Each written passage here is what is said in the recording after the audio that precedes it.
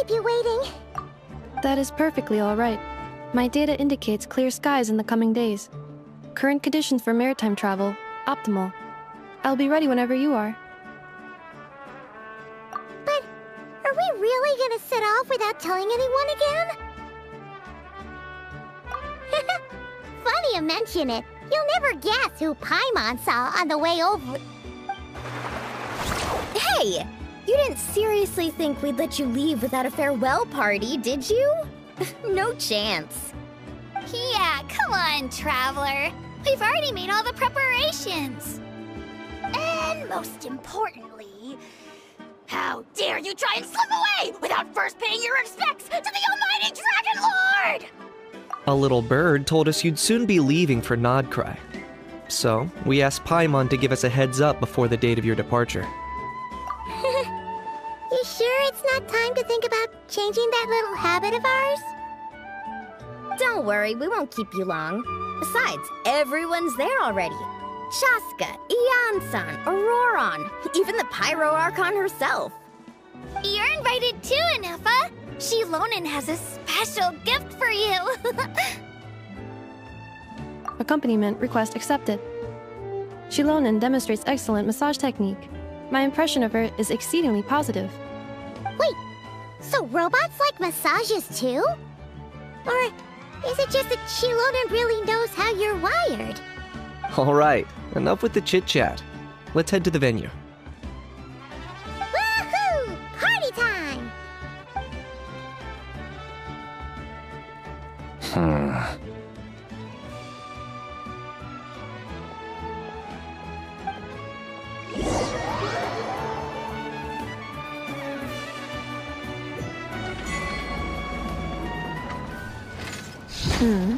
Spit it out, then. They've set off. Just as my calculations projected. About time I met this variable in person.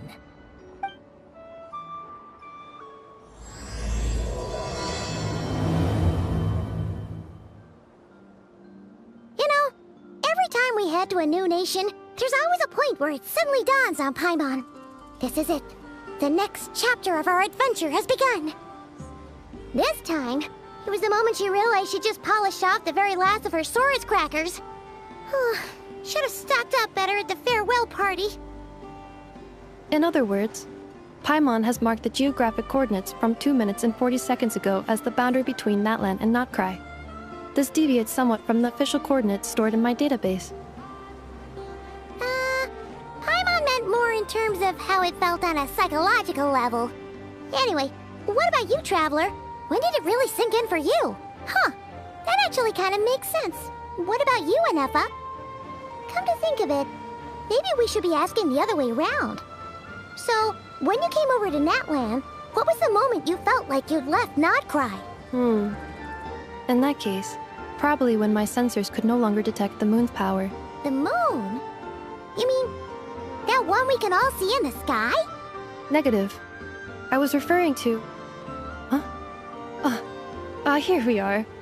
Paimon, Traveler, we have arrived in NOD KRAI. Oh, wow!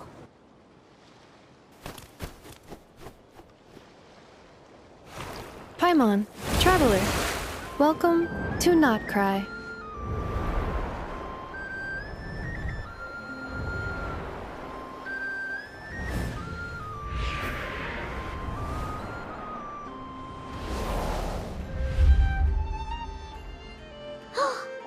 That must be Nasha Town up ahead! That's the place you were telling us about on the way over, right?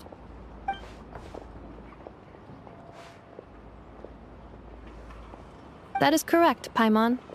It is also the most bustling commercial hub in all of NOD KRAI.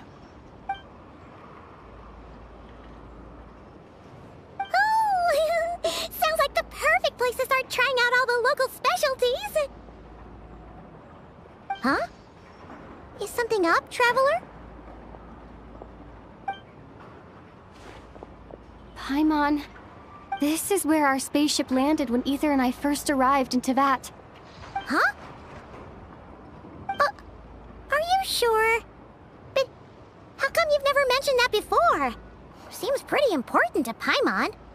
Well, because those memories are really hazy. All I remember is Ether waking me up and us leaving the ship. But just now, setting foot on this land, I felt something. The kind of power I sensed in those moments. Are you referring to Kuvaki? What now?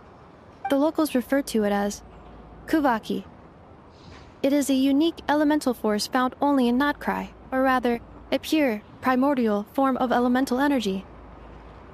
That is correct. Another similar concept I have found in my database is the primordial sea. Legend has it that long, long ago, the moon that shines in the sky above us once rose from the land of NOD KRAI. Modern geological surveys and meteorite studies conducted in the region have since supported this claim. So, when you mentioned being able to detect the moon's power earlier, you were referring to Kuvaki?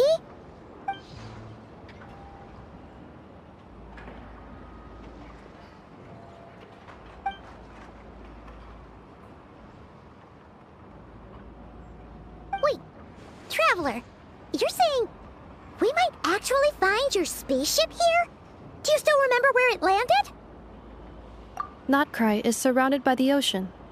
In other words, it could have been anywhere along its coastline. Negative. Description still lacks sufficient detail to pinpoint target location. Hey, it's okay if you can't remember everything right away. After all, it's been a really long time. Let's just do what we've always done, and keep searching as we explore. Besides, what have you got to fear with your sidekick Paimon still here? I'd be more than happy to help you out as well. Our pleasure. Anyway, just knowing that your spaceship's here in NOD KRAI surely counts as a big step forward, huh? Like we've crossed another boundary? Paimon couldn't have put it better herself. You sure are a quick learner, Inefa.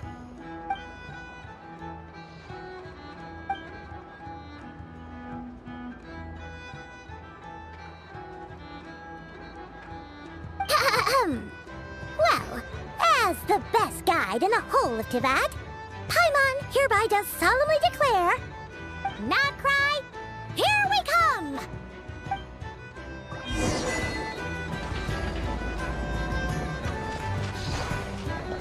It's at times like these that you've got to stay extra vigilant.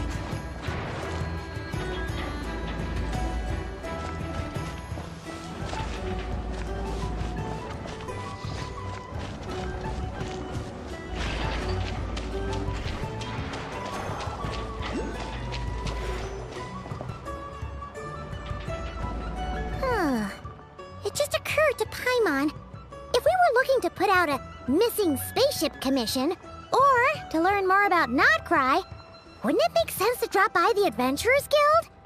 The guild is located in Nasha Town. Simply follow this road and you'll reach it.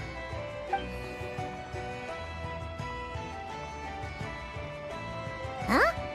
What in Teyvat is that? Looks kinda like a sealy, floating around in the air like that. That is a kuhanki, a species unique to the land of NOD KRAI.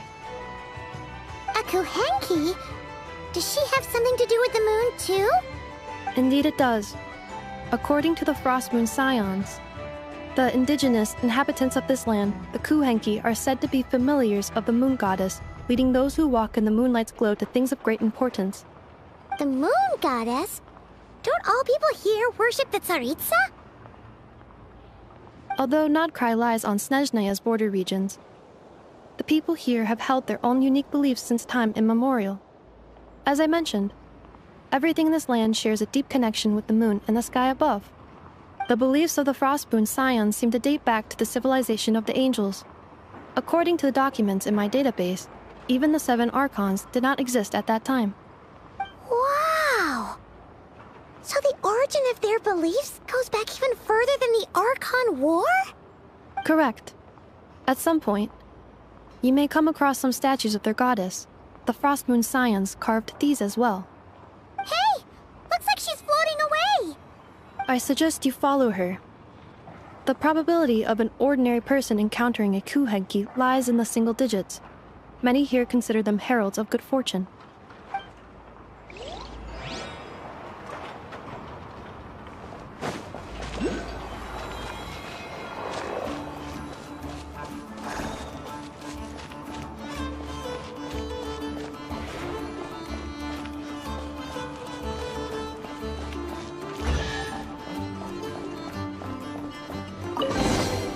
A reward on the road.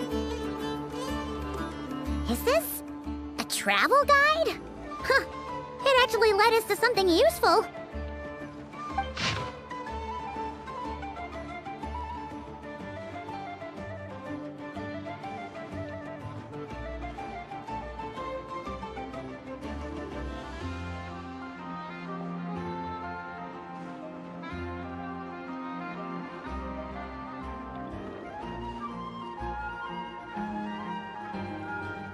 Are there any particular points of interest? Oh, it all looks pretty interesting to Paimon. If we have time, she'd love to see, pretty much everything.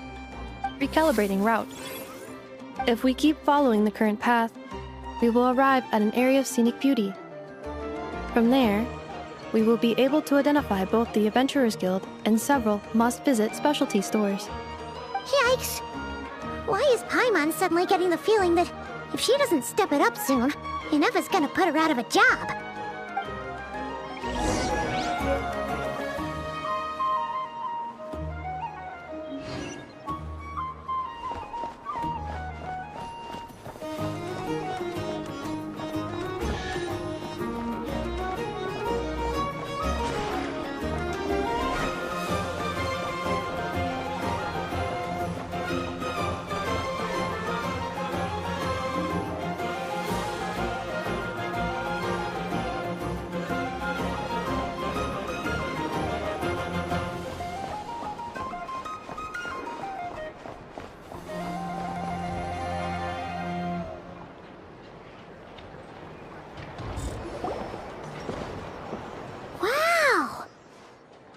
Town actually looks pretty big from here.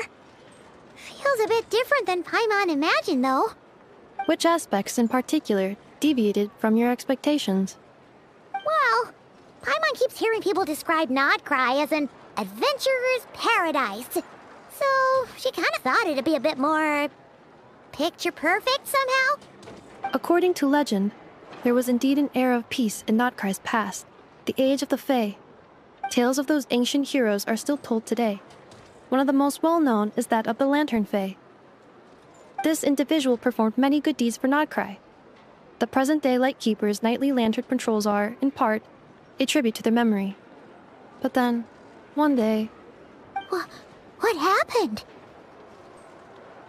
There came a devastating abyssal calamity that swept across NOD KRAI, and for a time it was left desolate.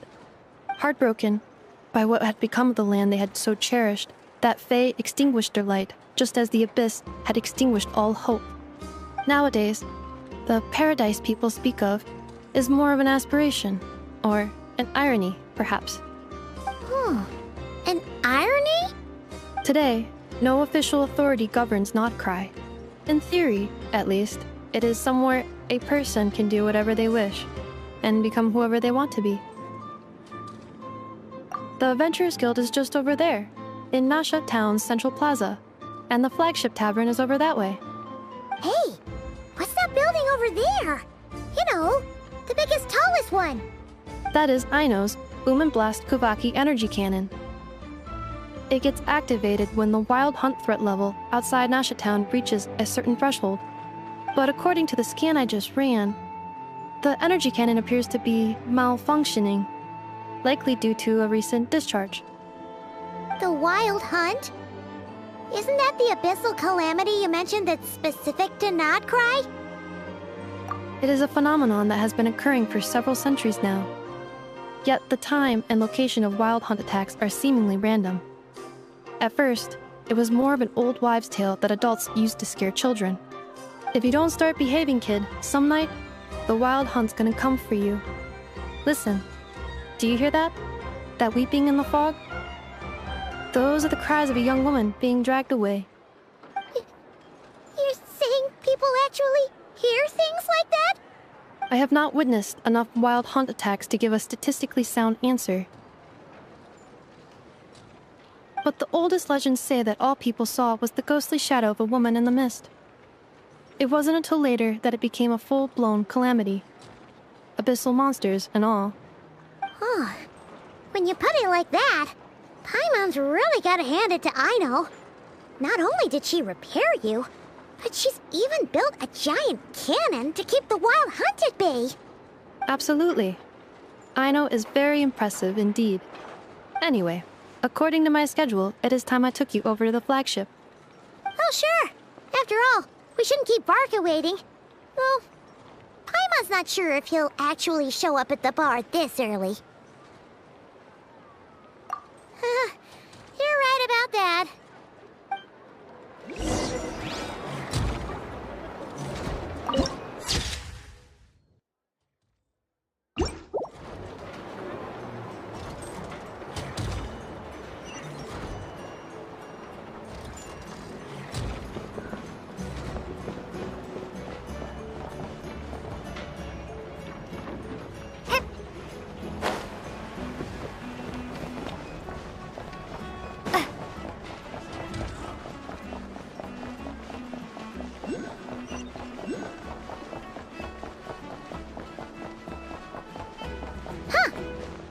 Adventurers Guild?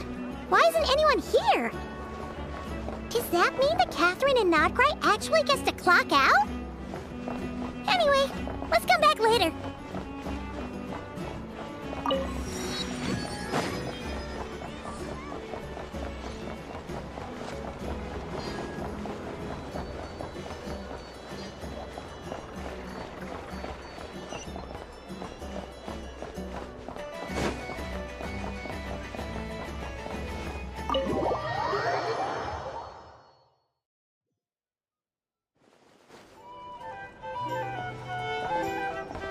Here we are, the flagship.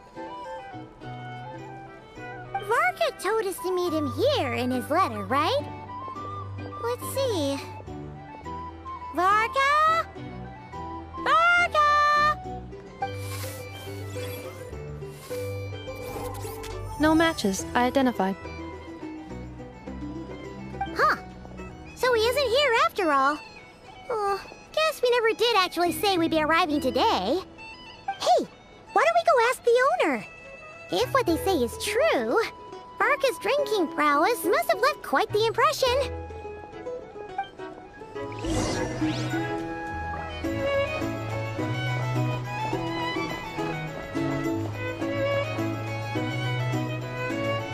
Huh?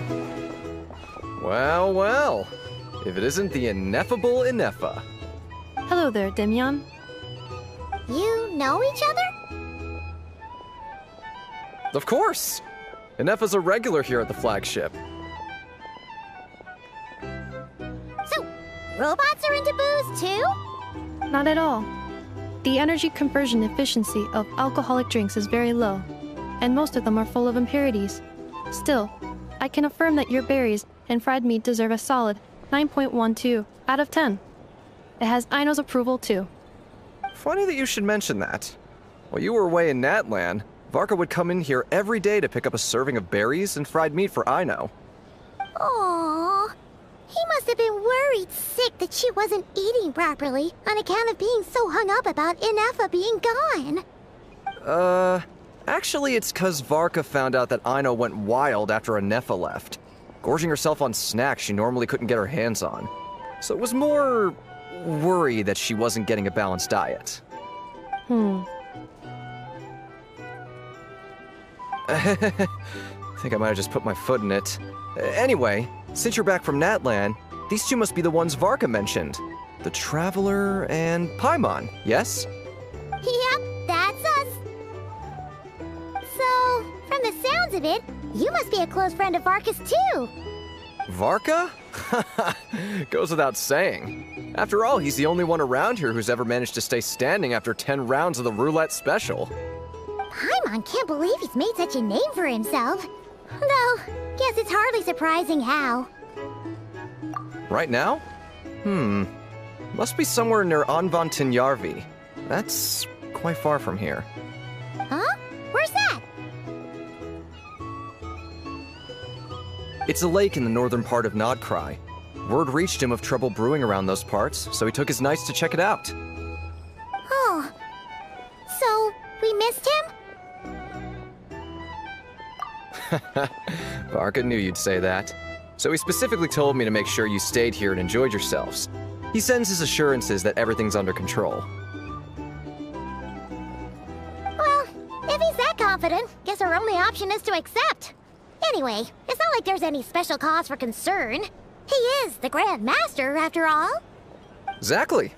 Plus, not only has he booked you into our finest room, he's paid for it in advance, too.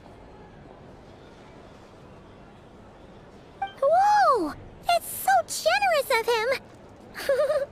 We might not have met yet, but Paimon's got a feeling that we'll get along with Varka like a house on fire.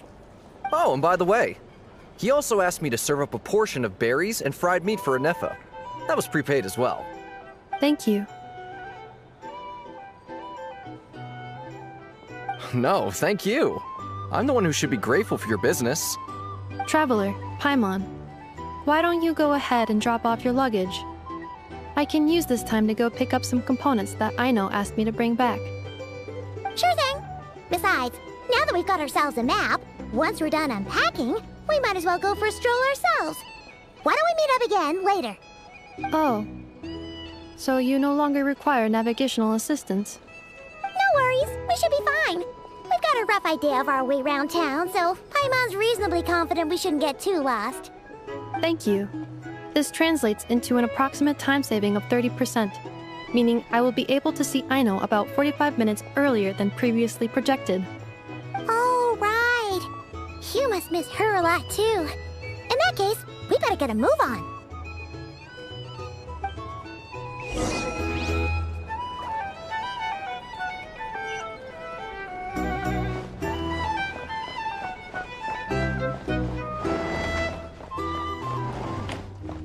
It's so noisy here.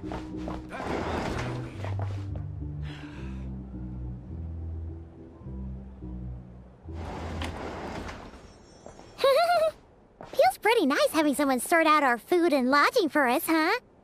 But is this really the flagship's best room? It's pretty big, make no mistake, but it looks a little worn out, right? Though, to be perfectly honest, that feels right at home with everything else we've seen of Nasha Town. You mean it's got something to do with NOD KRAI's history?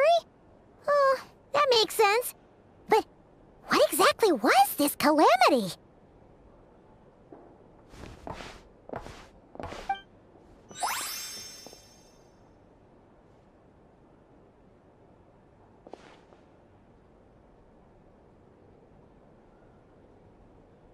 Oh, should we try the berries and fried meat too? Paimon's getting hungrier and hungrier every time someone mentions it. Oh, sorry about that. Paimon wasn't watching where she was going. Please, there's no need to apologize. If anything, I'm the one who should be sorry. Clearly, I shouldn't have gotten lost in my thoughts in the middle of a hallway. Wait a sec. Are you staying in the room next to ours? Ah, quite the perceptive one, I see. First things first, allow me to introduce myself. My name is Kirill Chudamirovich Flintz, but please, just call me Flintz. Whoa, that's an impressively long name for sure. Ah, is that so? Names like mine ought to have been fairly common in Snezhnaya, at least in the past. Would I be correct then to assume that the two of you are travelers in this land? Yep, you sure would be.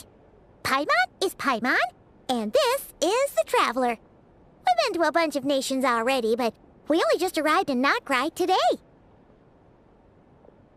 What a rare honor it is to meet such worldly travelers. Are you here for travel too? If only I had the time to spare. No, I'm just staying the night. Oh, so you're here for business? That's certainly one way to put it. I'm a ratnik of NOD KRAI, normally stationed near the burial grounds to the north. My sole cause for being here today was to repair this lantern of mine. Burial grounds? Your surprise is entirely understandable. Most people cannot even begin to fathom the idea of a life surrounded by tombstones and decay. But if you've heard of the calamitous abomination that is the Wild Hunt, you'll know that in their wake they bring a host of souls tainted by abyssal filth. That then is why we are stationed by the burial grounds, to hold the line where it is most vulnerable. Oh, so it's all about fighting against the abyss. Oh, sounds like a tough job. I thank you for your concern. But in truth, I've long since grown used to it. In fact, I like to think it rather suits me. If anything, I'd say I prefer the peace and quiet of a graveyard to the hustle and bustle of urban life. Paimon sort of gets it now. But even so, she's still pretty sure she could never get used to living in a graveyard herself. For one thing, she'd be too scared to fall asleep at night. Oh, I assure you, there's no need to worry on that account. The kind of ghosts you find in cemeteries aren't too big on talking. But even when they do, they're usually far more discreet than the living. Well, would you look at that? Who'd have thought we'd end up chatting this long? Must have a lot in common, huh? Forgive me, but I must excuse myself, for the time of my appointment draws near. And in terms I'm sure you'll understand, a lanternless ratnik is like a mapless traveler. A serious conundrum indeed. Oh, sure. In that case, you go right ahead. We won't keep you any longer. Not at all. Should the opportunity present itself, I'd gladly continue our conversation another time. You're always welcome to come visit my grave. I mean, the grave I stand watch over. Your visit would bring much-needed light to that place of final rest. Right. Well, if we get the chance. Then allow me to wish you a traditional ratnik's farewell. See you by the graveside. Ugh. Jeez. What a weirdo. Not to badmouth him at all. In fact, he seemed pretty cultured, but at the same time, kinda spooky? Must be all that time he spent around graveyards. His lantern? No, not really. You mean, 'cause it was broken? Huh. Guess you've always had a nose for stuff like this. If you're worried, you can always ask him the next time we cross paths. Hey, don't you start spouting all that weird stuff too.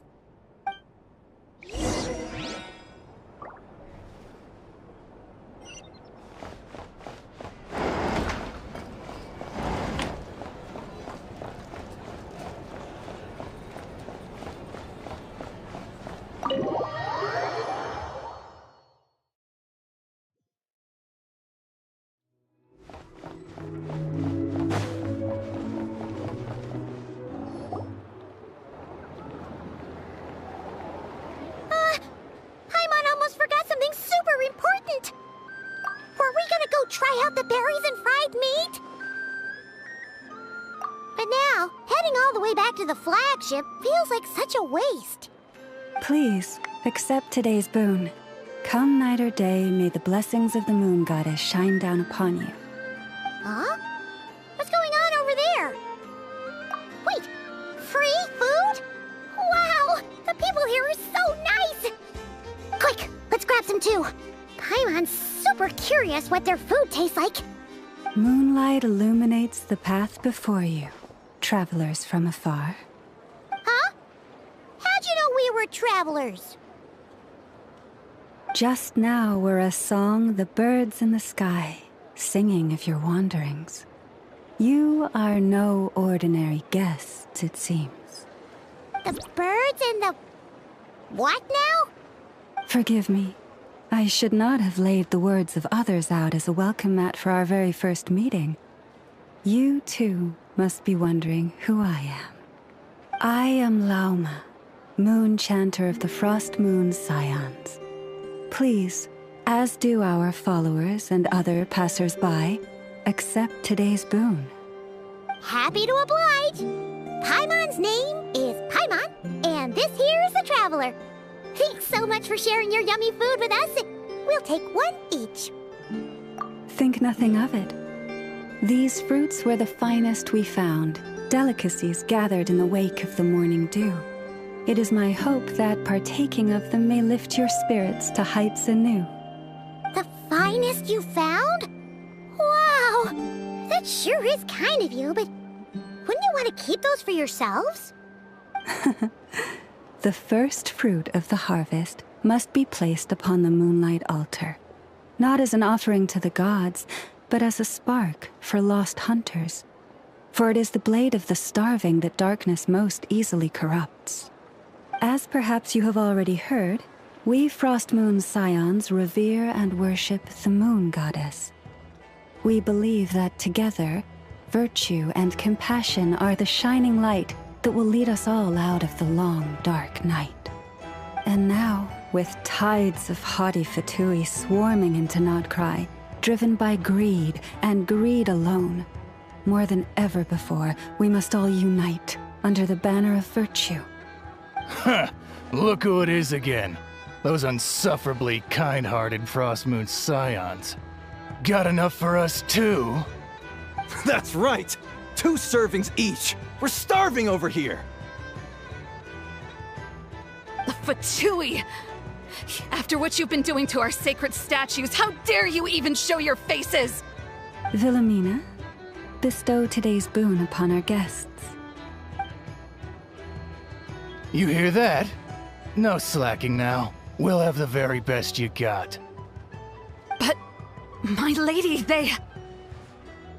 Please, you two, accept this meal. But remember this. Kindness is the first lantern left to guide those who stumble in ignorance. Come again?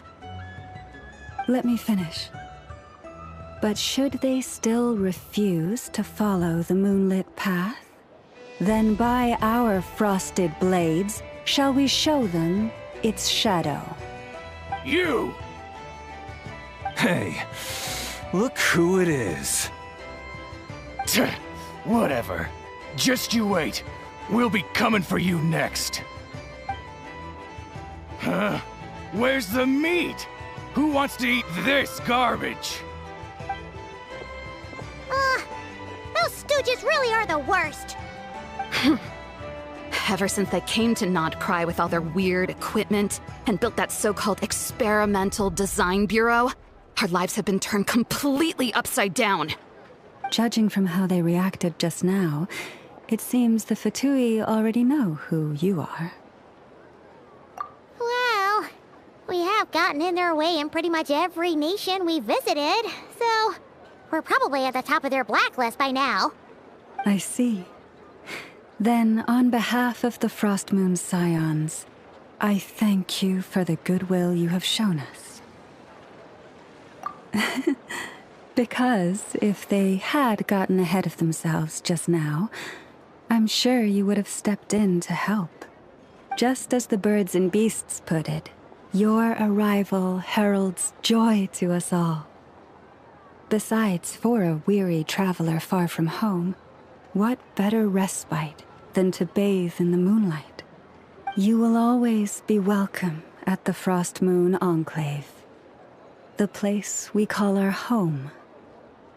May we meet again in the moon's gentle glow.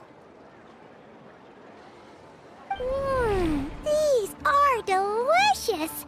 So refreshingly fresh! Those 2 Fatui wouldn't know a good thing if it came up and bit them on the shoulder. Looks like Anefa isn't done with her shopping yet, and the Adventurers Guild is still empty. Where should we head next? Good idea! Wouldn't want to let the Kuhenki down, after all. Let's see. Okay. Paimon's got our route all figured out. So, all that's left to say is, don't fall behind. This is Nuts and Nuts. It's mostly a fruit shop, but there's a crafting bench, too. This is the Speranza, one of the travel guide's recommended restaurants. All the waiters here are kids. This is the Vesnici Prolegic Greenhouse. Apparently, their flowers are all made of metal, so they'll never wilt away. And this is the Rossum Workshop. If you ever need a weapon made, this is the place to go. And over here, they've got a super tall observation deck. Whoa! Take a look at that! You can see really far out into the distance. That way's north, and that looks like something built by the Fatui? And then over there to the west, that must be the place Lauma mentioned, where the Frost Moon Scions live. So, what'd you think? Even if Enefa kinda stole her limelight earlier, this just goes to prove that Paimon's own tour guiding skills aren't too shabby either, right?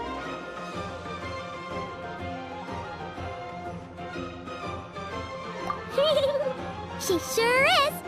It'd take hundreds of years of practice to beat the best tour guide in all of Teyvat. Huh? Look! There must be someone at the Adventurers Guild now! There's already a line forming outside! Looks like we'll finally be able to ask about your spaceship! Oh, or was there anywhere else you wanted to stop by first? Where? Which one are you... Oh... Now you mention it, Paimon's noticed it too. Ugh. Better not be who she thinks it is. Anyway, where we go first is completely up to you. Either the Adventurers Guild, or that suspicious-looking shop. A word of warning, though. If we step into that shop, be sure to keep a very close eye on your Mora.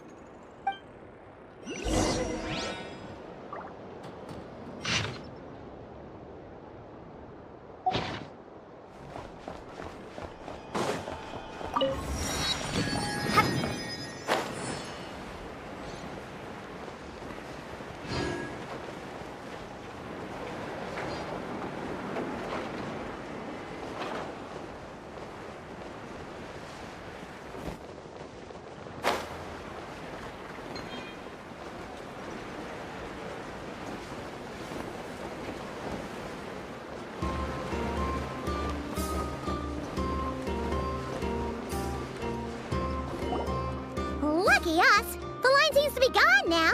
Come on, let's go say hi to Catherine! Hey, Catherine! We meet again!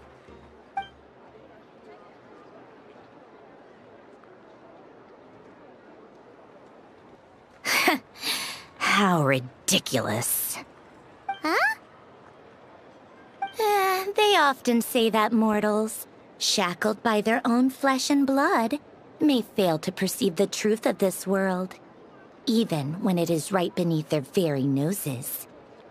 Yet I had not expected to have the pleasure to witness such heights of absurdity firsthand. But Paimon must have gotten the wrong person? At second glance, you do seem a bit younger than Catherine, and you certainly sound a lot less friendly. A creator might forgive ignorance, but being mistaken for one of my own creations is beyond all pardon. Look very closely, for standing before you is none other than Marionette, 7th of the Fatui Harbingers. A Harbinger?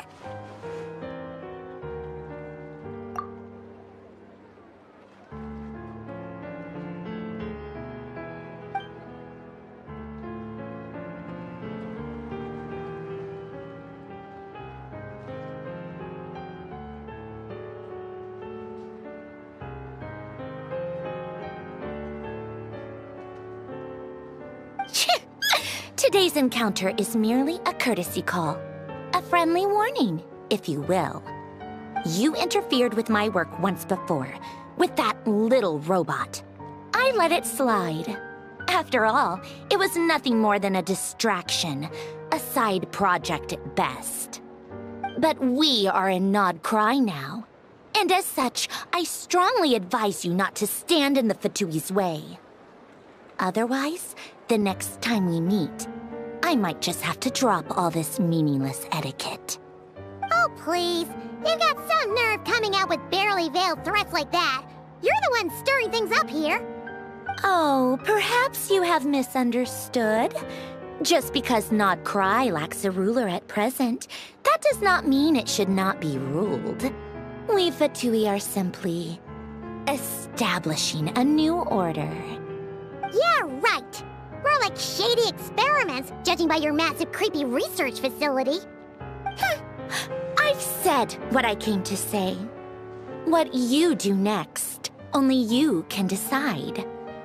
So why don't you start by using your already limited processing capacity to calculate your even more limited options? And, being the refined young lady that I am, I shall indulge you just this once. Ad astra abyssosk. Welcome to NOD KRAI, Dominion of the Fatui.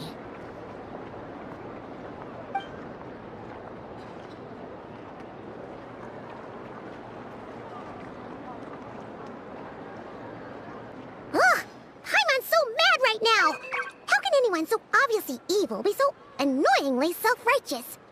But if a Fatui Harbinger is here to greet us in person, that can only mean one thing. We'll have to be extra careful from here on out. Paimon hates feeling like she's being watched. Hey! The real Catherine's back! Ad astra abyssosk. Welcome to the Adventurers Guild. How may I help? I will do everything I can to assist you. You're so much nicer to talk to, Catherine. Please don't leave us again, okay? This land holds nothing but promise for adventurers from all walks of life. Wouldn't you agree?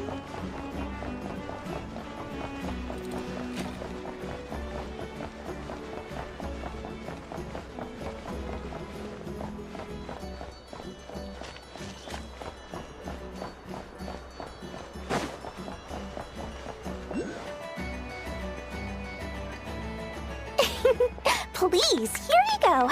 And if you ever need anything else, don't forget to make the great Lord Sangama Bay your first port of call. Oh dear. So it is the real deal. Of course it's the real deal. Everything you'll find here is 110% real, meaning every one of my deals is as real as a deal can... Wait a minute. Well, if it isn't my two most valued clients! And with no small thanks to your munificent patronage. Come. How could you just sneak into NOD KRAI like this without telling your dear Lord Sangama Bay? If I'd known earlier, I would have made an absolute pulled out all the stops to ensure that your boat ride over was as comfortable as humanly possible. Thank the Archons we didn't tell you. Oh, come now! You know as well as anyone how impeccably and conscientiously above board I am when it comes to doing business. Well, regardless of whether that's true or not, the main issue here is that we had no idea you had a branch in NOD KRAI. A clever merchant always has a backup plan, or two, or three up their sleeves. As the saying goes, a rabbit with many burrows fears not the hunter's arrows. A merchant with stores galore hears no debtors at the door. Since you're both here in NOD KRAI, would you care for some of my finest local souvenirs? Whatever you're looking for, I have it. Or if it's Sumeru you're missing, I've got that covered too. We literally just arrived. Do we look like we're on the hunt for tourist trinkets to take back for our friends? My, your high-minded tastes never cease to impress. In that case, I know just the thing. You must be on the hunt for something like this? What's that? Your hat? Information, of course. Information about NOD KRAI, locked securely in the otherwise impenetrable vaults of the Lord Sangama Bay's brilliant mind. I knew it! I just knew you'd appreciate the value of my wares. On the back of all our pleasant dealings in the past, I'll even take a hit by throwing in some insider info for free. Wow. You sure are feeling uncharacteristically generous today. What do you mean by uncharacteristically? I'm the most generous person forget it. Anyway, the long and the short of it is this. The moment I set up shop in Nod KRAI, it struck me how many different factions there were, all competing against each other for power and influence. Well, as they say, there's no time for business like a crisis. Things got even more turbulent after the Fatui pulled down 2 ancient moon's remnants. People began to catch a whiff of the coming chaos. And the more troubled the waters, the greater the potential profit. Not at all sorry to interrupt, but we're not here for Mora. Oh, really? But surely it was the tales of an adventurer's paradise that brought you here. The chance to take your very own slice of all the latest and greatest business opportunities? In that case, what would you like to know about? The Frost Moon Scions? You mean the people who believe in the moon goddess? They're not a bad bunch. It's just, well, they have such simple tastes. No luxuries, no indulgences, no nothing. Trying to earn a little more from that lot is like trying to squeeze blood from a stone. Still, things between them and the Fatui have gotten pretty tense. It's only a matter of time before the powder keg goes boom. And when that happens, that's when business will start to boom too. Everyone knows they're here for the ancient moon's remnants, but no one's sure why they pulled them down in Nod KRAI of all places. Anyway, they've been acting mysterious enough, but if you ask me, that Kuvaki Experimental Design Bureau of theirs up north hides secrets wilder still. Oh, they're an organization set up to keep the locals safe. Apparently, they have a long and glorious history, and they're made up entirely of volunteers. But seriously, a volunteer organization in Nod KRAI? This place is hardly a magnet for noble hearts. No pay, all work. That's not a business model, and it's certainly not for me. That bunch of booze-loving monsters? Ugh, don't even get me started. As fellow Outlanders, I thought they'd be easy pickings, but somehow, every single one of our business negotiations wound up at the flagship. I've done plenty of deals with heavy drinkers before, but those guys? I never once made it to the contract signing before blacking out. I'm getting flashbacks of the hangovers just thinking about it. What now? A spaceship? Nope, never heard of anything like that. Don't you two get involved in any big business here without so much as a heads up, you hear me? At the very least, consider letting me in as a key investor. Oh, I almost forgot to mention. Sooner or later, you'll no doubt end up doing business with some other merchants in Nod KRAI. And someone's bound to mention a place called the Curatorium of Secrets. Listen to my advice. Do not, under any circumstances, go there, no matter how much trouble you're in. The Curatorium of Secrets? What do they get up to there? Just a place that handles all kinds of disputes. But the owner will charge you an absolute fortune, and she has a temper to match. Nothing like your friendly neighborhood Lord Sangama Bay. You're not just saying that to stop your competition from undercutting you, right? When did that little pipsqueak get so sharp? And after I gave them all that info for free just to win them over. What do you mean? Of course not. I'm only thinking about your wallets. I mean, on behalf of your wallets. You're really not convincing anyone, you know. All right. Business is a cutthroat business.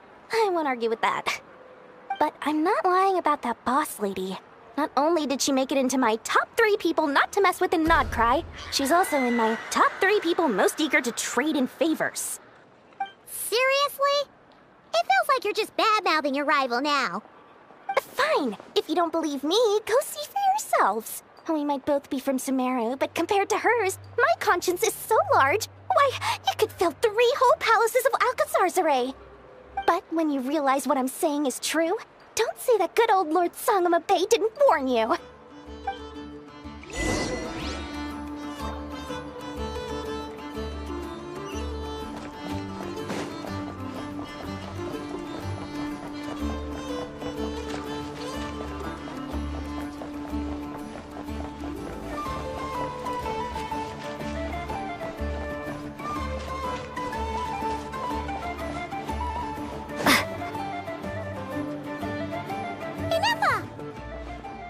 Hello. I was just about to start tracking your whereabouts. Did you manage to get everything Aino asked for? I did. What about you? Do you need me to navigate or introduce any more places around town? Not for now. We've seen most of it already. We probably need some time to process everything we've learned, though. Any progress with the spaceship? No. Catherine came back just now, so we asked her, but even she hasn't heard a thing. One possible explanation is the vast stretch of time that has elapsed. Additionally, given the limited resources available in NOD KRAI, it is entirely plausible that the wreck was scrapped for parts, or even mistaken for a pile of broken machinery. Aww. Understood. In that case, why don't we go ask Aino together? After all, she was the one who salvaged me, ancient dragon technology and all. If there really are any unusual parts floating around NOD KRAI, there's a high chance they've passed through her hands at some point or another. Good point. And since you keep mentioning her, we're curious to meet this whiz-kid mechanic too. Understood. Then I'll handle navigation as before. ETA at the Clink Clink Krumkake craft shop. 34 minutes ahead of schedule.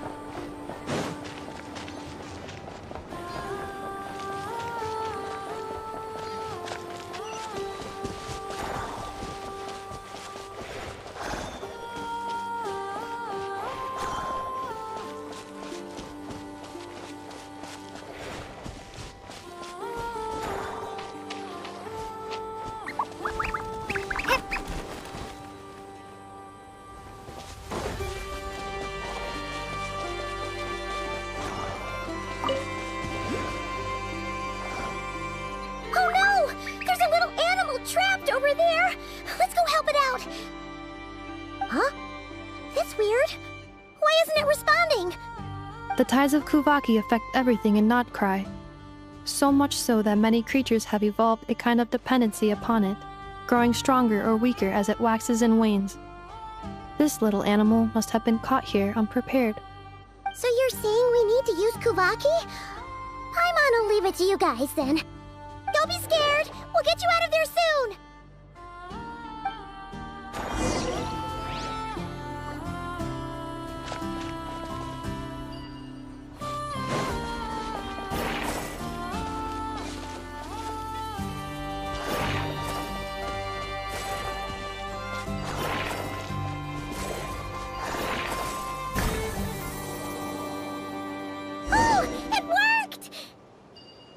Off you go now, little one.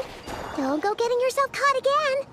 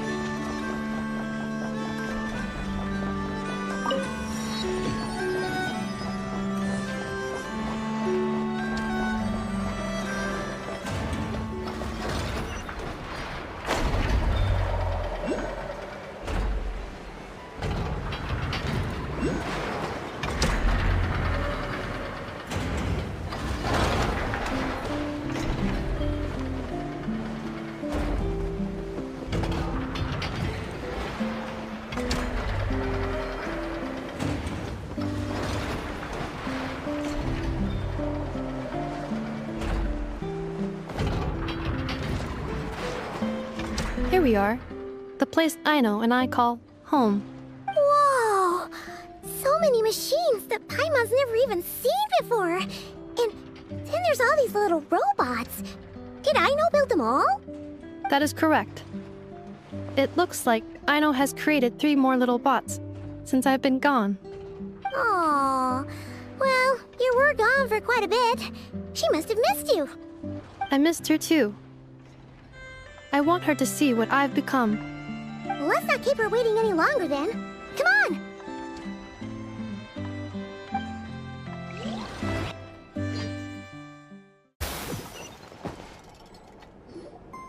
Aino, I'm back.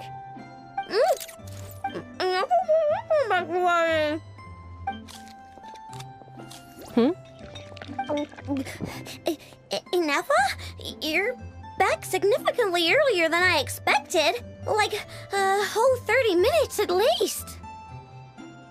Everything went very smoothly, which saved me quite a bit of time, so I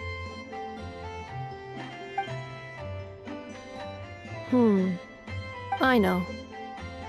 Could you turn around for a moment? I know. I've been on my best behavior the whole time you've been gone.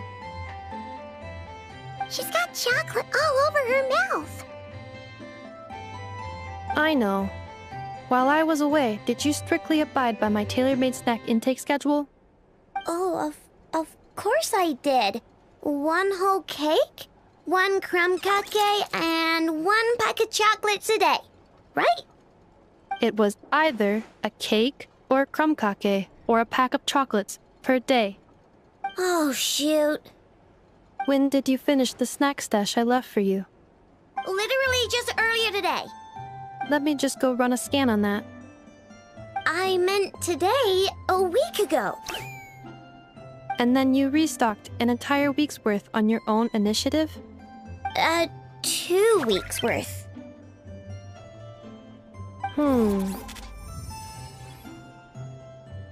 Why does Paimon feel like the roles in this household are pretty much the opposite of what she imagined? Calculation complete. Aino's recommended snack calorie intake for the next 4 weeks. 0. Ah, no fair! You're a meanie, Ineffa. This is what happens when you break an agreement. Oh, come on! Don't do this to me! I only ate a teeny bit extra every day. Just a teensy, eensy, weensy bit extra. That is objectively not a teensy bit extra. Oh, seriously? If you'd only arrived half an hour later, I would have had everything cleaned up and you wouldn't have noticed a thing. But now that I think about it, you even said you'd come back a bit earlier than you did, so I wouldn't have to worry. But then, you were away so long, and I was so worried about you. And that's the only reason I even... Oh. I know. I am very sorry to have kept you waiting. I'm back now. Welcome home. Oh. So, will I be able to keep eating snacks as usual now? Negative. Okay. Well, given that I am later than I initially projected, I'll let it slide. But just this once. Thanks, Ineffa! You're the best! I know. Allow me to introduce. It's the honorary knight and Paimon! I know. Uncle Varka talks about you guys all the time. Nice to meet you, I know. Ineffa's told us all about you, too. Huh? Really? She actually said that about me? Well, she's not wrong. Oh yeah, so, you're here to see Uncle Varka, right? A couple of days ago, he suddenly said he had to head out on business, and that he might not be back for a while. He asked me to let you know if I saw you. Yeah, we heard about that at the flagship. Did he say what he was doing? Nope. Just told me to take good care of you guys and make sure you feel right at home. Oh, shoot. Please, take a seat.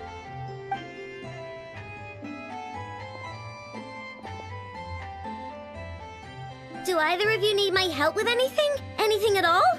After all, I'm the head of this household. Sure wouldn't know it from that snack tantrum she just threw.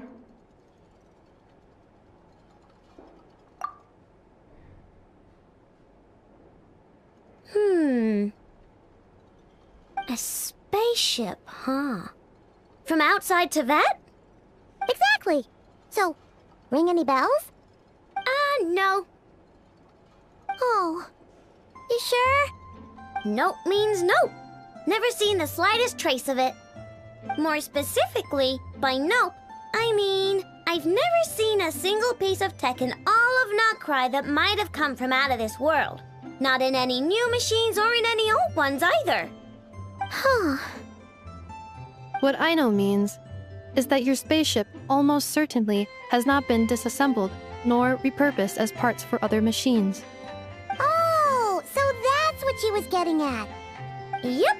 I've taken apart pretty much all the fun stuff in this city at one point or another, but I don't recall ever seeing any components that were anywhere near that special. So, either your spaceship crashed somewhere it's never been found, or someone did find it and then hid it really, really well. But who would even do something like that? Beats me. Maybe someone who thought they could stash it away for a rainy day. Just like how I sometimes hide snacks in the...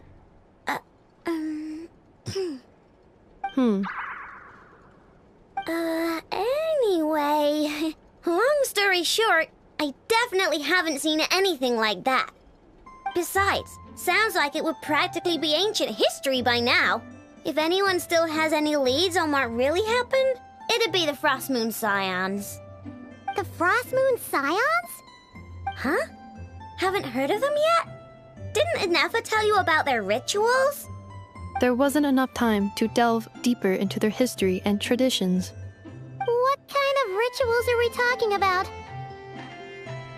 I've never actually seen them myself, just heard bits and pieces here and there. They say that each of their moon chanters has had access to an ancient relic that lets them see the true past.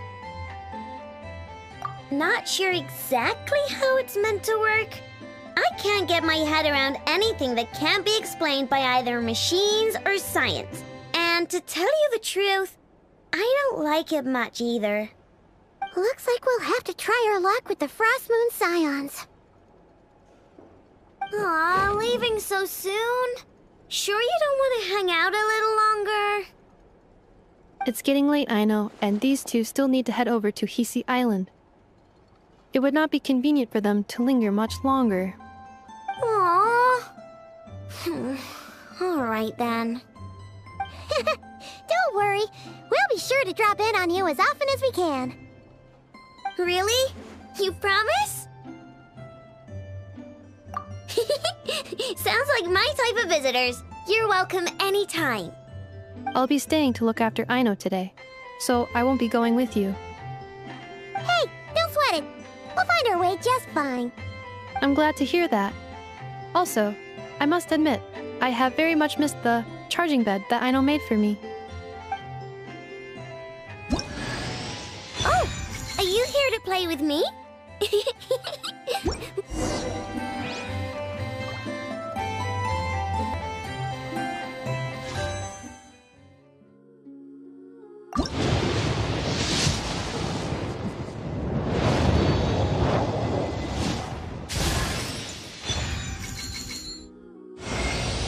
Open your eyes. Mine.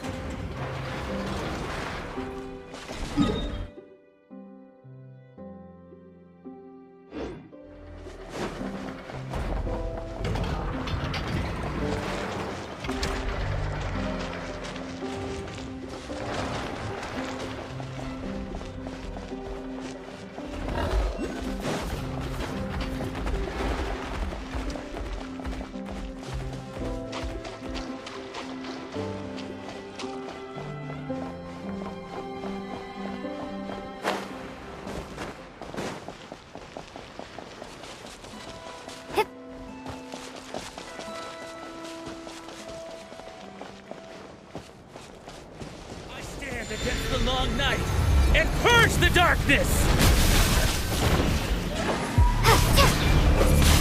Strike them down! Strike them down!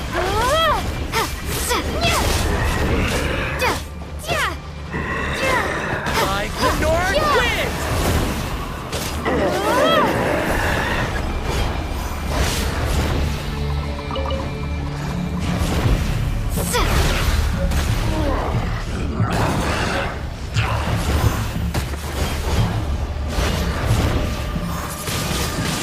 I stand against the long night and purge the darkness!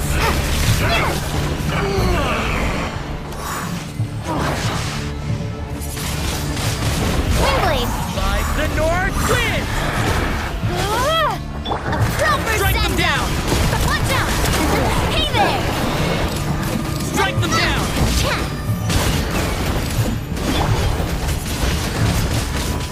Prepare to be blown away! I stand against the long night and purge the darkness!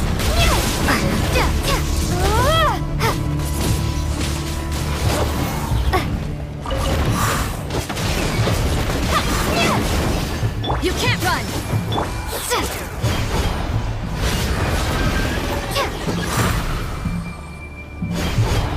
Strike them down! Strike them down!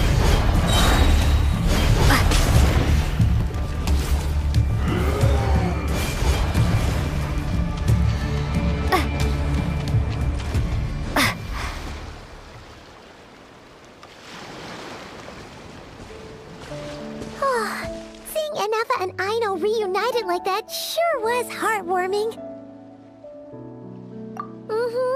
We should definitely hang out with them more in the future.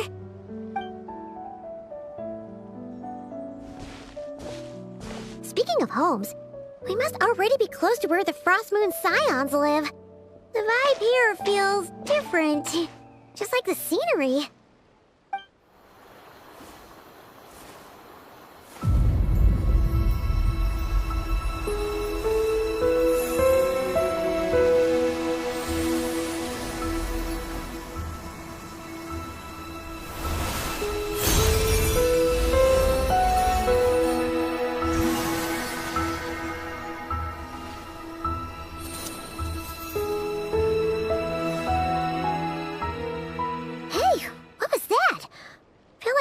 Sort of breeze blew by, and then the petals suddenly turned into... Huh? Is that a Kuhenki? She looks different from the ones we saw before. Hey there! What's your name? Huh. Doesn't seem able to speak.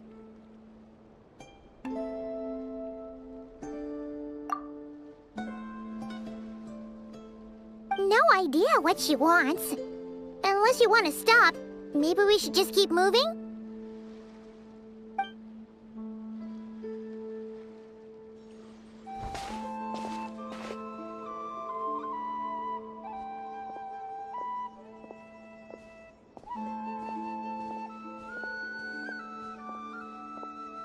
She's following us! Go on. Go on now.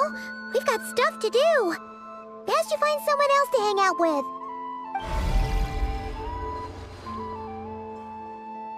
Hey! Don't make it sound like Paimon's some kind of meanie. Paimon had no idea what she wanted, okay? Ugh. Anyway, next time Paimon sees her, Paimon promises she'll be nicer. Seeing as we're on our way over to meet Lauma anyway, we can ask her about it while we're there.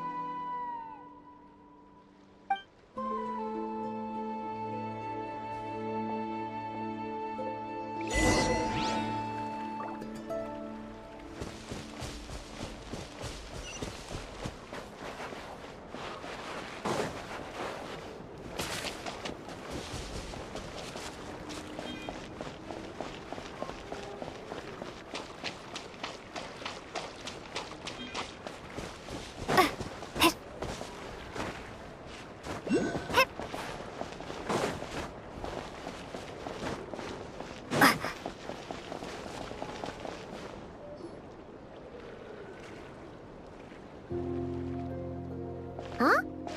Hey, look! Isn't that Lauma? The moon chanter? Let me take a look at your wound. You must be more careful. Doesn't matter how much of a rush you're in, your safety always comes first. Oh, you're back too. How was your day? You what? Those two Fatui? The ones who were causing trouble in Nasha Town? You went to teach them a lesson? And you put that in their food? You naughty little thing! How could you do that? They didn't notice. That's not the point. You mustn't do that again, okay? Next time, at the very least, bring a few of your friends along too. You'll be an easy target if it's just you on your own. Hey, Lauma! Still remember us? Oh, it's the Traveler and Paimon, isn't it? Welcome to Hisi Island. Not at all. Those who come with kindness in their hearts are always welcome with the Frost Moon Scions. Were you just talking to those animals? I was indeed.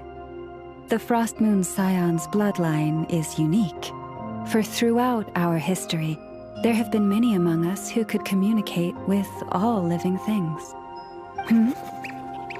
What was that? Oh, is that so? She says she was trapped in a plant earlier, and that you are the ones who rescued her. She wants me to thank you on her behalf. Oh, it was nothing. Barely lifted a finger. If you both are free, why don't you join us at the Frost Moon Enclave for dinner? Consider it a small token of thanks for your kindness. We'd love to! And actually, we had something we wanted to ask you anyway.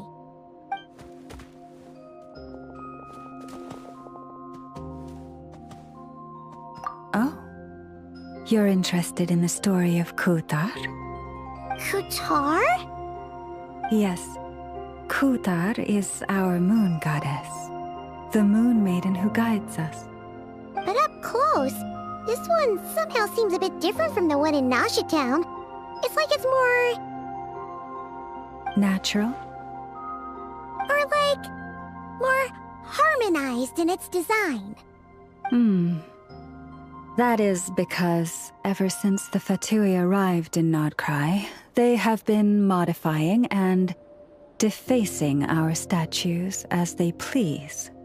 These statues were made by the Frost Moon Scions who settled here hundreds of years ago, crafted from the very finest Lunasol stone. Not only is this stone exceedingly rare, but it also brims with Kuvaki. I suppose the latter must be what caught the Fatui's eye. For a time, we put up fierce resistance. But now, this is the only one left that still retains her original form. We heard they even pulled some ancient moon's remnants down from the sky.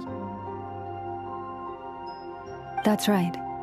The two largest remnants landed in NOD KRAI. One here on Hisi Island, and the other on Paha Isle. The Fatui built their research facility on top of the remnant over on Paha Isle, but they've had their sights set on the one here, too.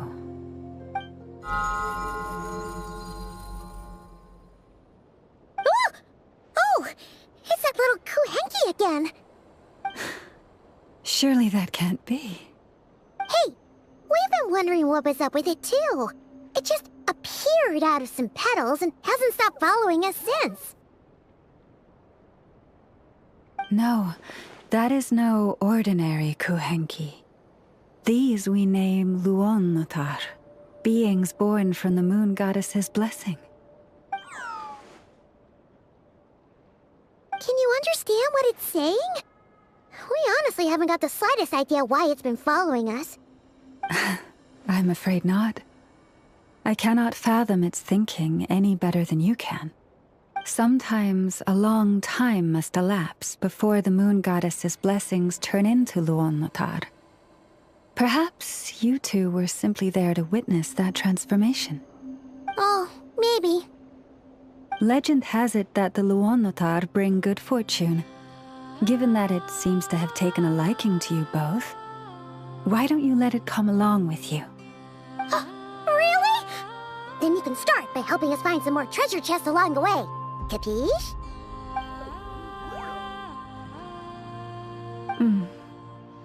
Twilight approaches. If you would hear more of the moon's story, then let us make our way to the Frost Moon Enclave. Beneath the gentle moonlight, I shall share this tale in full.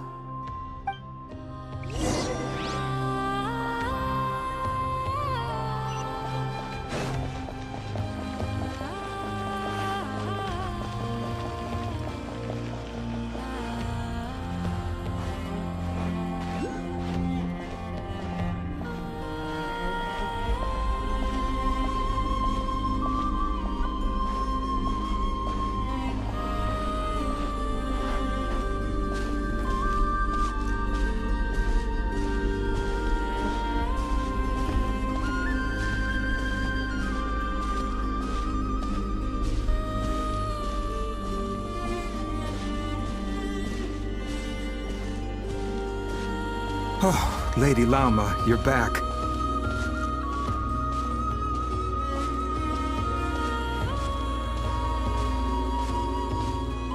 Come day or night, may the blessings of the moon goddess shine down upon you.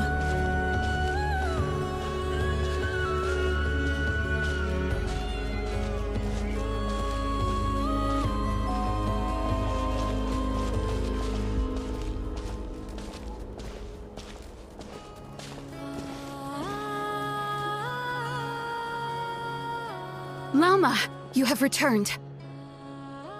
Wilhelmina, this is the Traveler and Paimon. Kindly arrange for 2 additional dinner settings for our honored guests. Of course, my lady. Wow! Everyone along the way here pretty much saluted you. Are you, like, super important around here? I am but a moon chanter, one entrusted to convey the moon goddess's will. Nothing more. She's just being modest. The Moon Chanter holds the highest rank among us Frost Moon Scions. Lauma is our leader. Wilhelmina? I know. I'll send word to the kitchen. 2 meals coming up. Whoa! Paimon had no idea you were such a big shot. It is merely that the unique traits of our bloodline have manifested themselves especially strongly in my person. That is no accomplishment of my own. Please, follow me this way.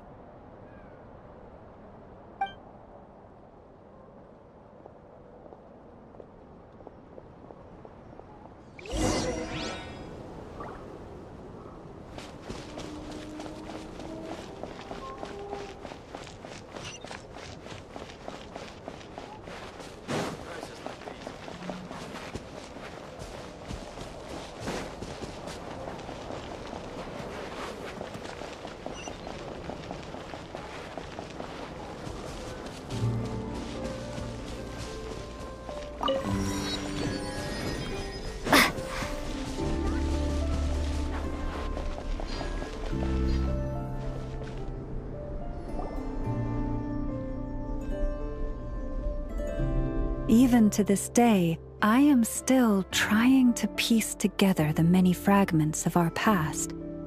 It is a story not only of the Frost Moon Scions, but also of the moons themselves. A story of the moons? Yes. We Frost Moon Scions are the last descendants of the ancient golden realm of Hyperborea. Its former glory may have faded, but what remains is a memory uniquely ours. In the distant past, Teyvat had not just 1 moon, but 3.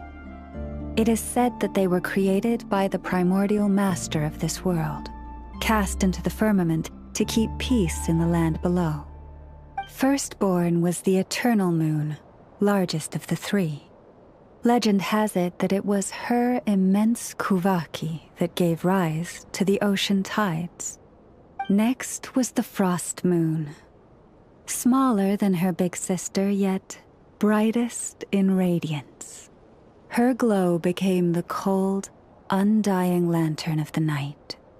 Finally came the iridescent moon, smallest of the sisters. Most of the time, her light was barely visible to the naked eye. Yet when she shone, her fleeting halos were all the more mysterious for it. Wow! Sounds like it all happened so long ago. So, what happened to them afterwards? Afterwards, well, as you have seen, the three moon goddesses perished. This happened in a war triggered by the Descenders, and of the three lunar husks, only the frost moon survived unbroken, while the others were shattered to pieces. Oh, so that's why there were ancient moon's remnants in the sky. Yes. It is also said that when the moons shattered, most of their fragments rained down upon this land like stardust. That is why NOD KRAI is blessed with such an abundance of kuvaki. As for the remnant that the Fatui recently pulled down, that belonged to the eternal moon. Wait a sec. But you just said that 2 of the moons were shattered, so where are the remnants of the iridescent moon? The iridescent moon's remnants were never found. What happened to her after the war remains a mystery. Some say she vanished in an instant, while others believe that her remnants are simply too delicate to leave a trace.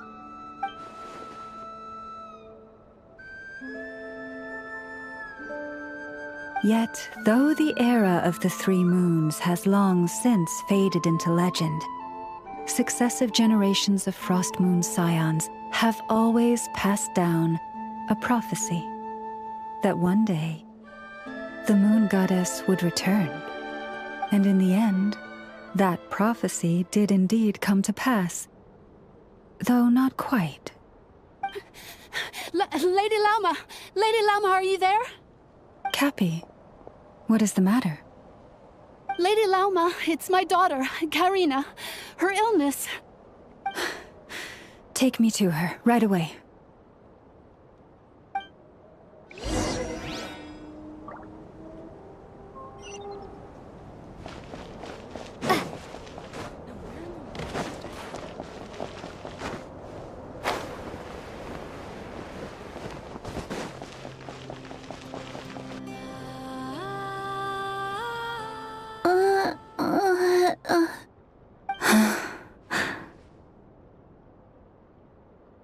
Her sensitivity to kuvaki is flaring up again. After her last treatment, did you follow my advice and seek medical help in Nasha Town? But those doctors are all Snezhnayan. They're outsiders, compatriots of those brutes who invaded our homeland. How can we possibly trust them? Not all outsiders are enemies, Cappy. They've been treating this condition for generations. They have the experience we lack. But we're Frost Moon scions. Should we not remember what the outsiders did to our moons? Surely the Lady Kutar will reward our devotion. But Cappy, Kutar is long... This isn't the time for debate. O lost child, snow-swept and buffeted by the howling winds of the frigid night, let not the silver flame within you fade. By the frost moon's grace, I shall warm you, curled up as a fledgling in frozen soil. Praise be to the moon goddess, my Karina.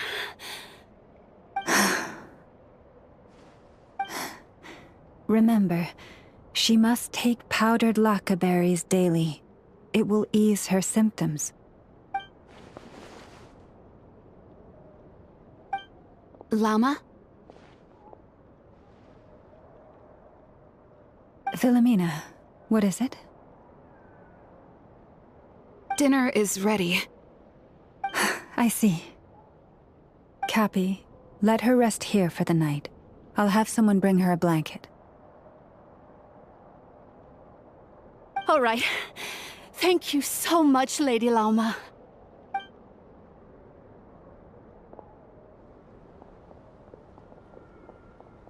Will she be all right?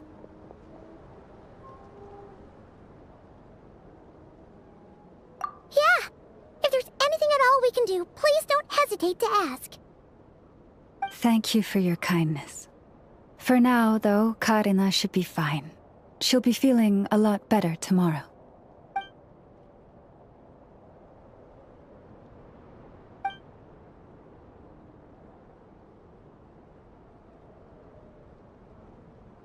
Please do not be worried.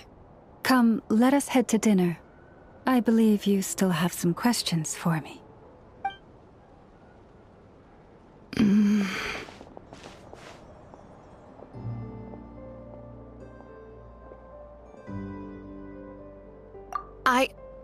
Oh, sorry. Yes, I'll be coming too. I was just thinking about something. Oh? Lauma makes such an unshakable moon chanter. Calm, capable, someone we can count on. Deep down, though, I know she's been quietly carrying the burden for the rest of us. Traveler, Paimon. Believe me when I say that as a fellow Frostmoon Scion, I do worry about Lauma. It's just that sometimes it's hard to say it to her face. Could I ask you to look out for her? I can tell she really trusts you. I fear that would stress her out even more. Sometimes I really admire her strength, but at the same time, I can't help feeling powerless myself.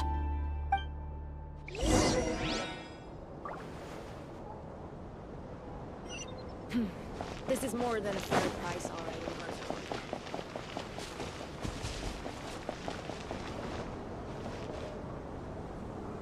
Phew. Paimon's so full. That was even better than the stuff you gave us before. I'm glad to hear it. Thank you for accepting such simple hospitality. Hey, we should be the ones thanking you. Seriously, that was seriously scrumptious.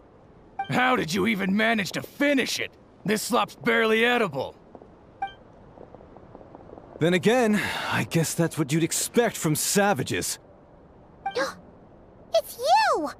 Those rude old Fatui we just met back in Nasha Town! My sincerest apologies. If you found the food we gave you earlier difficult to swallow, may I suggest taking a deep breath and joining us? These delicacies might change your mind. After all, I suspect that your previous meal may have been tainted with something most unpalatable. Huh? What do you mean? Tainted with what exactly? With the bitter snobbery of those who call themselves civilized. Why, you? Looking for a fight? Sure, I'd be more than... Hold it!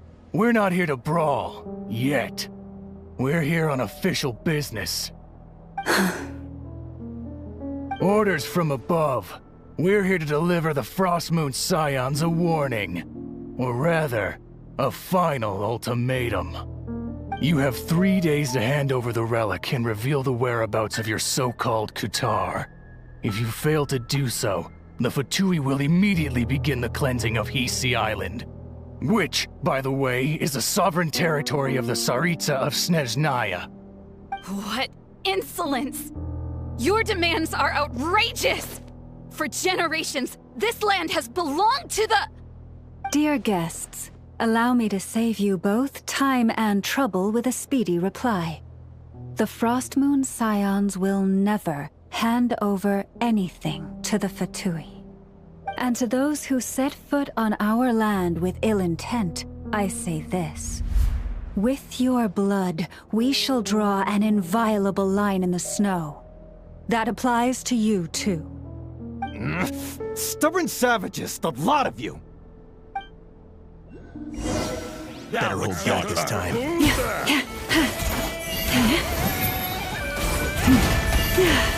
This ought to do Leave it. this place.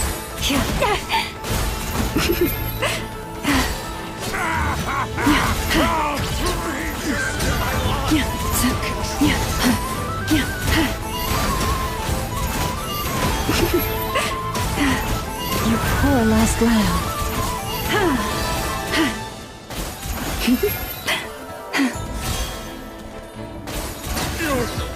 Pretty sharp. You'll pay for this. Mark my words.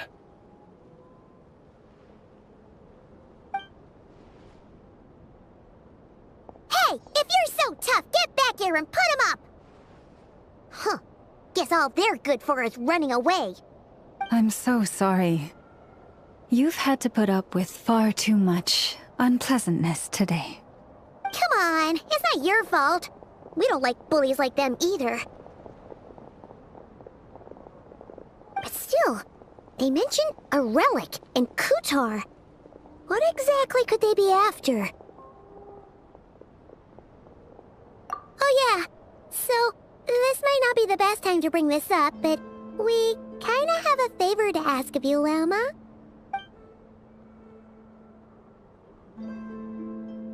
I see. So your questions concern the sacred relic too. Please, do not hesitate to speak your mind. Unlike those insolent intruders, you walk in the moonlight with open hearts. You stood by us when we needed your help, so it's only right that I return the favor. But let us continue this conversation somewhere more fitting. As it happens, there's something I'd like to show you, too.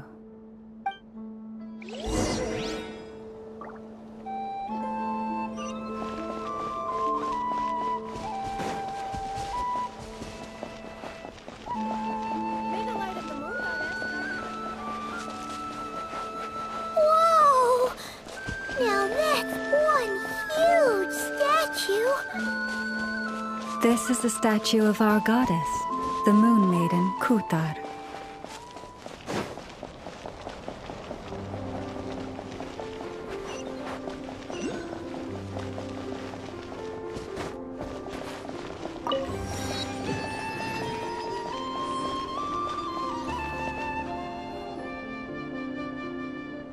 Wow! It's spectacular! Kutar was born here on Hisi Island around 500 years ago. As it just so happened, a priestess of the Frost Moon Scions witnessed the moment of her birth. Instantly realizing that this was the prophesied rebirth, she quietly recorded the event and carved this statue to honor that miracle. According to legend, Kutar's birth was accompanied by the sudden appearance of many Kuhenki, who wove the moonlight that bathed her into silken vestments fit for a goddess. Hey! It's like it knows we're talking about it! From that day forth, the Kuhenki have been regarded as Kutar's familiars.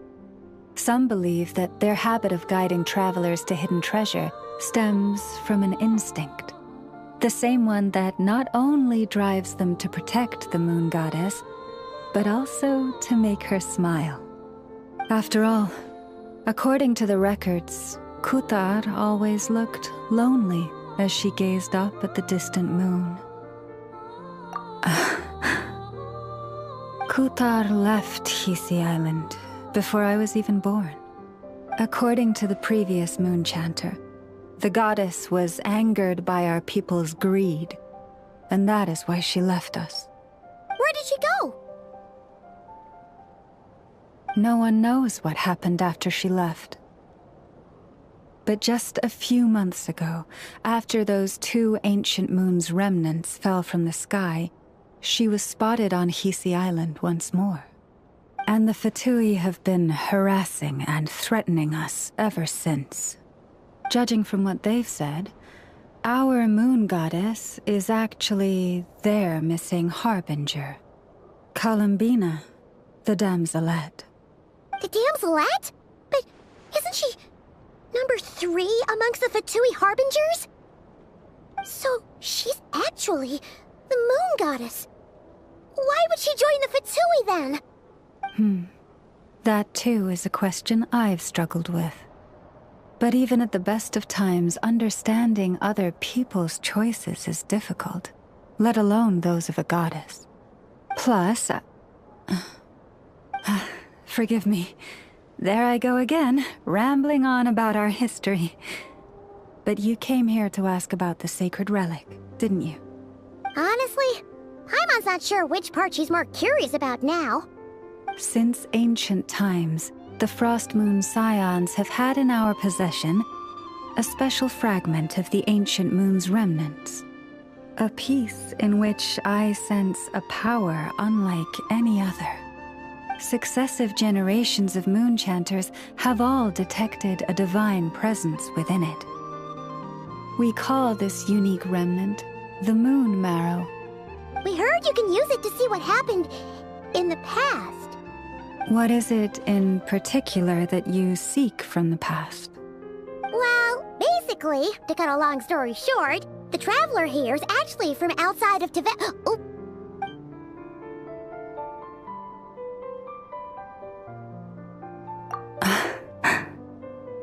Thank you. Your honesty is a sign of your trust, both in me and the Frost Moon Scions. Unfortunately, though, I won't be able to use the Moon Marrow to shed light on your past just yet. Our people revere the Moon Marrow as a sacred relic.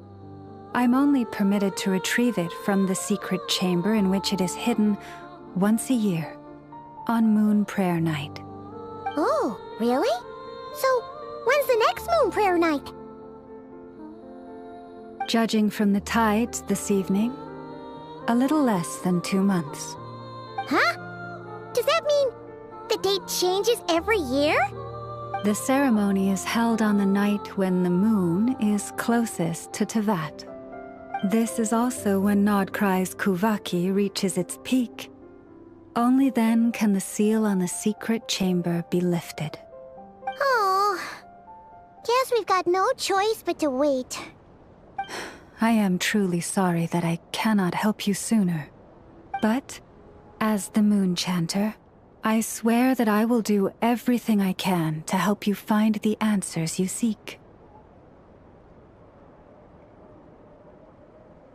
Think nothing of it. After all you've done for us, you deserve nothing less. Who'd have thought today was only our first day in NOD KRAI? Feels like so much has happened already. If I may be so bold, what does family mean to you?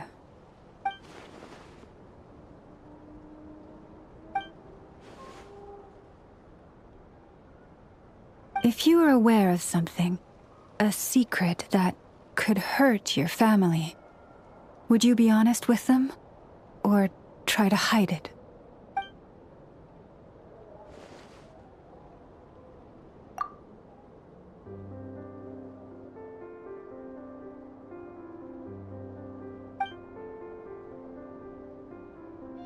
Oh, I'm so sorry.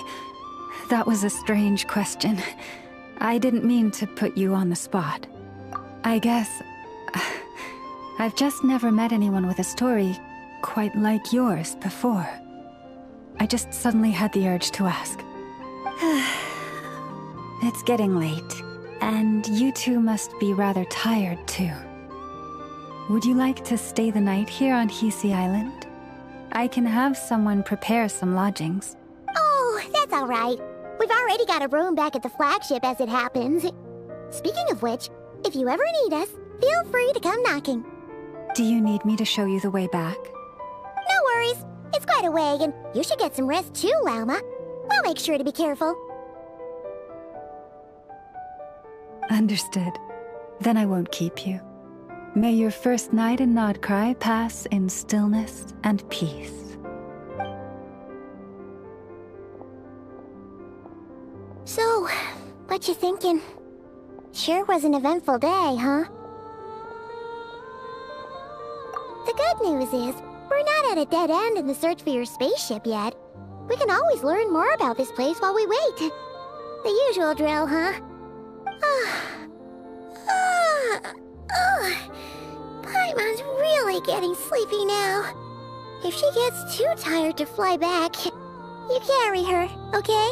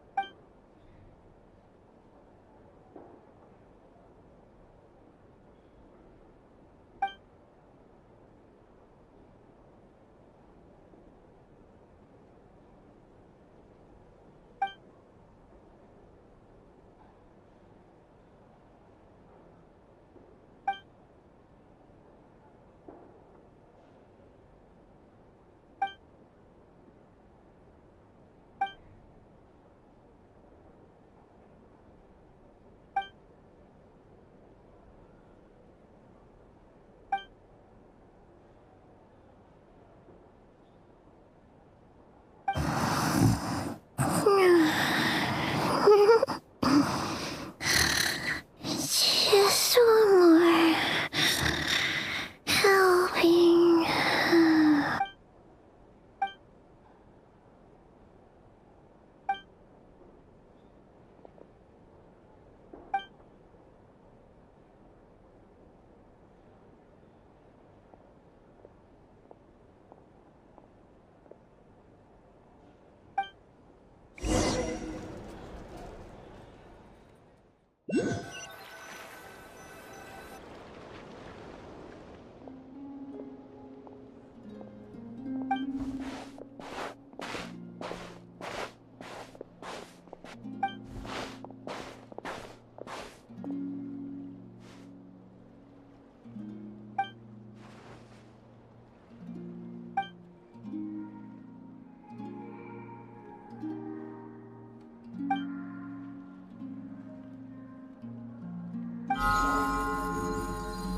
Hey, what are you doing here? Oh, these flowers. I remember when you first appeared, there were flowers like this all around you.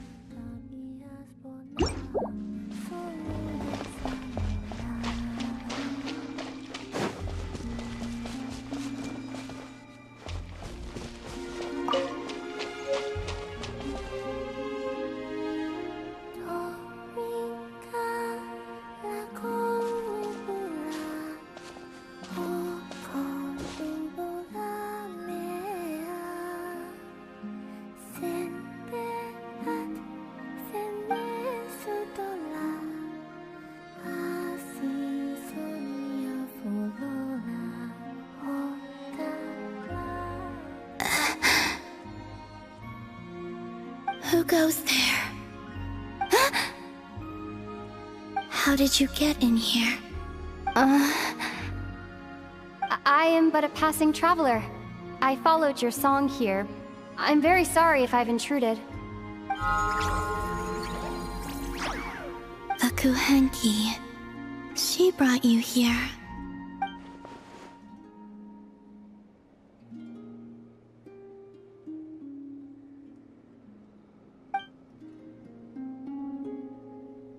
May I ask, are you the one they call Kutar?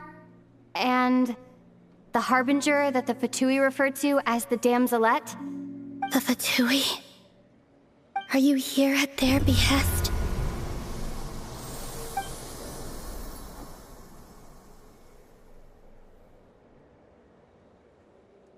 Please don't get me wrong.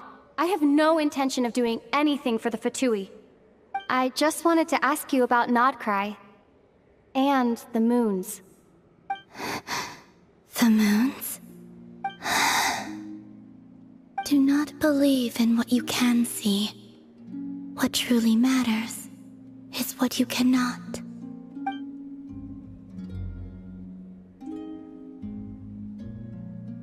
What do you mean?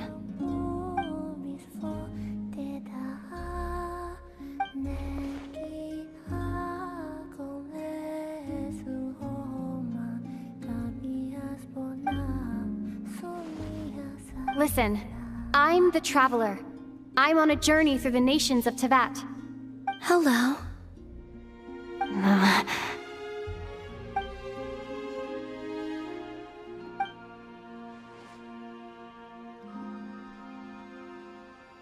Could you tell me your name? Columbina.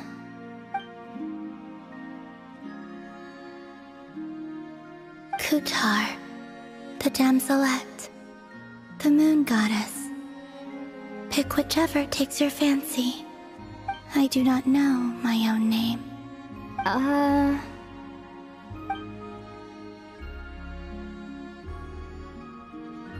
Then...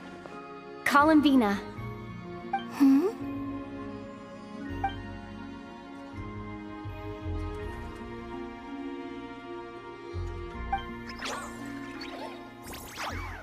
This Kuhenki, this Luanatar, did you bring her into being?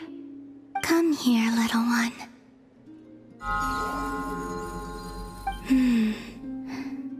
The trace of a blessing, but not one of mine.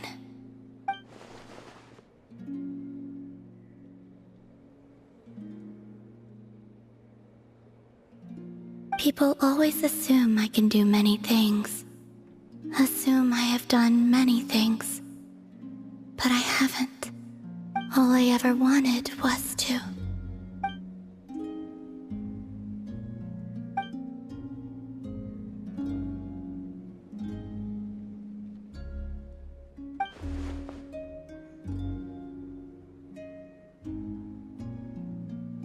It's about time I got going.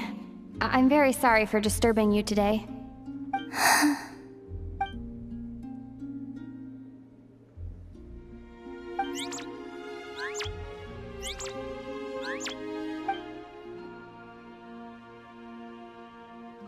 Columbina, that Kuhenki... Oh, you're leaving?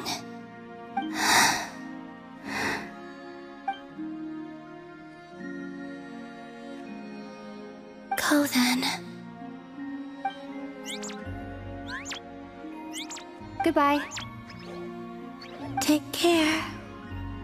The moon can be treacherous.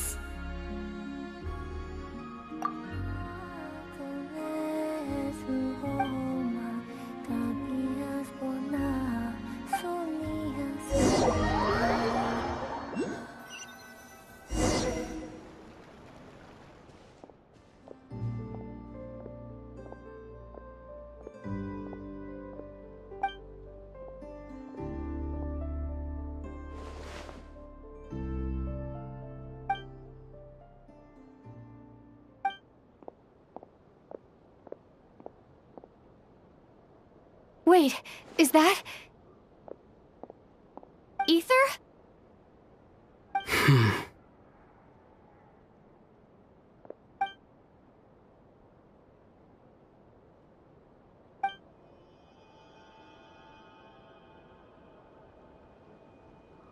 Ether!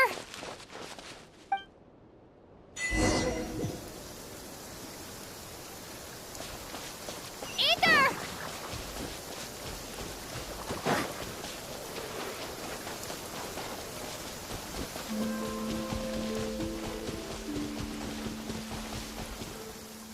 Ether! Lumine, it's you.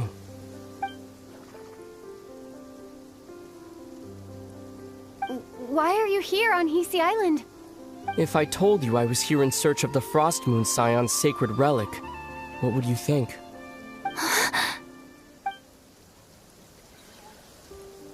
Are you also here to uncover the truth about our past?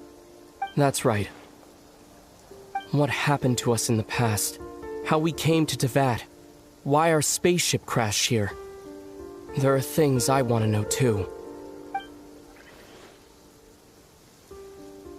But I'm not about to sit around waiting for another 2 months to find out. Wait! Wait? But I still have unfinished business.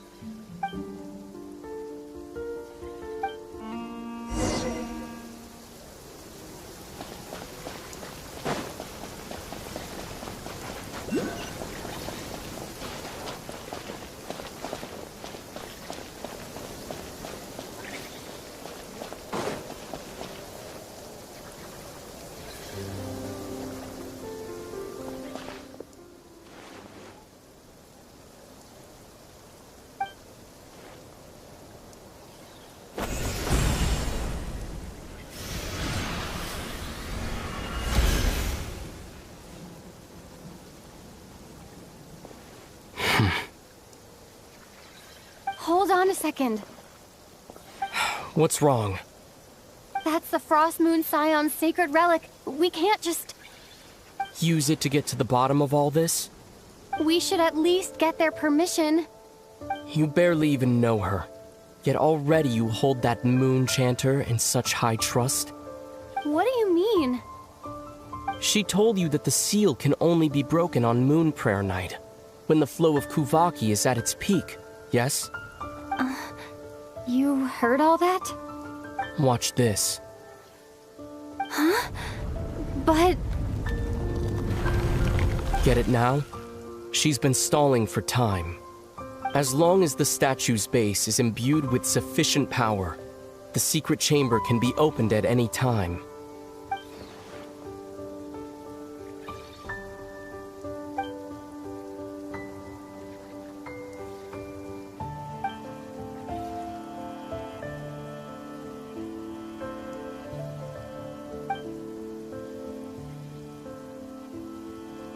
Is it such a sin when I don't put all my cards on the table for you, but not when someone else is doing it?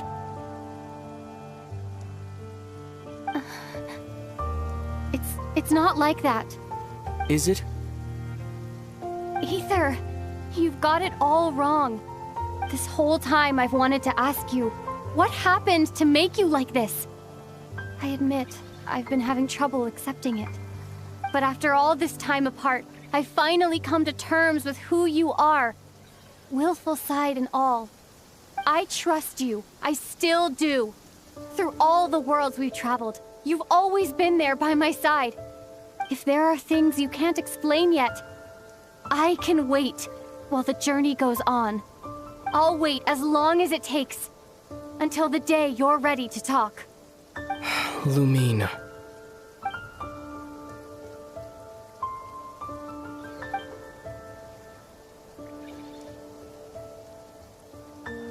I'm not looking to borrow the moon marrow simply because of our past. It holds answers about the very origins of Teyvat. I've always believed that if you want the truth, you have to see the whole story for yourself. I'm not asking you to trust me, Lumine. Just don't try and stop me. If this choice weighs on your heart, Then let me go in alone. Forget this meeting ever took place. But maybe this is the chance I've been waiting for all along. Even if it fades with the morning light. I want to go with you. You sure? Yeah. Then let's go. Ether. It's been ages since we went on an adventure together. I can't wait. Really? You think I'd lie to my little sis?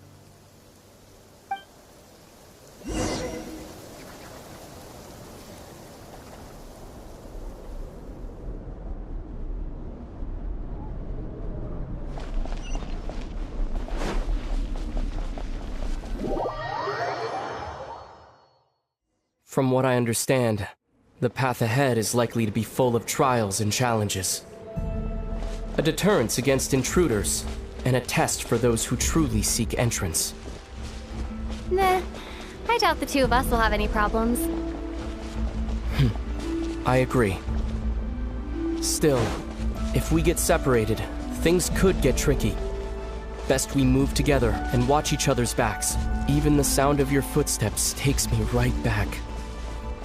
As a warrior, as a traveler, as my little... Looks like this is the first trial.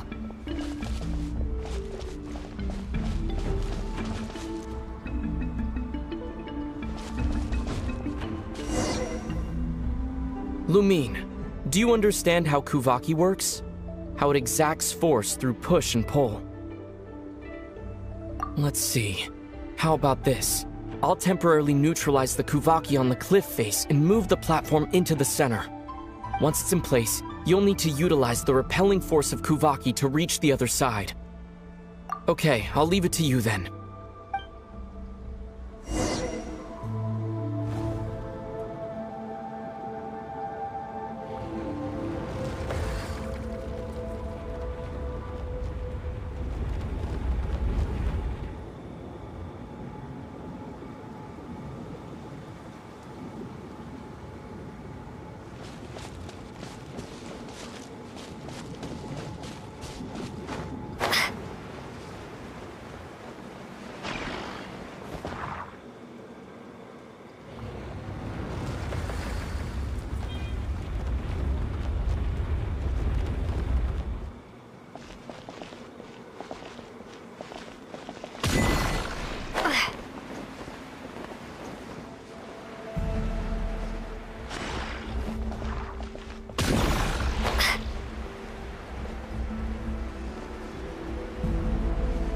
This should help Ether get across.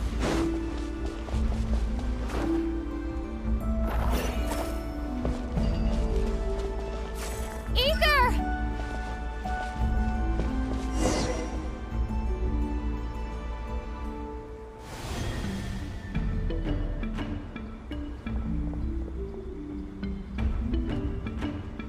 We make a pretty great team, huh?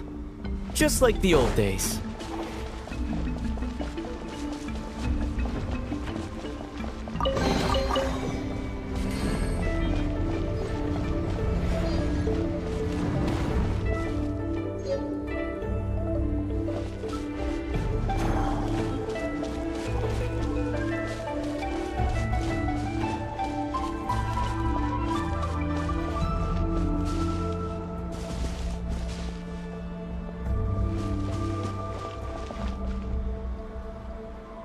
A wide open space.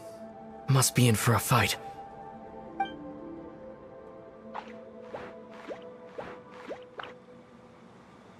Was that it? What a letdown.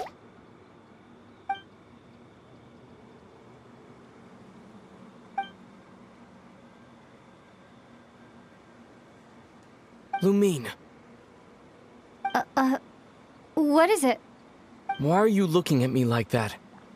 Those enemies were weak, were they not? Maybe it's because the trial's only just begun. Actually, I've got an idea. Why don't we have ourselves a little friendly competition? Let's see if your journey has made you rusty. You're on.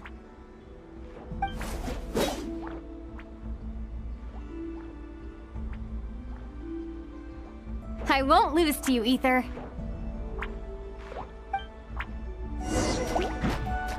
If memory serves, I used to come out on top more often than not. You sure you're all right? Seems your memory's slipping, Ether. Save it. We'll know who's stronger soon enough. Let's see what you've got.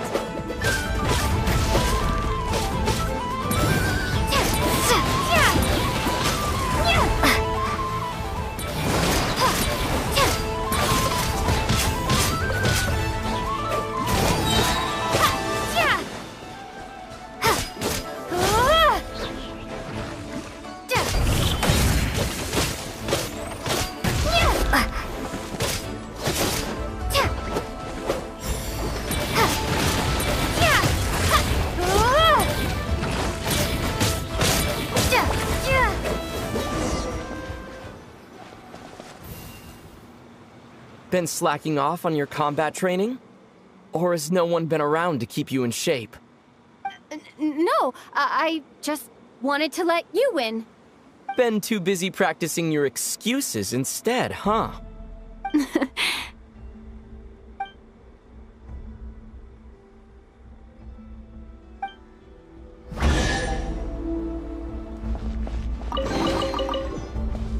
Let's keep moving.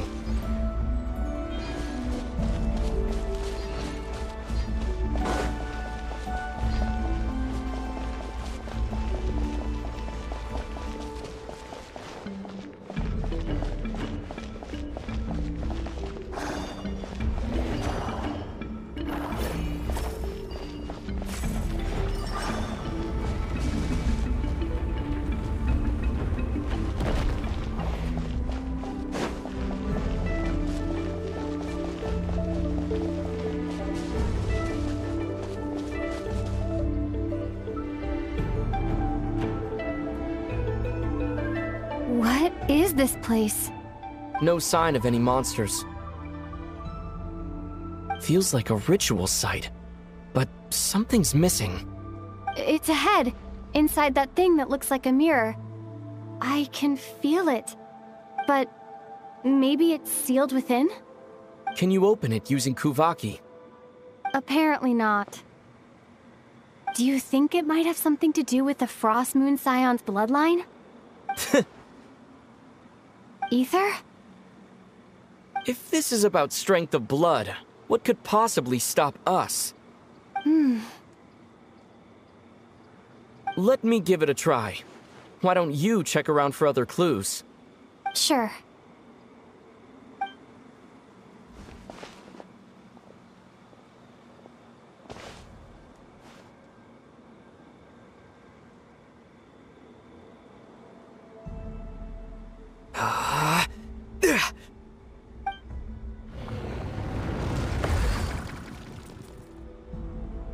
Found it.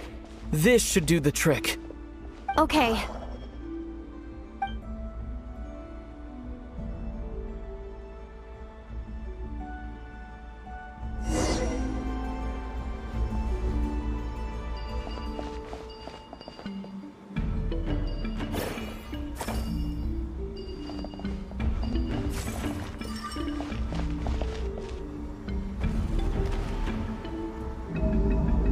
Yep, that got a reaction. That's one down.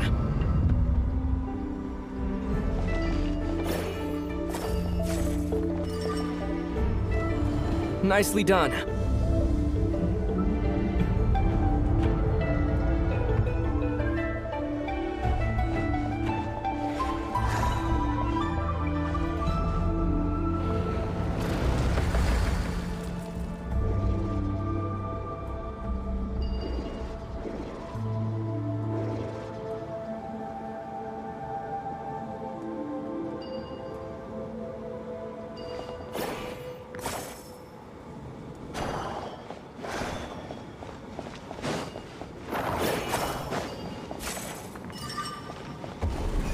You've got this. One more to go.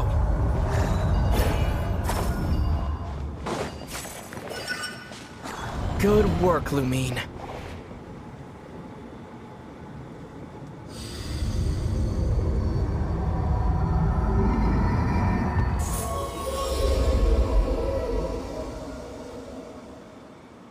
The door's open. Come, we must be close.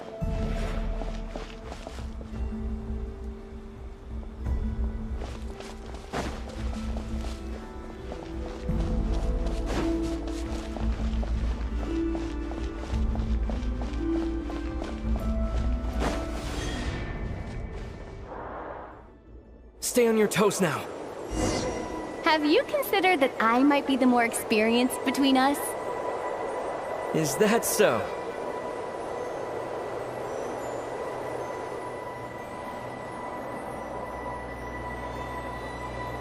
So, will you be heading off again after we're done here? Maybe.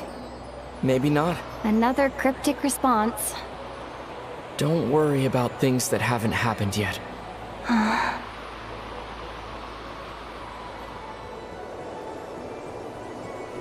At the end of all this, what do you think we'll find? Whatever it is, we can handle it. What about the end of our journey? That's not something we need to worry about right now.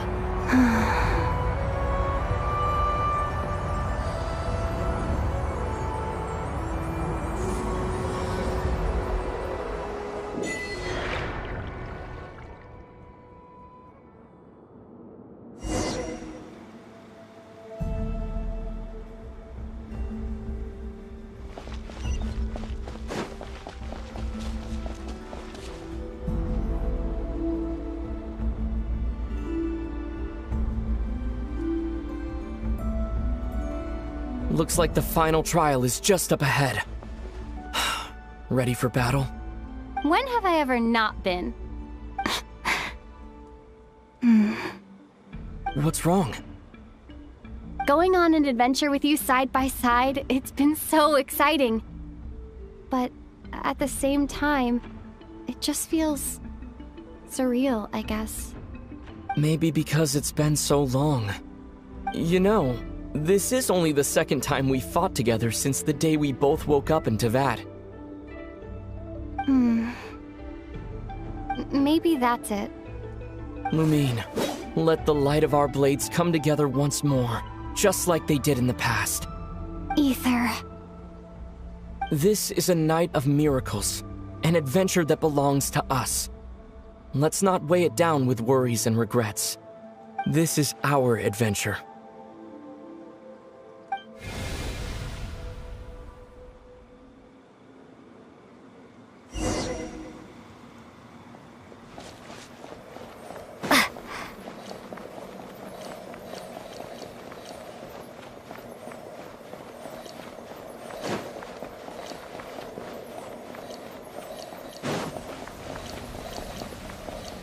Here goes nothing. Prepare for battle. Stay focused! Dodge its attacks! Don't forget to heal yourself!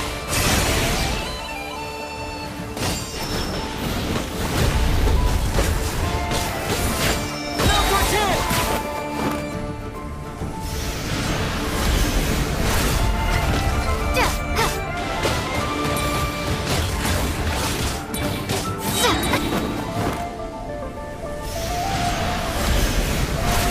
Watch out!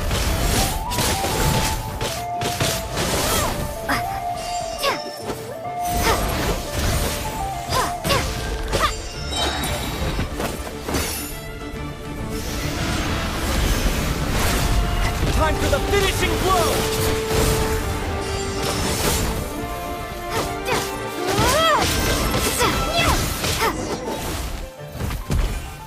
It's over. Nicely done. Flawless execution. Couldn't have pulled it off without your backup. Not too shabby at all. As for what you were saying, yes, I should have come to see you earlier. Or at the very least. Spent more time with me, going on adventures like this? Something like that. Instead of just running off and expecting you to follow my trail. Wait a sec. That's not an official apology, is it? That goes without saying. Come on, time to claim the treasure we came for.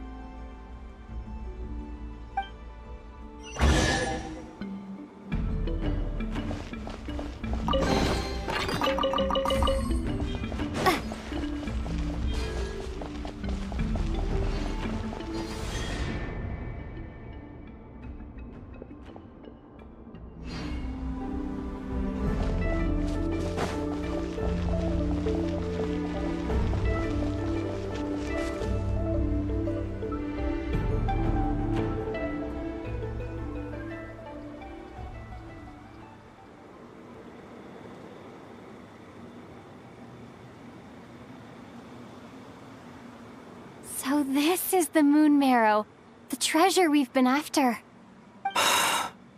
All right, go get it for me, Lumine. It belongs to me.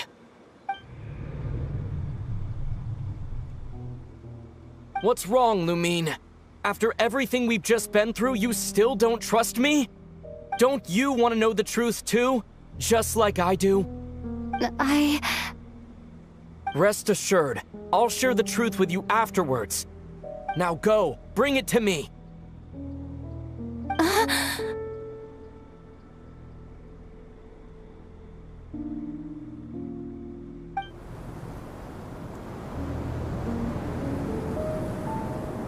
What's going on? Where did this fog come from? Ether!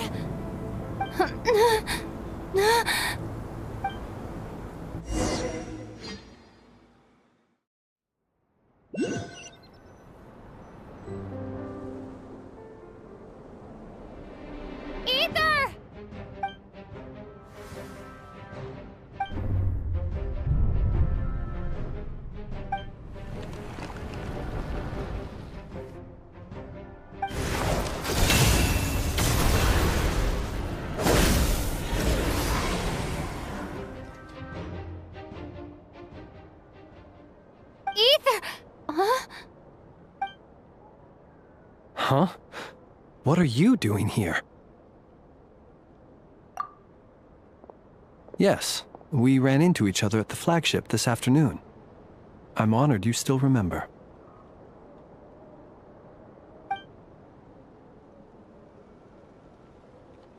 Are you looking for something here?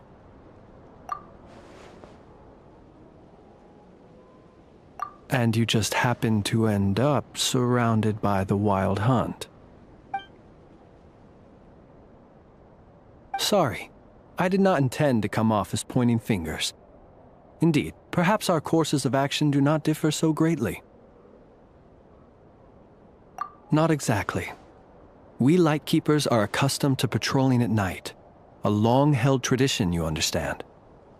I was just passing by when I noticed that the Wild Hunt had struck. So I simply did what I am duty-bound to do. As a matter of fact, I just saw someone leaving in quite the hurry. Was that your companion?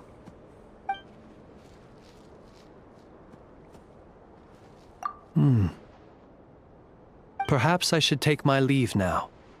After all, my patrol isn't over yet. NOD KRAI is a dangerous place to be at night. I'd advise that you head back soon as well.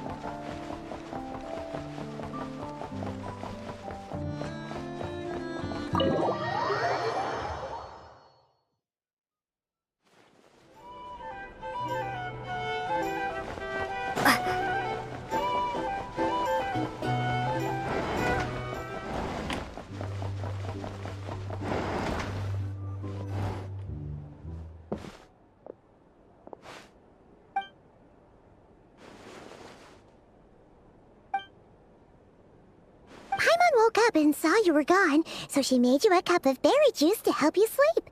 her own secret recipe. When you get back, drink it up and go get yourself some rest.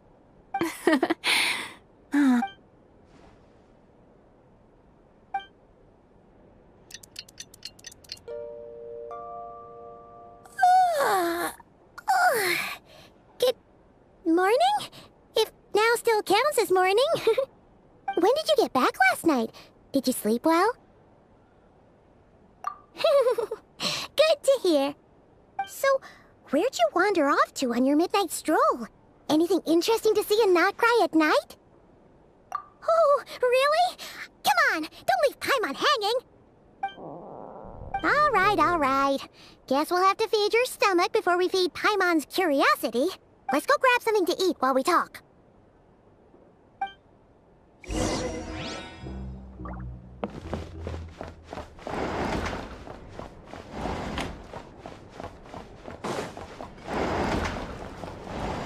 A drink? Or some information? Either way, I'd be happy to oblige.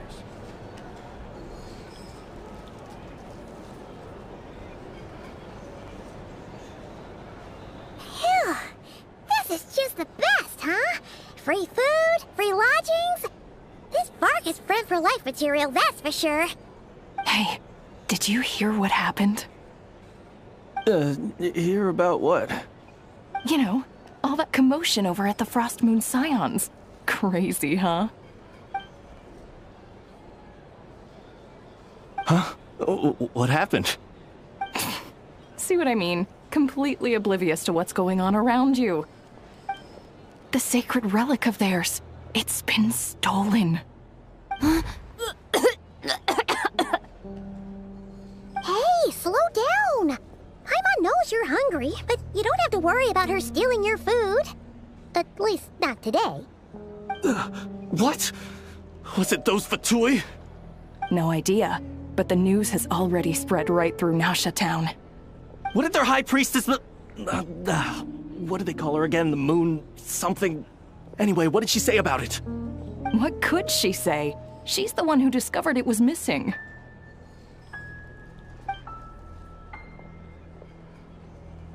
She was in Nasha Town first thing this morning, hoping to launch a joint investigation with the Voynich Guild. Whoa! Did you hear that? Lauma and the others, their sacred relic's been stolen! Who in Teyvat would even have the nerve? Paimon bets it was that bunch of good-for-nothing, rule-breaking, troublemaking Fatui!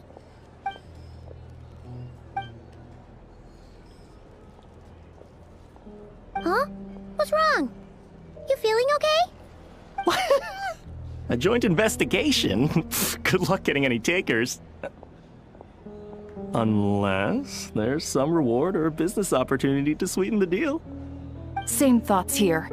So just a few minutes back, she switched gears and headed over to the one place that might actually be able to solve this. The Curatorium of Secrets. Ah! You scared, Paimon! What is it?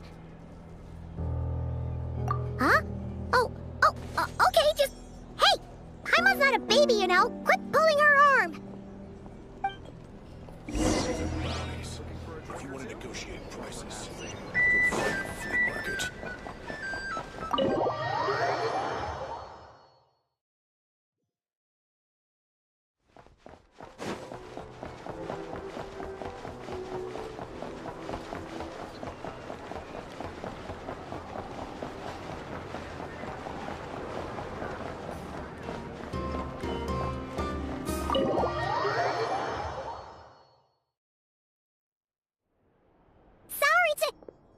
Huh?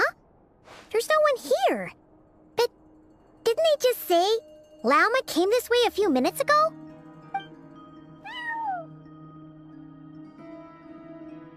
No one except for a cat watching over the front desk. Excuse meow? Are we supposed to check in here?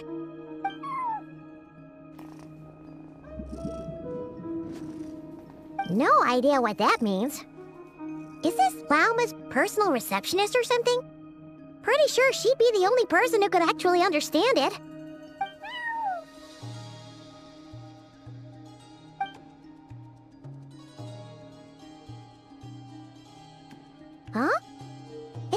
that room. But why not? Like I told you already, that's just... Another client.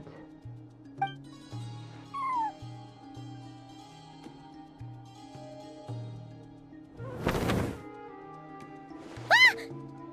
So, you were in this room the whole time? Something I can do for you? Traveler. Paimon. Oh, you're acquainted then? Yes. They visited Hisi Island yesterday. We had dinner together. Allow me to introduce you. Traveler, Paimon. This is Nefer, boss of the Curatorium of Secrets. Pleasure to meet you. They are travelers who arrived in NOD KRAI just yesterday. Greeted by the birds and beasts of this land, they are kind-hearted souls who walk in the moonlight's glow. Interesting. Thank you, Lauma, but you need not have introduced them. They are great heroes, renowned throughout the nations beyond our borders. Oh, really? Do not forget, I deal in information. Just because most people in NOD KRAI pay scant attention to foreign affairs, that does not mean the same goes for the Curatorium of Secrets. They're the heroes everyone was talking about before. The ones who saved Natlan during the Abyss crisis.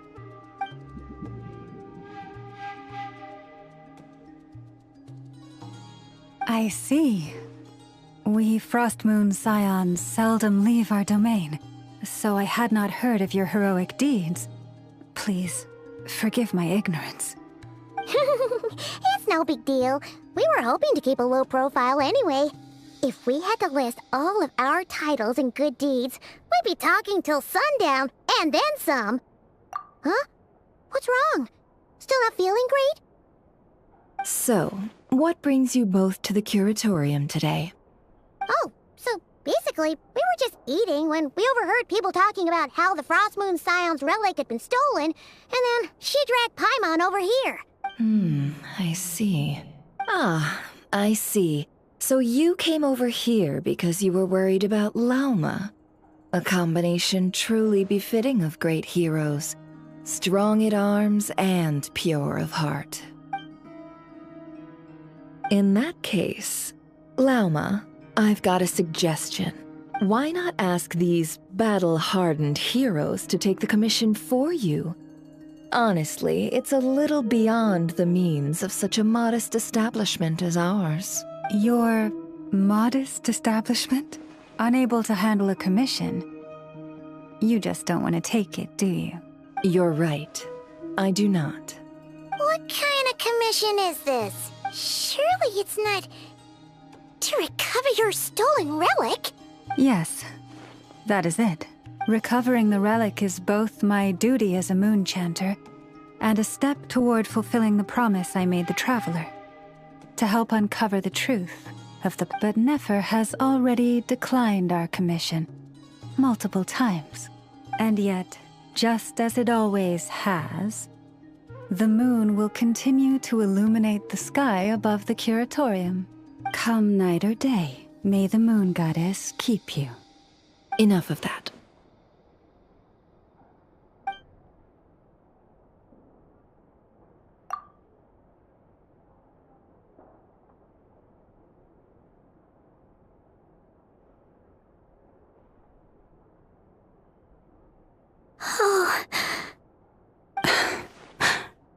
So, according to her, she never came into contact with the relic.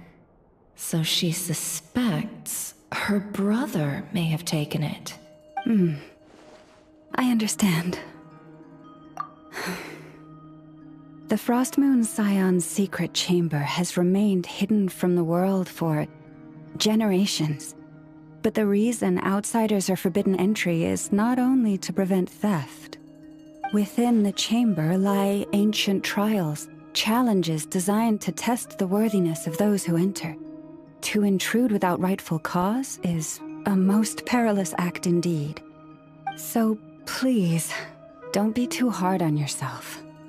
The fact that you made it through those trials proves your right to stand before the relic. To put it simply, the moon marrow itself has deemed you worthy. No. Your honesty tells me everything. You never sought to take the moon marrow for yourself. As for what happened at the end, I suspect the chamber's protection mechanism may have been activated. Among those who entered the final chamber, there was either someone with impure intent, or else an abyssal presence. The abyss? Perhaps that's why, then. Either way, the moon marrow was taken. And I believe you. So the problem remains the same. I need to recover our relic. See? Didn't I tell you it would all work out in the end? But before everyone starts celebrating, forgive me for asking just one more thing. Are you absolutely sure your brother took the relic? What do you mean? Weren't they the only ones inside at the time? Who knows? Think about it.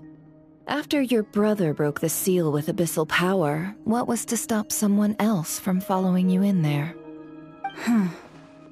In theory, nothing. And as it just so happens, I received a tip-off from one of my sources earlier this morning. Word is, today of all days, the Fatui suddenly called off their search for the relic. What? Huh? Why? Well, either they woke up this morning and suddenly decided they'd lost all interest, or... Exactly. Are you wondering if your brother might be in cahoots with the Fatui?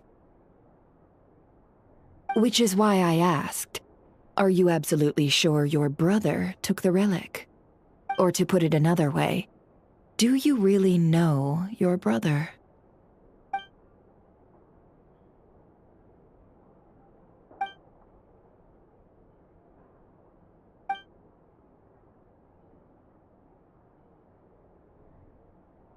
In other words, it's highly likely that the Fatui already have the moon marrow. So, basically, all we need to do is find our way into that Fatui research facility, and we should be able to get to the bottom of this, right? Congratulations, you've found your answer. Looks like the curatorium won't need to lift a finger this time. Well, Lauma, there we are. On behalf of our long-standing cooperation and the great hero by your side, I'll waive your consultation fee, but just this once. You're really not planning on helping us? I think I've helped more than enough already. If we're to stand any chance of infiltrating that facility, we'll need the help of a specialist. Just so you don't get the wrong idea, let me make myself crystal clear. The Curatorium of Secrets has always striven to abide by a policy of strict neutrality. We do not take sides with any faction in NOD KRAI. I cannot help the leader of the Frostmoon Scions sneak into a Fatui facility. That would make me their enemy. When one of their harbingers asked me to help them infiltrate your territory, I gave them the same answer. No. All right, I understand. But I do have one final request. I promise it's my last. It had better be. No matter who it is, I want you to help us persuade the next person who walks through that door to join us. What is she up to? You're that desperate for help? What if it's a member of the Fatui? It doesn't matter. You're welcome to tell them everything, even about our plans to infiltrate the Experimental Design Bureau. All I'm asking is for you to say one thing, just One thing to help persuade them. If you do that, I promise I won't ask you for anything else. Made up your mind? Fine. Fine, I'll play along with your little game. Besides, as long as I'm not personally involved, no one can accuse us of taking sides. Boss, I'm back!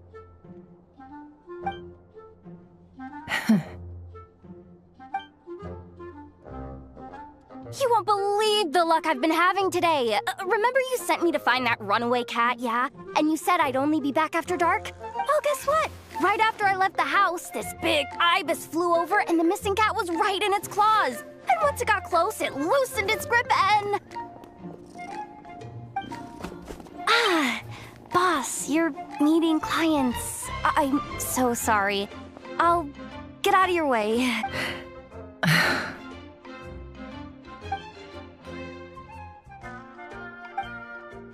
Yehoda, dear, come here.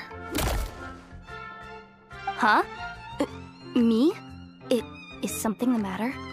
Oh, hi there. My dear Yehoda, I have a request. Yikes! Why does the boss sound so scary? Did I do something wrong? Would you be so kind as to accompany these 3 delightful clients of ours and help them infiltrate the Fatui's Kuvaki Experimental Design Bureau? What is going on here? Boss usually just says things like, hey, go do this, or you, go take care of that. Why is she being so scarily polite? And wait a sec, the Fatui's research facility? That's basically a death sentence. Made your mind up yet, my dear?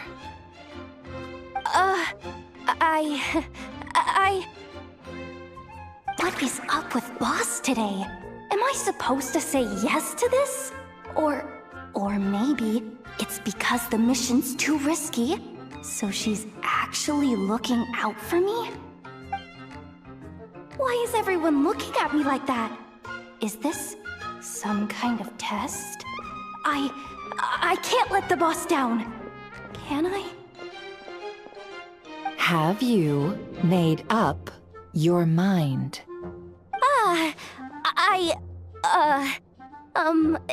That's... Sure, why not?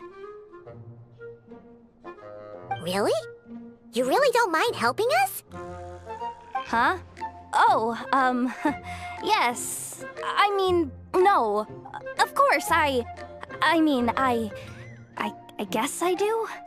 Oh, thanks so much! We owe you big time! On behalf of the Frost Moon Scions, too, thank you, Yehoda, for your help. What the? Seriously, what just happened? Why does the boss look so fed up? Oh no, was I supposed to turn them down? All that mentoring, time spent teaching her how to deal with different factions. In one ear and out the other. Never.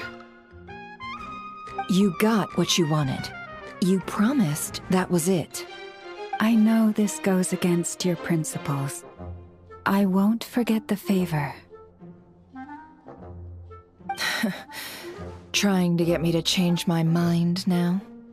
Of course not. I just wanted to say thank you. So, thank you. Oh.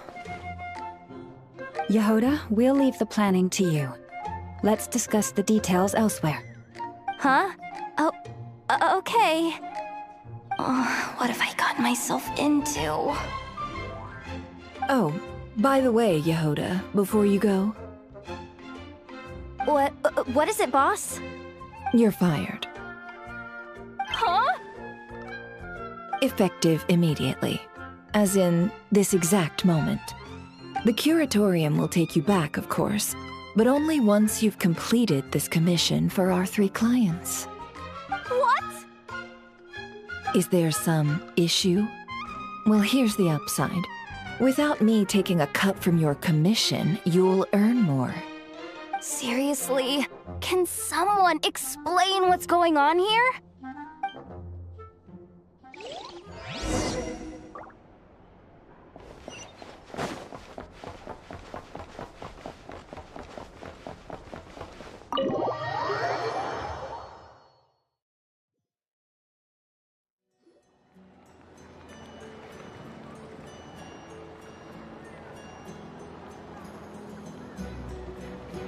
Are we sure Yehoda's alright? She looked totally crushed just now. She'll be fine. She's just in shock. But one thing's for sure. The Curatorium's professional standards are beyond question. The fact that she only requested 1 day to prepare says it all. As an apology, I'll ask my animal friends to help her out more often in the future. Also, thank you for being honest with me. It means a lot. Was it really, though? As far as I see it, trusting your family is never wrong. In this case, let's call it a misjudgment. But the truth is, we all make mistakes every now and then. What matters is how we deal with the consequences. So, in return for your sincerity, there's something I'd like to share with the two of you as well. Oh? What is it? Perhaps it is something best said under the moon's gentle light. Would the two of you meet me on Hisi Island tonight? Oh, it does sound important. You're right, there's too many people here. Somewhere quieter makes a lot more sense. Thank you both for understanding. Then let us meet beneath the moonlight.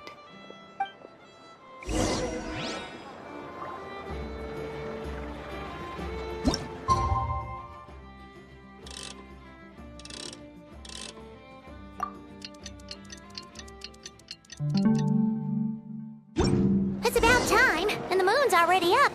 Let's head over to the place we agreed to meet Lauma.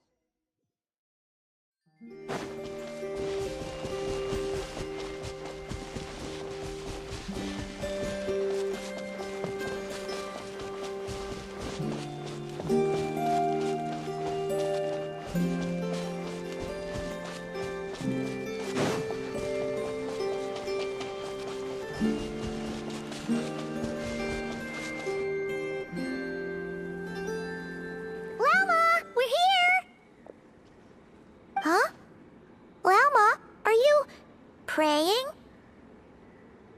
I am indeed. For the moment I was born, my people exclaimed, "Behold, eyes like the moonlit tide, antlers like the crescent moon, and blood that glimmers silver as the moon's reflection."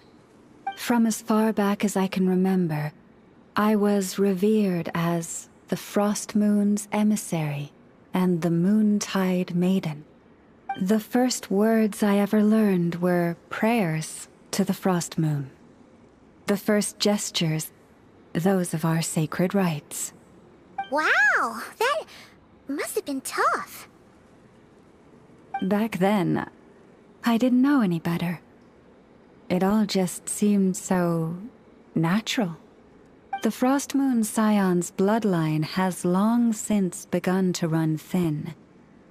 Nowadays, even those of us with antlers are few and far between, let alone those attuned to the power of Kuvaki. But I...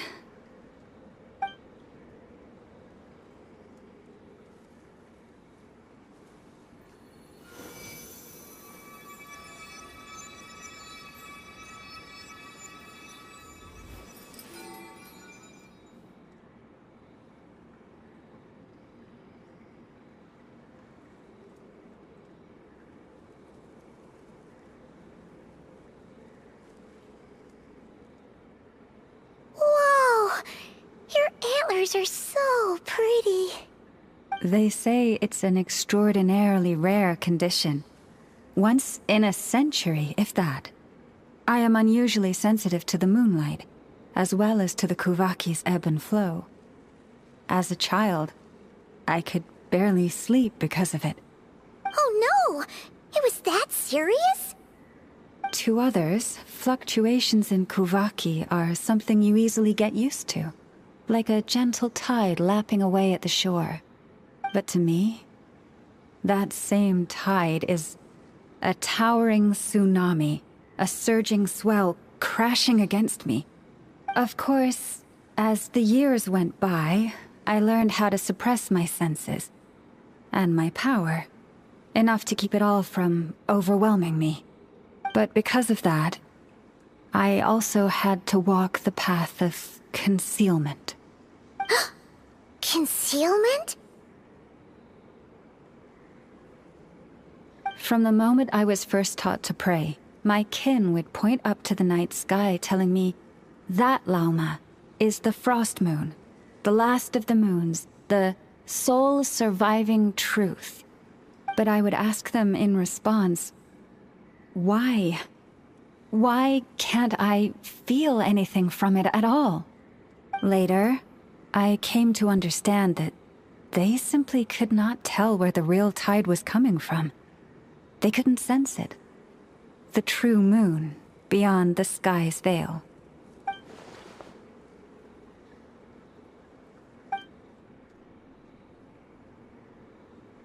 The moon is false. I reached that conclusion long ago. But there was no one I could tell. Not a single soul. At least, not until now. Am I the one who's wrong? Is it the moon that is false, or my own senses? I asked myself such questions time and time again.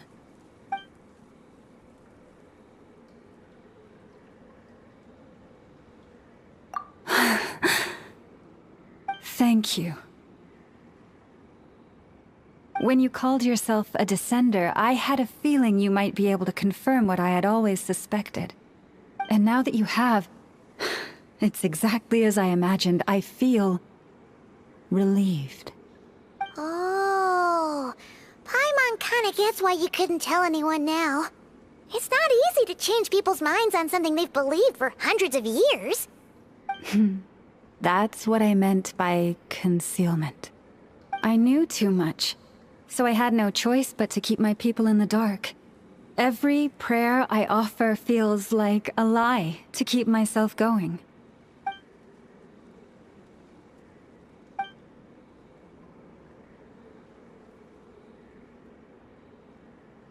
You've already met our Kutar, haven't you?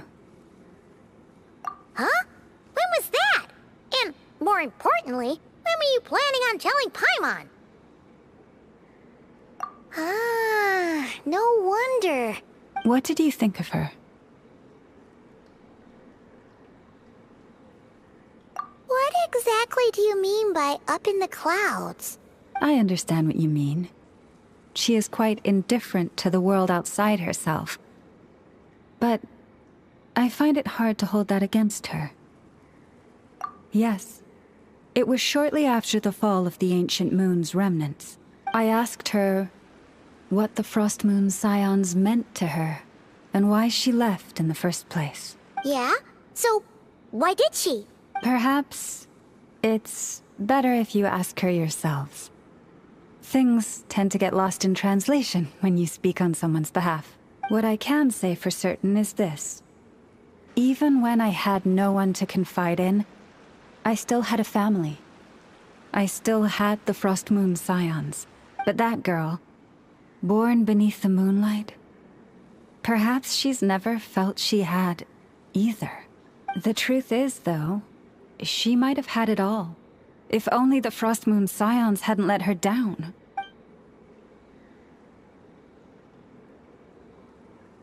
The Frost Moon Scions now walk a path of error.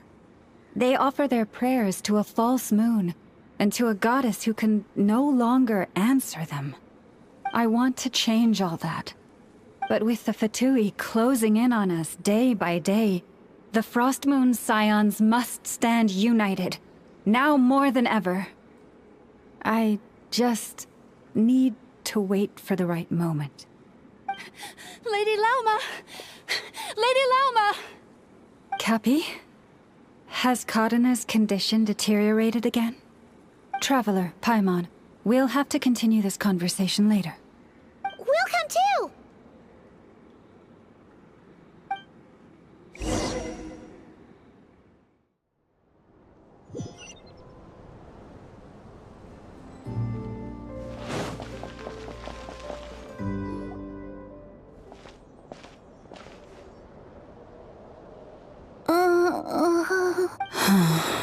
Why?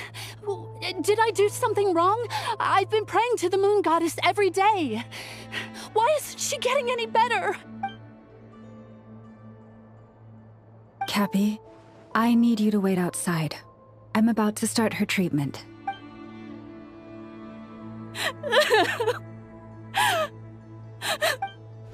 Is there anything we can do to help? Just don't be alarmed by what you're about to see. And please, don't let her mother see it.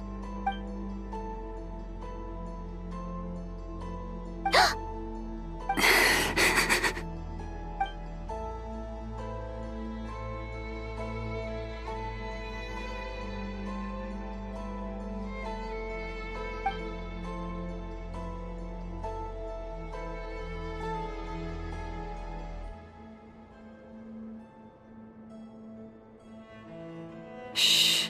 Please. Help me keep this a secret. She looks much better now. But, Lauma, was that? A medicine prescribed by a local doctor. For ordinary people, my blood has the power to counteract any adverse reactions to Kuvaki.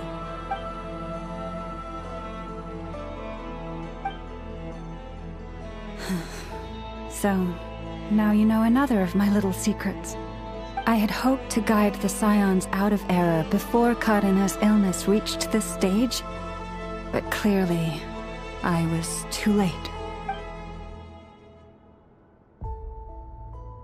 My life is as hidden from sight as the far side of the moon.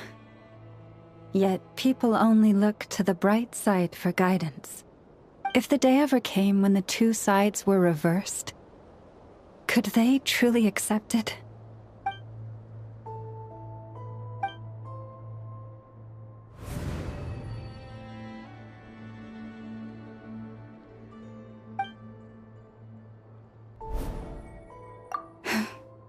Hearing you say that puts my heart at ease. Mm-hmm. And if there's anything we can do to help the Frost Moon Scions, just let us know. Our priority, right now, is reclaiming our relic from the Fatui. But I now understand that the day I will tell everyone the truth is no longer far off.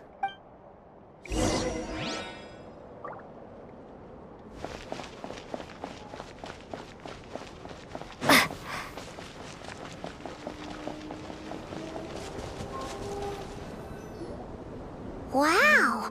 Paimon would never have guessed Lauma had all that bottled up inside. Hey! Watch your step! Ah! What's wrong? Oh, you scared Paimon. You scared me there too.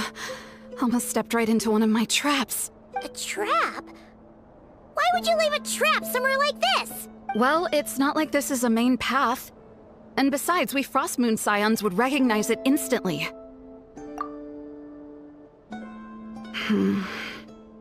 Alright.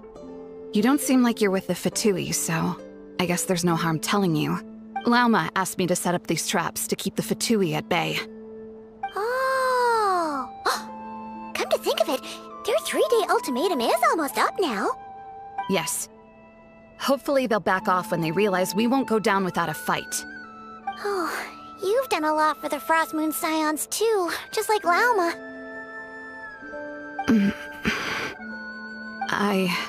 Philomena? It's nothing. I was just wondering if any of this is really worth it. What do you mean? Our people. So many are stubborn, stuck in their ways, clinging to a truth they refuse to even question. Do they really deserve everything Llama's doing for them? Well, yes, but even so, no. I shouldn't be saying this. Just forget it, okay? Bye. Huh? Why did I say all that? Or really, why am I still doing any of this? Either way, this will be my final night with the Frostmoon Scions. Wow, she sure took off fast. So, are we heading back to the flagship for a break, or what? Wait, you're not thinking of visiting that damselette up in Cloud Cuckoo Land, are you? Huh, given who she is, pushing her won't get us anywhere. Hey, why don't we... Let's bring her something tasty! If she doesn't want to talk, we'll have to win her over with food. Hey, no harm in trying. At the very least, it shows we're trying to be friendly. Let's see. How about an F is 9.12 out of 10 berries and fried meat, the Frostmoon Scion's boon of the day, and one of your signature dishes. Your choice. Should be a good mix of meat and veggies. There's bound to be something she likes.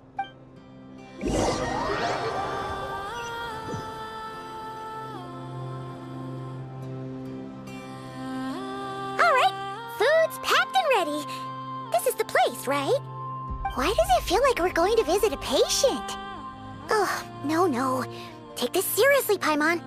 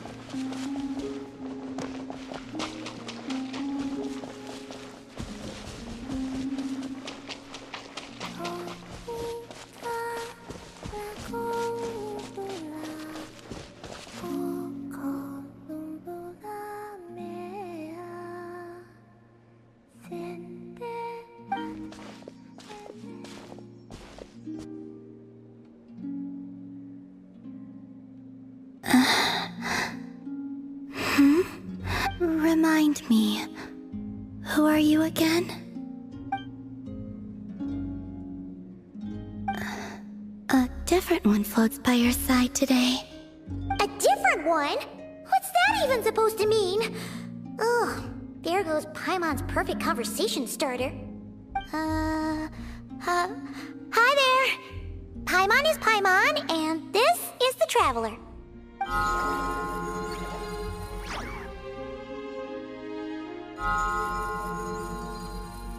Oh, there you are.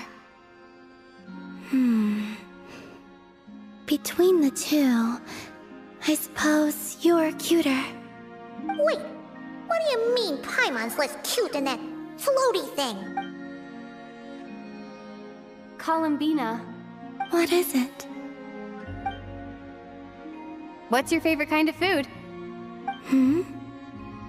Is this a treat or an offering? Let's go with treat. Anyway, this is all the Traveler's cooking, so please, help yourself.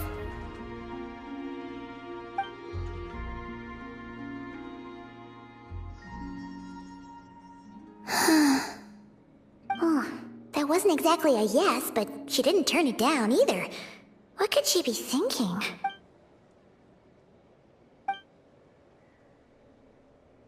So, what do you want to ask? Hey, she's actually playing along! Quick, now's our shot. You know the moon in the sky isn't real, don't you? I know there is only one moon in the sky. It is simply that some can see it, and some cannot. What does it mean to you? The missing prologue. What?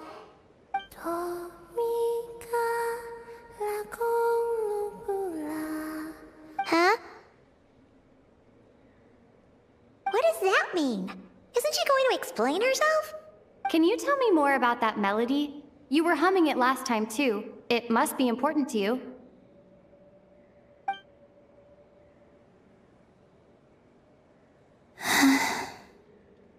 It is all I remember from the moment of my birth.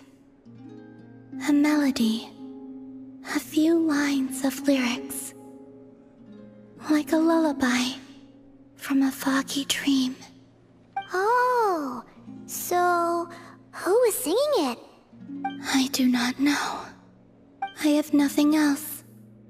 Just that song. Huh? And the Frost Moon Scions who found me. They had nothing either, but hope. Before I even knew what was happening, they were already calling me their goddess. And I had no reason to decline. Like two lost infants unknowingly exchanged, I adopted their faith, and in return, they adopted me. But my adoption drops you into the story halfway through. What came before was scribbled onto the wrong pages, never even bound into the book. That sense of something missing only served to nurture their greed and doubt. And thus, I came to realize that this place was never truly my home. Greed and doubt? O Moon Goddess, forge weapons for us, drive out our enemies, and expand our lands. O Moon Goddess, heal our wounds, ease our suffering, grant us strength. They asked for everything, and I obliged. Until the day came when no answer could be given. If mortals can turn to the gods when they are powerless, then who do the gods turn to when they have nothing left to give? You've got Paimon there.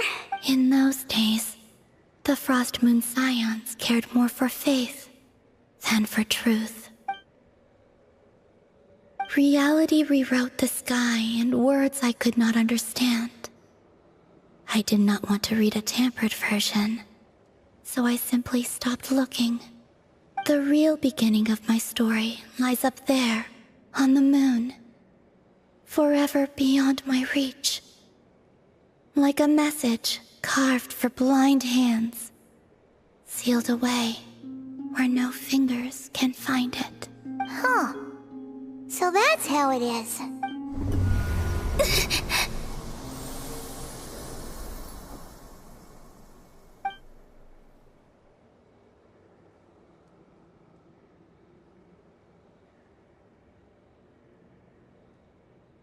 What's wrong?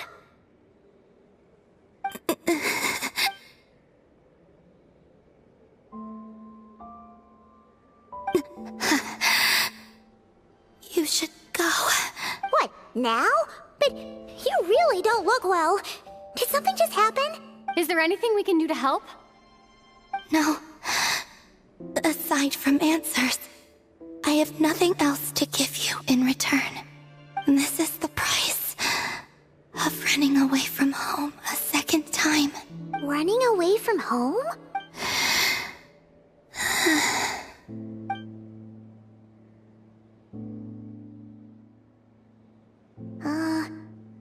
Is she heading towards the food? Did all of Paimon's questions make her hungry? Do you still have many questions? I know I should offer more in return for your kindness, but I'm feeling a little worn out. Oh, we're so sorry about that. But Tsaritsa was right. Freedom always comes with a price. She said I could treat the Fatui as a second family, a second home. But in the end, they were no different. All they wanted in truth was my power as the moon goddess. I'd rather not dwell on such unhappy memories.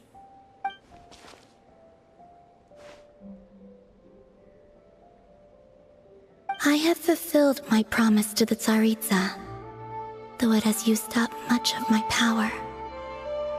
So you see, this has nothing to do with betrayal. So, you're just staying here for now, resting and recovering your strength? Yes. What about these flowers? They have grown in NOD KRAI for many generations. They're highly sensitive to the ebb and flow of Kuvaki.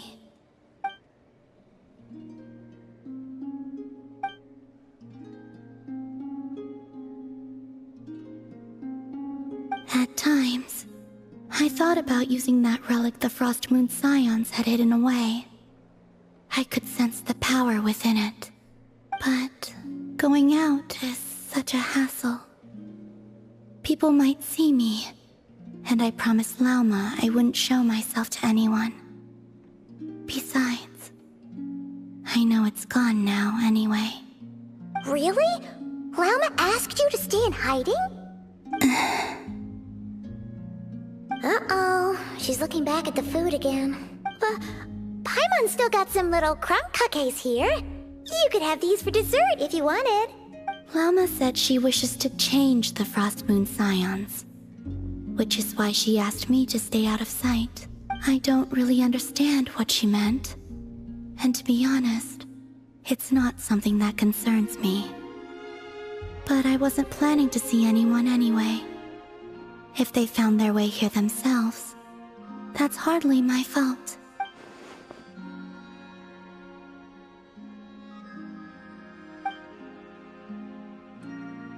Lauma, the Maiden of the Grove. She is quite unlike any Frost Moon Scion I have ever met before. After hearing my story, she actually apologized for how the Frost Moon Scions treated me back then. She told us she feels like she's been living on the far side of the moon. Is that so? I actually got the opposite impression. She's been keeping her true power hidden away, afraid that people might be dazzled by its brilliance, and that they'd no longer be willing to look her way.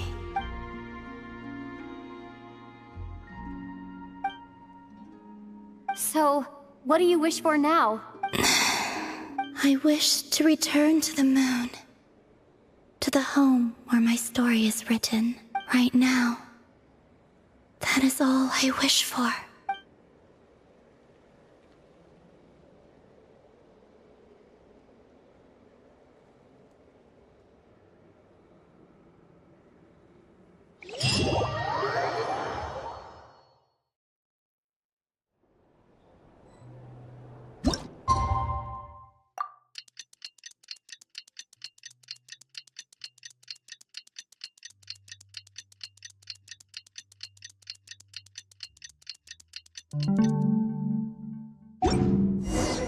Tonight's the night we infiltrate the Fatui's Experimental Design Bureau.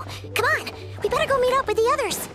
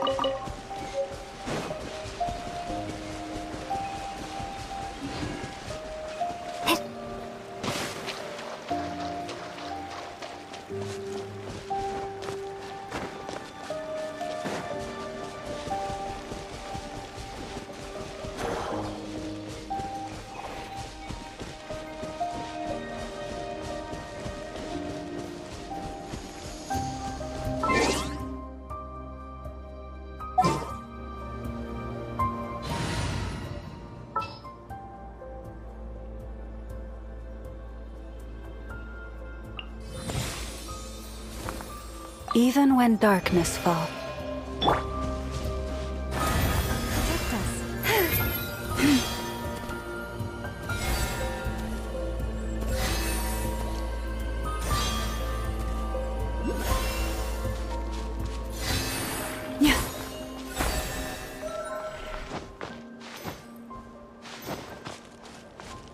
Leave this place.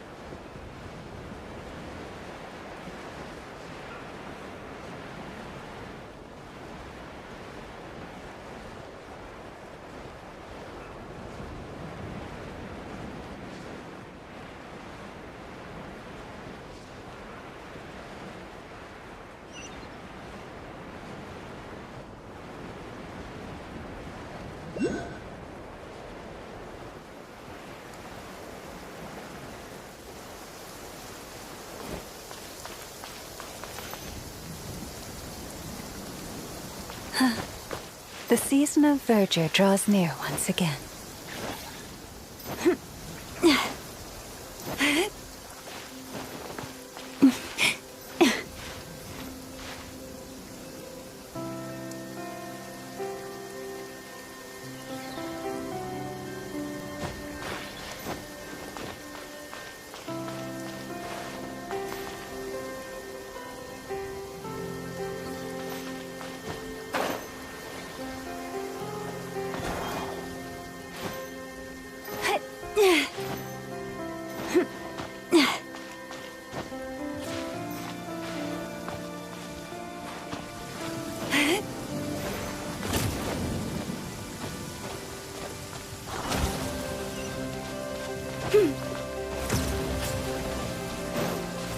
You poor lost lamb.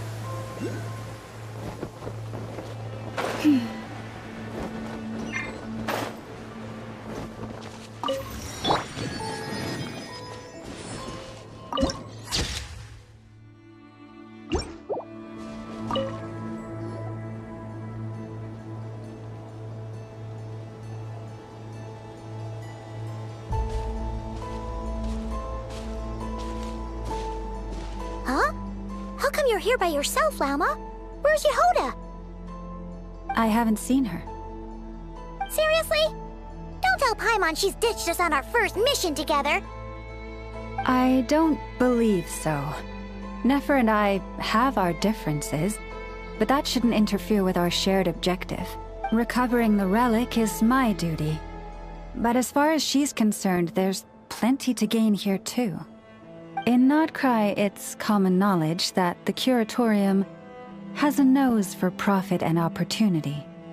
The same way aphids flit from flower to flower in a never-ending quest to make honey. Huh. Sounds like you know her pretty well. Still, Yehoda sure is taking her sweet time.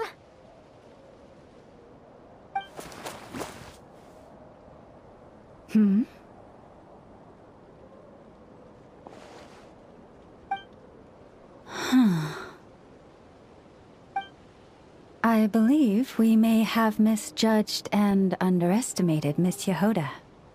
Huh? What do you mean? As a former employee of the Curatorium, I'm confident that she possesses both professionalism and integrity in ample measure. Huh? Huh?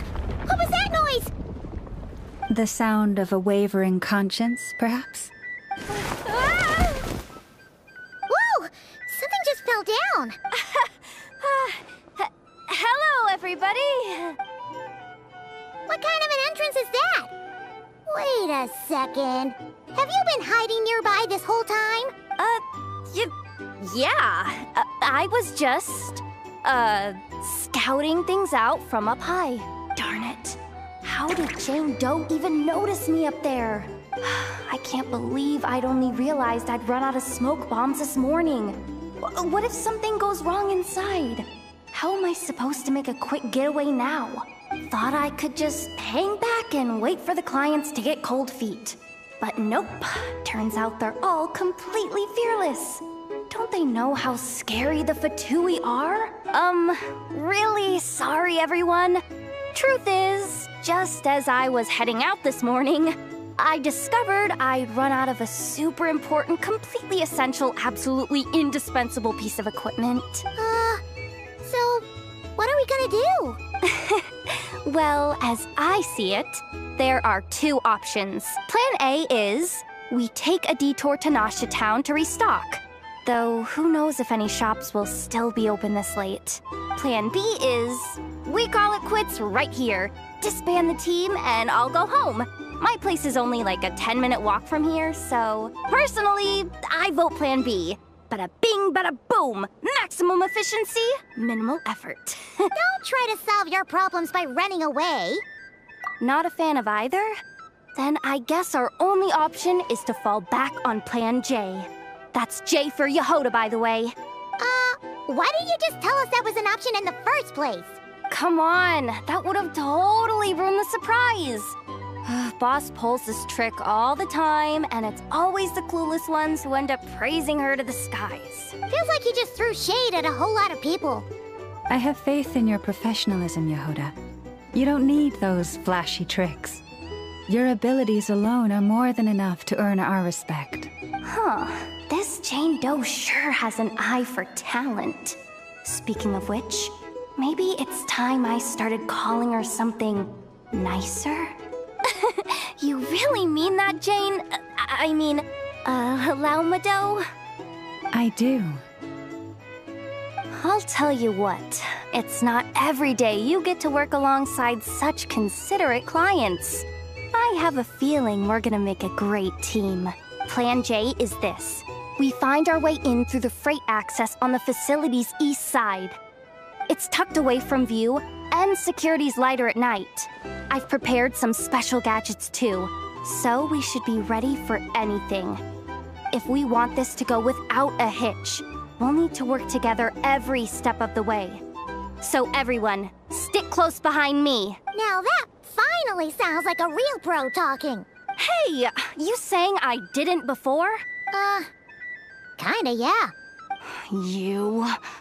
Never mind. A top-tier treasure hunter like me never lets the naysayers get to her. All right, let's go over what we agreed on yesterday. The goal of infiltrating the Kuvaki Experimental Design Bureau is to locate and, if possible, recover the relic that the Fatui stole. We also need to figure out why they built the facility in the first place. I'm worried that they've set their sights on the ancient moon's remnants on Hisi Island, too. Well, now that we've got a plan, time to get this show on the road.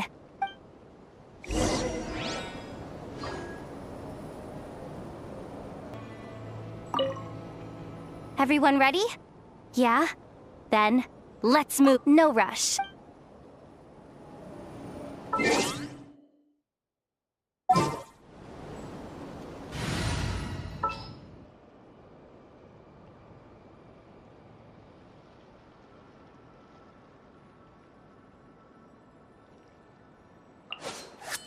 Sooner we're done, the better.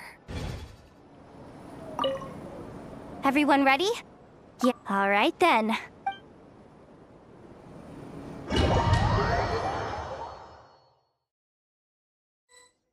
Go, go, go! But make sure you stick to the side.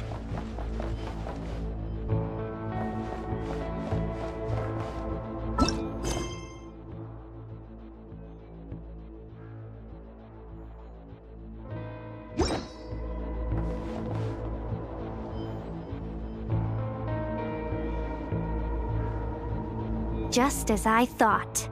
There's a gate controlling access from the outside. Good thing I brought this keycard, huh? Well, technically, I stole it. But no need to tell them that, right? Blame that chump who thought it was a good idea to get wasted at the flagship during work hours. Ooh! Is it top-level clearance? Of course. That goes without saying. Let me read it out loud for you. Fatui Experimental Design Bureau number 183574, maximum clearance, maintenance intern. That doesn't sound very top-level to Paimon. Never underestimate interns. Even the most legendary of thieves started out as rookie pickpockets, you know? Besides, if it wasn't for this person's selfless generosity, we wouldn't be able to just waltz in like this, would we? Feels like you're trying really hard to change the subject. Allow me to teach you the first rule of treasure hunting. First and foremost, use every resource at your disposal.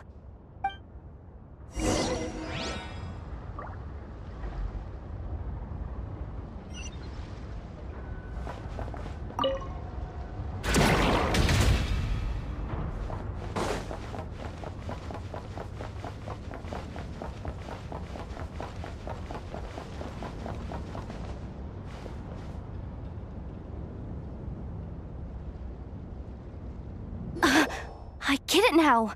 It's like a pair of light bulbs just lit up in my head. What did you just get? The blue light, aka Plan A, is telling me to take the path along the left side. It'll be a lot stealthier, but that might mean a bit of a detour. The red light, aka Plan B, is saying, just charge straight in. But that'll mean dealing with, like, a dozen sentry bots already powering up. Although, I might be able to switch them to training mode. Their attacks will be weaker, but we'll still be in for a fight. Can't you just put them in sleep mode? Hey, I told you, I'm just a maintenance intern. Give the new recruit some time and space to blossom, will ya? We're still pretty close to the entrance. Surely they'll call the whole thing off once they see what these bots can do. Anyway, I say we go with Plan B. Either way, I won't be doing any of the fighting, so the shorter route sounds good to me. If we can avoid fighting at this stage, we should. Plan J is to call it a night so we can all make it back to bed before sunrise. After all, the deeper we go, the more dangerous this is gonna get. So we might as well give up while we still can. Okay, here are the bosses. Just don't forget, whatever you do, don't let those recon bots spot you. Let's see. No kidding. Anefa told me about something like this before. I can't believe that dumb robot actually helped me out for once. All you gotta do is this, and the recon bots will be reassigned to another position. That way, when it's time to move forward, the path will be clear. Which reminds me, it's about time I taught you the third rule of treasure hunting. Go with the flow. What about the second one? You skipped that one. Huh? Did I? Oh geez, must have gotten them muddled again. I mean, the second rule is exactly the same as the first. Guess that's what you meant by going with the flow, huh?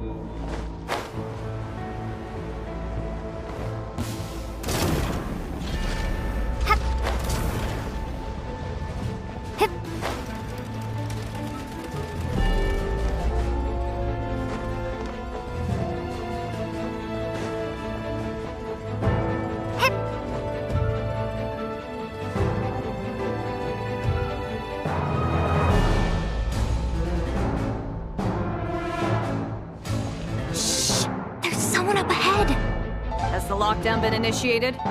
Move it, soldier! The cargo has already been transferred. The lockdown procedure is complete, Commander. That sector is now fully sealed.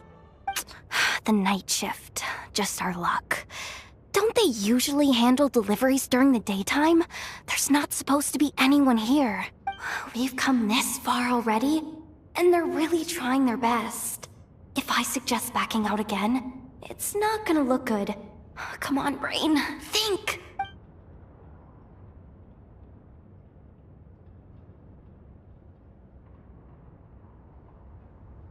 Got it! The freight shaft to the upper levels. We might have a shot there. Let me see. Huh? The recon bot in the middle's not responding? A double lock failsafe? We've been outfoxed. Stay calm. Stay calm. One step at a time. Let's just find a way across first.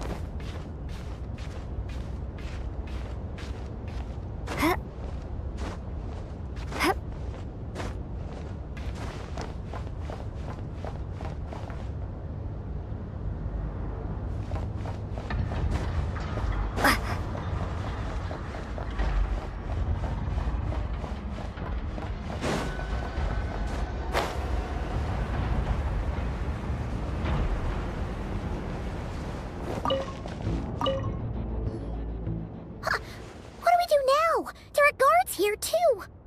Don't worry. Bots are way easier to deal with than people. At least their behavior is predictable. First, let's find a safe spot to land. Good.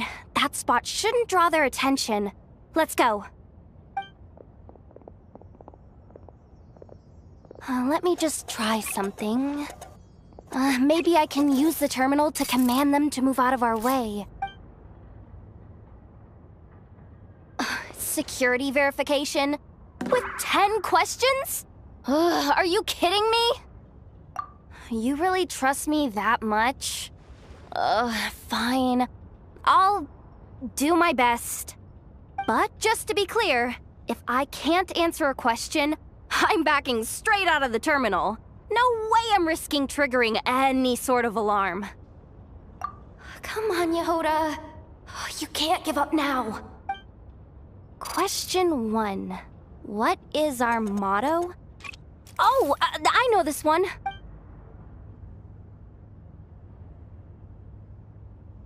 Question 5. The name of the harbinger in charge of this facility. Let's go with, Sandrone. This one should be... the Pale Star Edict. I've heard one of Boss's informants mention that before. Final question. Enter employee ID. And it's timed? Okay. 183574. Confirm. I actually got them all right? What a miracle. Not bad, Yehoda. Not bad at all. Guess you're an official maintenance intern now. Hey, that could be my personal plan B if I can't get my job back. Just kidding. The Fatui are awful. The bots have taken the command. They're moving off. Let's get going while the coast is clear.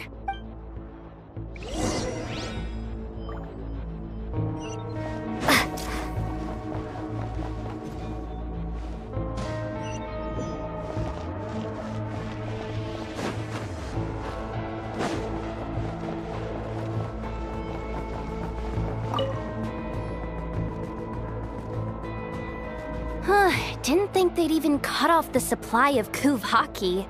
They're being really cautious. If we can somehow divert some emergency power into the system, we might be able to force boot this thing. What do you mean by force boot? How do I explain this? It's like dumping a whole bucket of water into an empty pool, so that the little ducky gets to swim around again. You should probably just ask Aino instead. So, we just need to find that bucket of water, right? Paimon thought your explanation was great. Kinda adorable. In a childish sort of way. Hey, you could have just skipped that last part. Here, bucket, bucket, bucket. Where are you hiding? Judging from the concentration of Kuvaki, over there. Wow, you can sense that, Laumado? That's incredible.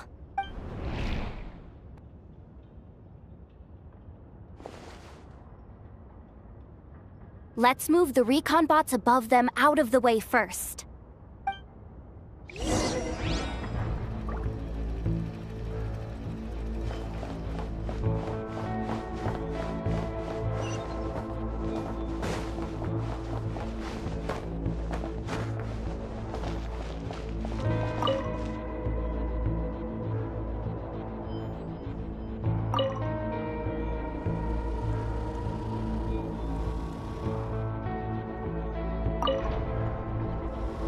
All right, that should keep the alarm from going off.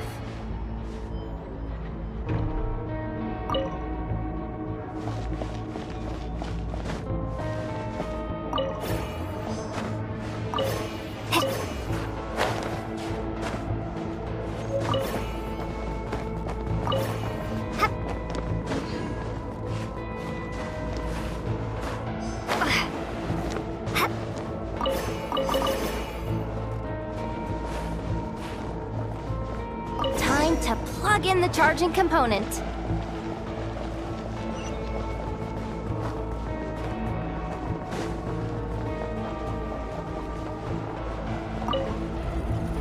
and running at last. Let's hope nothing else goes wrong.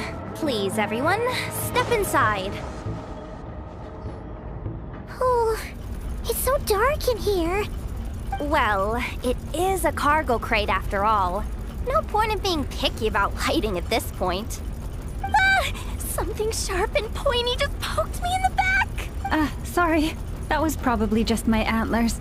It's pretty cramped in here, so I had to crouch down. Oh, having antlers must be inconvenient at times like these. Ah! What's going on? Don't tell me something's gone wrong already. Looks like there was only enough juice in the emergency power supply to lift us this far up. Ugh. Awkward. Am I gonna get docked for this? Based on the boss's policy of docking pay for every screw-up, No, wait a sec. I've already been fired. Doesn't look like it's moving again anytime soon. I think we can get through if we follow the ventilation duct along the outer wall. The entrance has gotta be somewhere. Don't worry, this was totally part of the plan.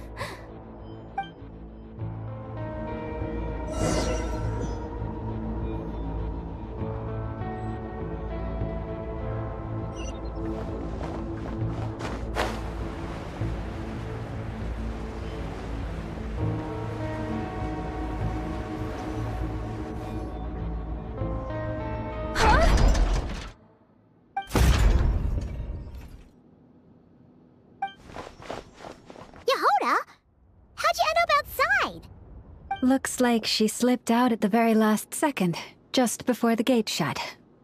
Impressive reflexes, I must say. Though I'd expect nothing less from a former employee of the Curatorium. I'm so sorry. That was pure survival instinct. I didn't mean to ditch you. Anyway, you guys just stay where you are. I'll figure something out.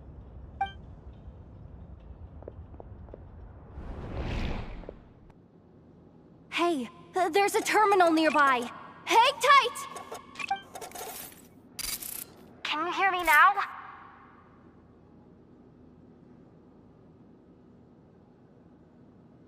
The duct security protocol has been triggered. The gate must have dropped when it detected a living presence. Wait, so we're trapped in here? I'm checking what I can do from this end. Watch out for the laser up ahead. What laser?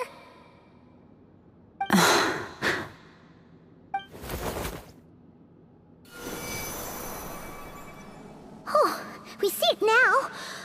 Good thing we didn't move. Got it. I think I understand the situation. Hang in there. Just one moment. This is killing me, but I think I've got it. I can try adjusting the direction of the Kuvaki flow inside the duct. If I've got this right, you might just be able to dodge the lasers by utilizing the Kuvaki's pull in reverse. Oh, Paimon thinks she gets what you mean. But I can't see where you are from here, so I'll need your constant input. Just tell me what to do. I'll follow your lead.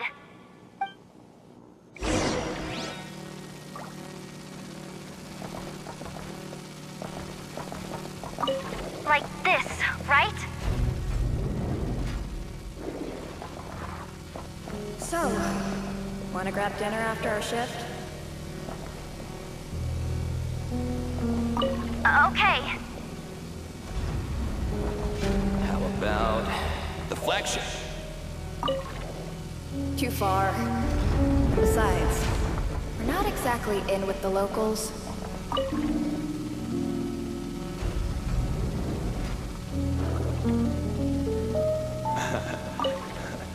Then how about the staff cafeteria?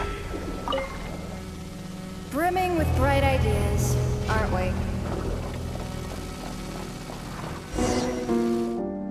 Oh, we made it to the other side. And all thanks to Yehoda. But the gate hasn't opened. How's she gonna meet up with us? Yehoda! No irregularities detected in the duct. Confirm. Confirm. Confirm. Ugh, just confirm the command already, you useless excuse for a terminal! You piece of robo-junk! You mindless pile of scrap! What the? Insufficient clearance? Of course, I don't have the clearance! You oversized... Ow! Go with the flow, Yehoda. Go with the flow. If the others make progress, that's great. But you can't bank on it. You've never been one to depend on others. So it's about time you stepped up to the challenge. Deep breaths. Stay calm. My priority right now is getting my hands on a high-level access card. That way, I can override the security protocol. Senior maintenance staff. Only they can access the core sector. But hey, there's always someone careless enough to hide a spare key under the flower pot by the door. Which means there's a good chance there's a duplicate lying around somewhere in the control room. Even if I can't get into the control room myself, doesn't mean I can't rely on some external help. If I can take control of one of those guard bots, maybe I can use it to search for the access card. This is crazy, Yehoda! You're all alone. You've got nothing. And yet, you're charging ahead like fear's a foreign concept. Maybe that's exactly why. 'Cause I've got nothing left to lose! Confirm! Am I a genius? Whoa, this feed's super clear. Oh, this is gonna be a piece of cake. Wait a second. Oh, this thing's not a guard bot. It's a janitor bot.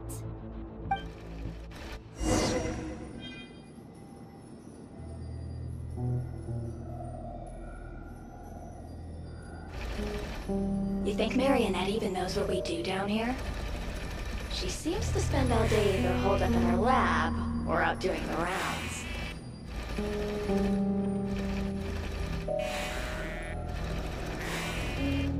It's still a mess over there. Go clean it up. Why? Planning to skim a little off the top? No, nothing like that. Just wondering if anyone would actually notice if we didn't show up from time to time.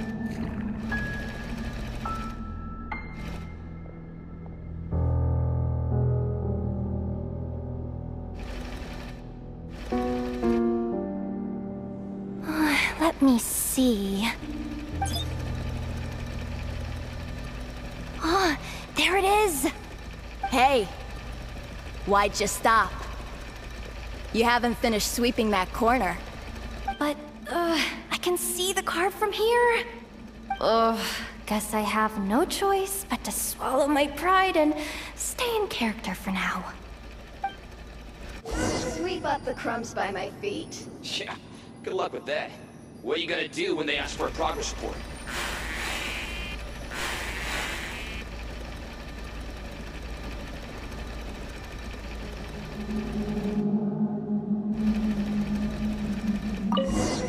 There's coffee stains at the bottom of the steps. No slacking! Sucks, though. Finally sent somewhere warmer than Snezhnaya. Yet we barely get to see the outside world. Come on! Where's that bot passage when you need it? There! Oh, the terminal's just ahead. But will Yehoda be okay? Paimon? She said she'd use every resource at her disposal, so let's have some faith in her abilities. Besides, when it comes to surviving in NOD KRAI, she probably knows more than any of us. So, they really do believe in me. But how long are we gonna have to stay here? Paimon doesn't want to get caught by the Fatui either. Does Paimon mean the two Fatui in that room? Let me see if there's a way to distract them. Wait, did you hear that? Huh? The alarm? What's going on? Let's go check it out.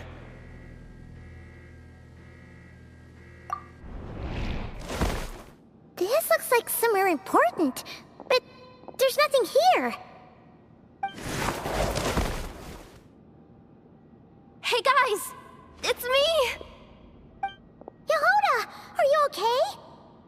I'm fine. I managed to swipe a high-level access card and triggered an alarm to draw the guards off. But we don't have much time.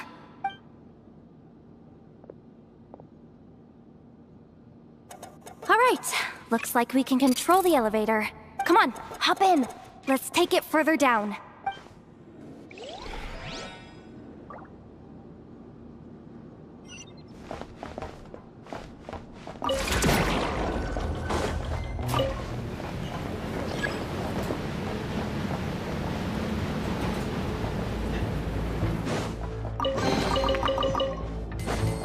We should be able to use the terminal to move the drawbridge. Here's the access card. I'll keep watch while you handle the controls.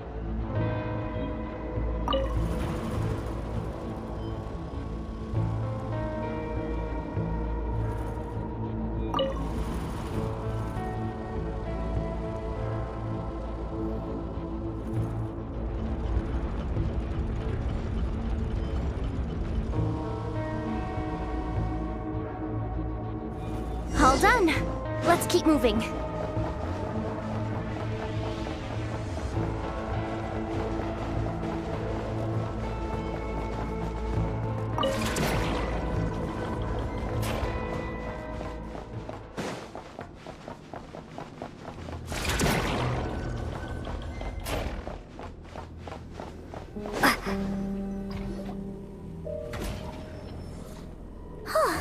There's no one here!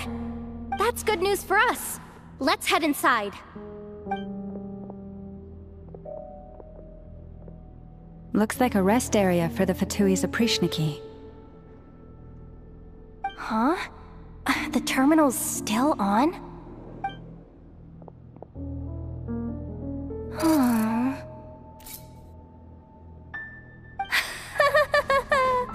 Looks like that good news is now half good news, half bad news.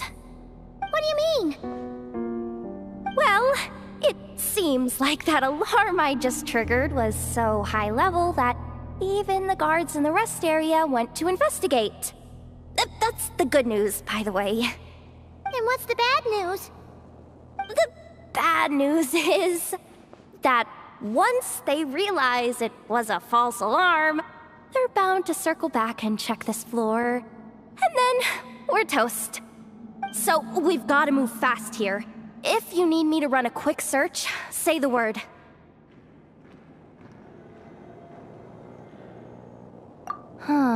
Analysis of Kuvaki extracted from the moon marrow suggests that its energy core bears some close relation to the power of the former three moon sisters. It is suspected that there is a link between the Frost Moon Scion's hidden relic and the shattered remnants of the Eternal Moon. Come on, none of this is important right now. Just tell us where you hid the darn thing. Access denied. You do not have permission to view this data? Even with a high-level access card? Who does have permission then?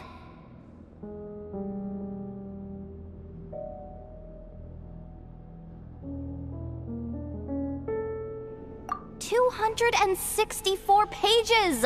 What is this? A novel? Can we just skip to the end?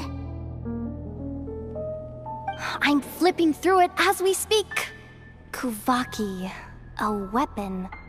Huh, seems like the Fatui and Snezhnaya are trying to harness the power of the Light Realm to build some kind of weapon.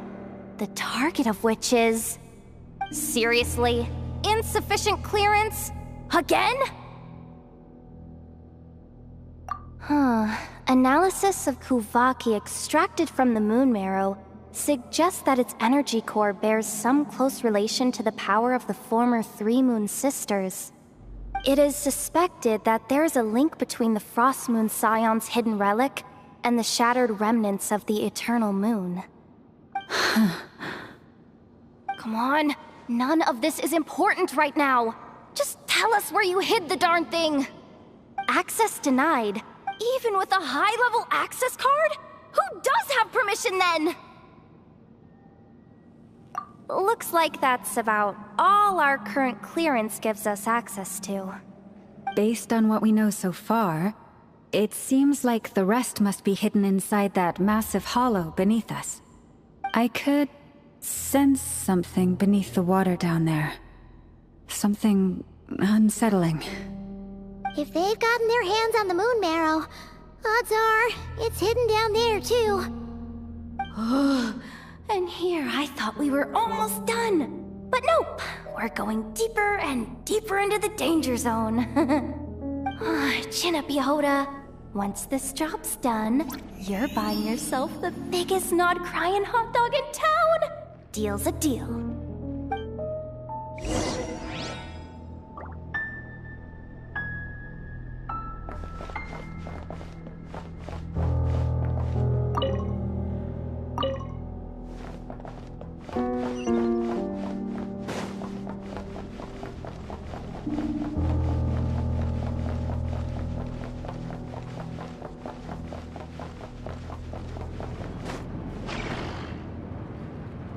Watch out for that defense bot! Ah! It's aiming right at us! You'll have to use Kuraki to deflect its attacks back the way they came!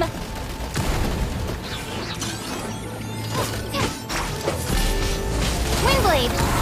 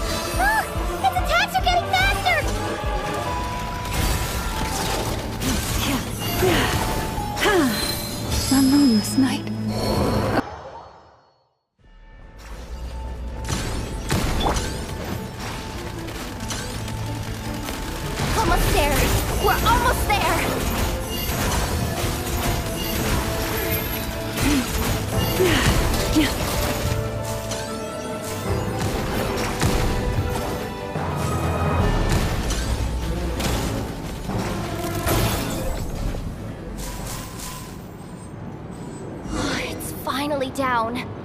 Quick, let's hurry down to the lower level before we're spotted. Hit.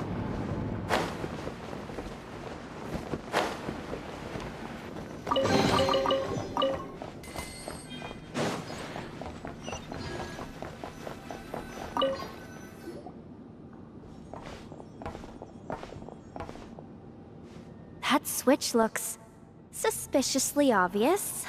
No way I'm pulling that. But you guys, go ahead. Hey, you spotted it first. Shouldn't you be the one to pull it? Not a chance. I'm just the guide, remember? At most, I'll help you look for an escape route. They don't seriously think pulling this thing's gonna lead to treasure, do they? I'd be amazed if it doesn't set off an alarm. Besides, I didn't even bring my smoke bombs. Which reminds me of the actual second rule of treasure hunting. Better safe than sorry.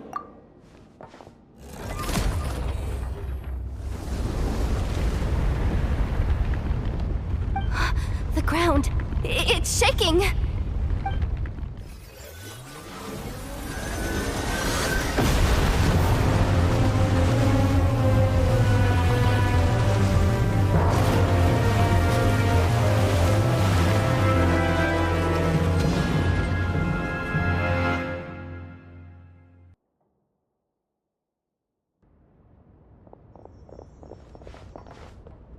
Wait, did the surface of the water open up?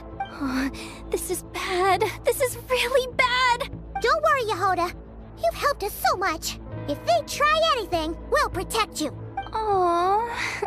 Come on, I was just kidding. I'm tough, okay? Just haven't had the chance to show off my fighting skills yet. Me, afraid of the Fatui? Ugh, not a chance. I suspect the relic is hidden down below. Yehuda, your commission ends here. I am truly grateful for everything you've done for us. You don't need to put yourself in any further danger. Oh, I'm coming with you. This has nothing to do with the commission, or the danger, or whatever. This has already gotten way out of hand, so I'm coming too. End of story. Aw, she's blushing. Hey, zip it.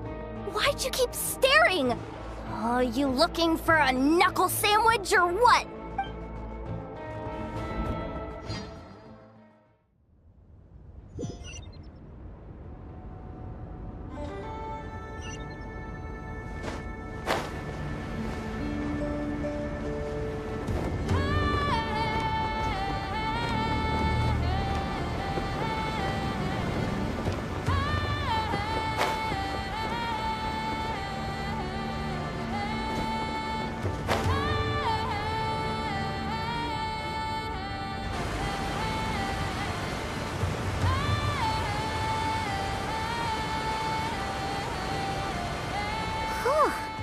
It's really deep down here. What is this place?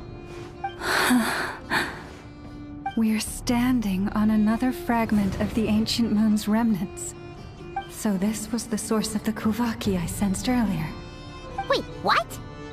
So the Fatui had it hidden underwater this whole time? This gigantic thing?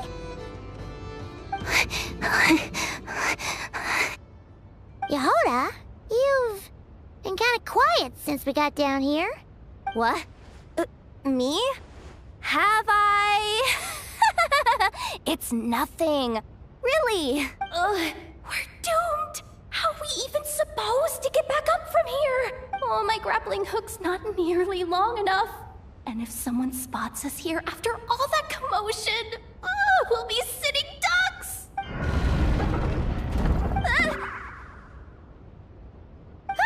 Oh no! That door's opening! Please don't say it's the Fatui! No, please, no! We finally made it here, and we're so close to getting the job done! I didn't risk my neck just to die before I've even had a chance to spend my reward!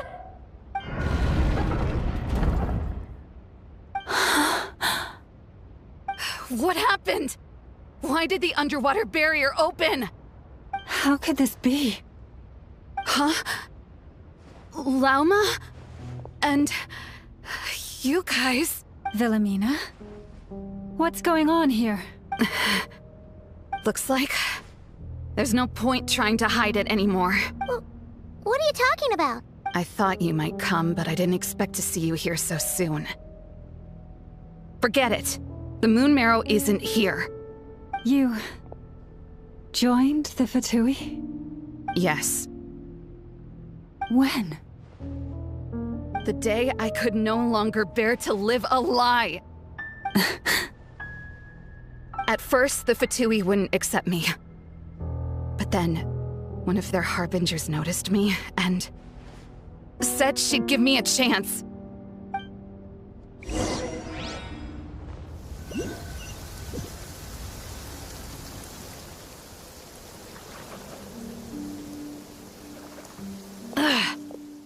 Lost them again. That harbinger told me to follow the blonde traveler who might visit the Frostmoon Scions. Easier said than done, though. The animals are on alert at night. If they see me, Lauma will catch wind of what I'm doing sooner or later. Am I really doing the right thing? No. It's too late to turn back now. The empty prayers, the stubborn displays of faith like Cappy's today. This isn't the life I want. Huh? Is that...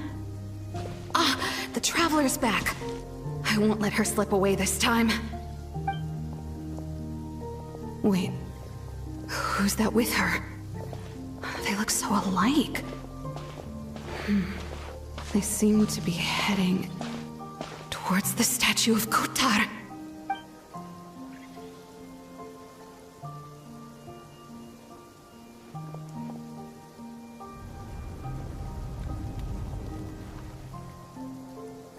They've opened the secret chamber? But wasn't it meant to be sealed? Wait a second. The moon marrow! Surely they're not after the moon marrow. I'd better go report this straight to... Hold on. If they do actually make it to the final room, then maybe I'll be able to get my hands on the relic. The one thing the Fatui have been after this whole time.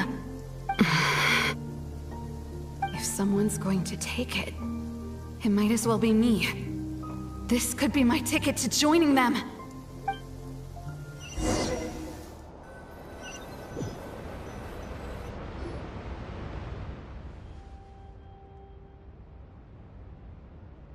Yes. And in your final moment of hesitation, I took the chance. And then you gave it to the Fatui? But when we talked to you before, you seemed so genuinely worried about Lauma. Because I thought she was as fed up with the Frost Moon Scions as I was. We grew up together, Llama. I know you were chosen to be the next Moon Chanter when you were just a child. They never gave you a choice in that. I saw the look in your eyes when you were treating that child. That sense of helplessness. Surely you too must see that this blind, inherited faith of ours is simply holding us back. If our prayers are never answered, then why keep praying? Do they really deserve all of your devotion? Or are you trapped by the responsibilities they imposed on you? So those are your reasons for wanting to leave the Frost Moon Scions? Isn't that reason enough? When we pray to the moon, we do so to show our gratitude for the life it granted us long ago.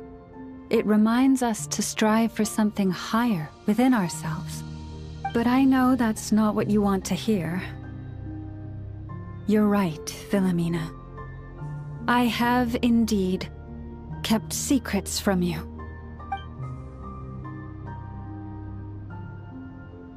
I knew it. You don't want to be the Moon Chanter, do you? No, that's not it. I'm talking about the fact that the moon in the sky isn't real. What? You're saying... Huh? I've completely lost the thread now. Oh, do we really have to do this here? What if a Harbinger shows up? Oh, I'm not cut out for fighting big bosses! The pain you sensed in me was the pain of hiding this truth. If what you're saying is true, then you already knew that the Frost Moon Scions wouldn't believe any of this. Why didn't you just leave like I did? You don't understand, do you? That's the difference between us, Philomena. I care about the Frost Moon Scions. They're family to me. It hurts because I care. And that's why I chose to hide the truth. But now I understand that was a mistake. My family deserves to know the truth. I shouldn't have tried to hold it all together with empty prayers. Are you trying to say that I only ever cared about myself? There's nothing wrong with that in itself. No one would have tried to stop you from leaving. But you did not have to stab us in the back like this. We've been spotted! I knew it. I just knew it. Oh, what now? If a Harbinger shows up, I'm out of here. No darned relic is worth dying over. Looks like I misjudged you, Llama. I didn't think you had it in you to stand up to your fate. Turns out, you are a great moon chanter after all. But you were right about one thing.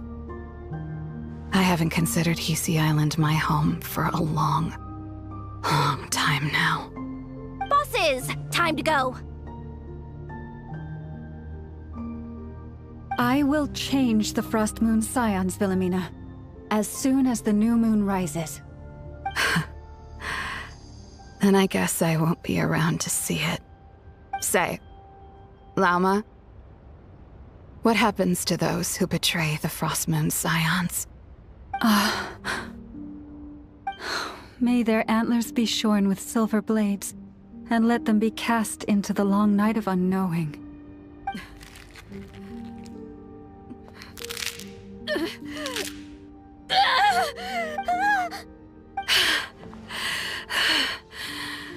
I have honored the ways of the Frost Moon Scions one last time. Think of it as a gesture of respect, Llama. There they are! Grandma? Marionette has the moon marrow. She went to Star Sand Shoal. Don't flatter yourself now. I'm not trying to atone. I just don't believe you'll actually be able to change them.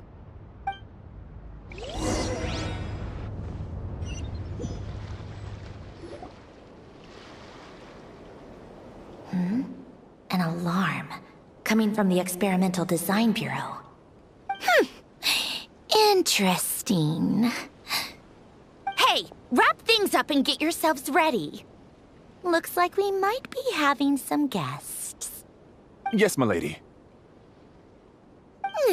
Perfect timing. This job's been boring me to death. Time to test some hypotheses.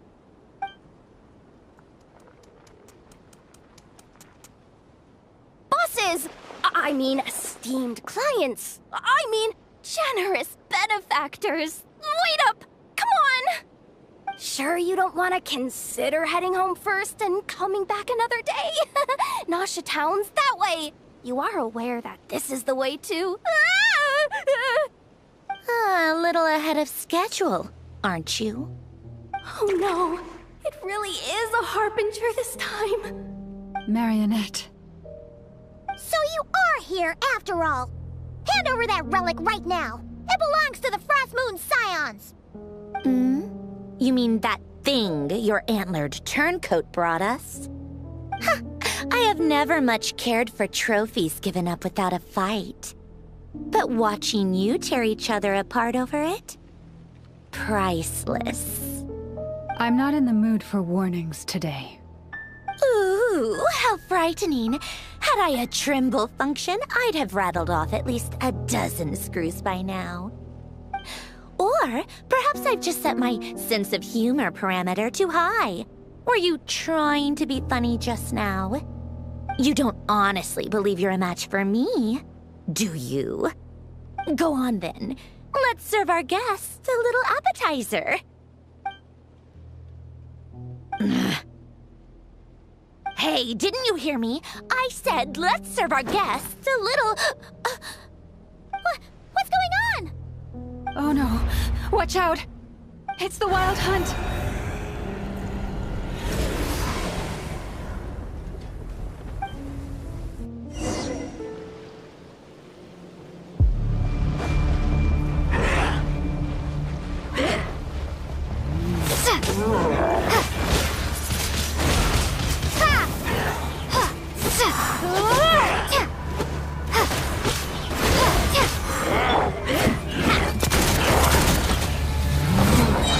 Fire!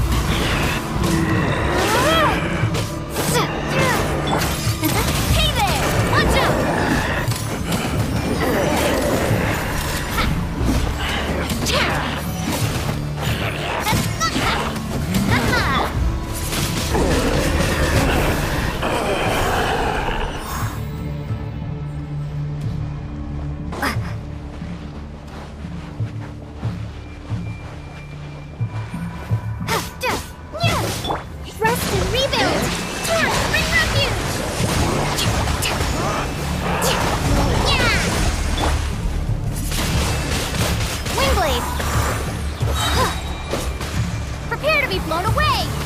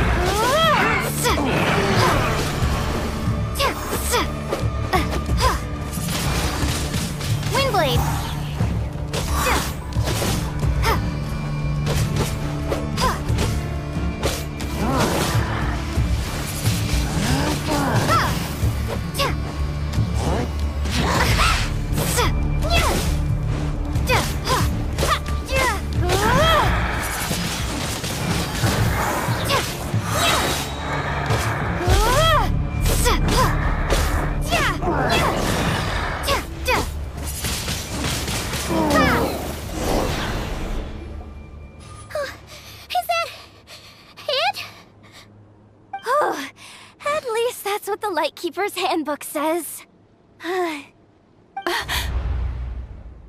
Careful! It's not over yet!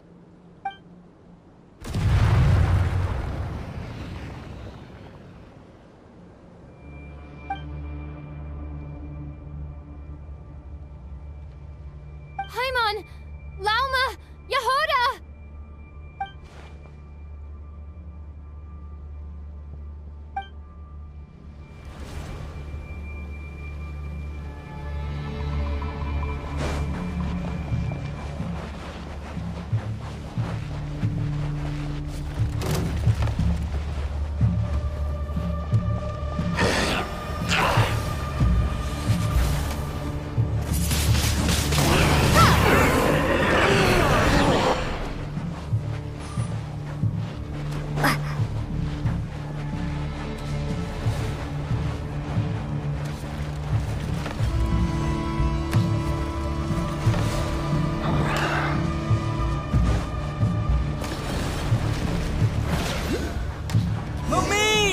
Wait, what was that?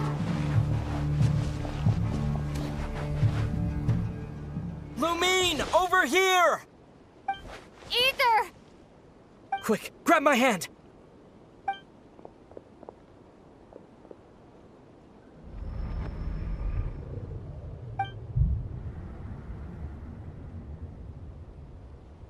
Lumine, what's wrong? Why are you here at all, Ether? What do you mean?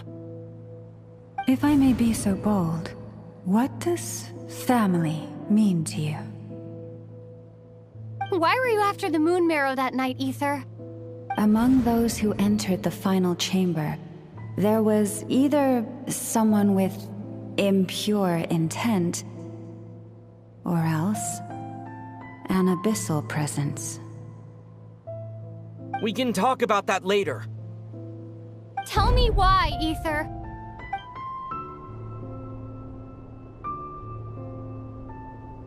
You know, this is only the second time we fought together since the day we both woke up in Teyvat. No. Lumine. But when I found you, you were still in hibernation. Even the key to the chamber was still secure on your person. We didn't wake up together. What are you talking about? We don't have time for this, Lumine! Look at me, Lumine! Don't you want to explore this world with me?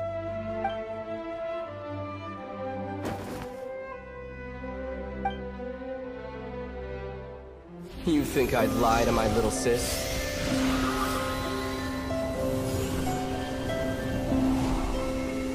What a letdown.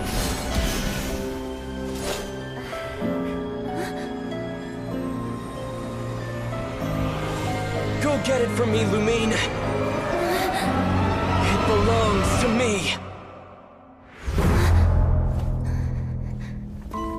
I never believed it. I didn't want to believe it. That strange feeling that something was off. I wanted it to be real so badly. Even if it only lasted a moment. But you're not my brother.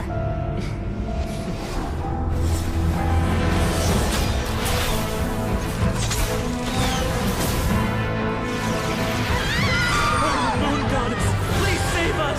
Why is this happening to us?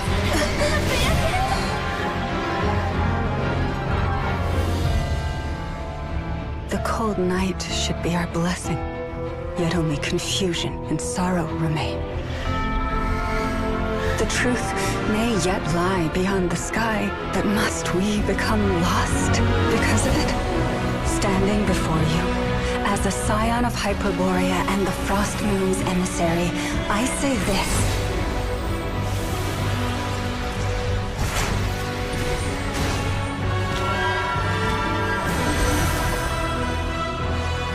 Should the false sky above dim the light of the moon, then from silver blood that flows as rivers, let us weave moonlight anew.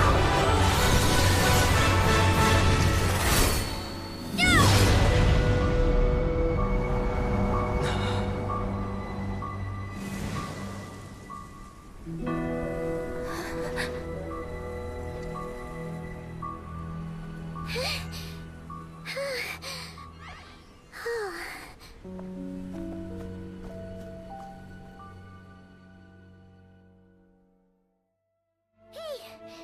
everyone okay? Think I saw my life flash before my eyes there. Oh, good thing Laumado was there to save the day. Are you all right, traveler?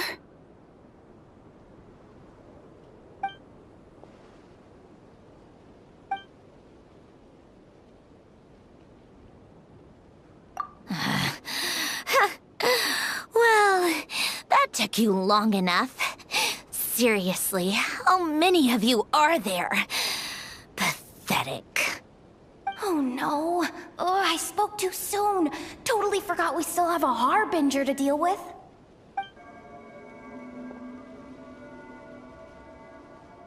Hey, is that the moon marrow? It was hidden inside that big robot of hers all along! But that robot... That's Polonia to you, not just some robot. Take it and get lost. Huh? You're just giving it to us? Well, I wasn't the one who put out the order to find this thing in the first place. So if someone wants it, they can help themselves. Maybe even choke on it. See if I care.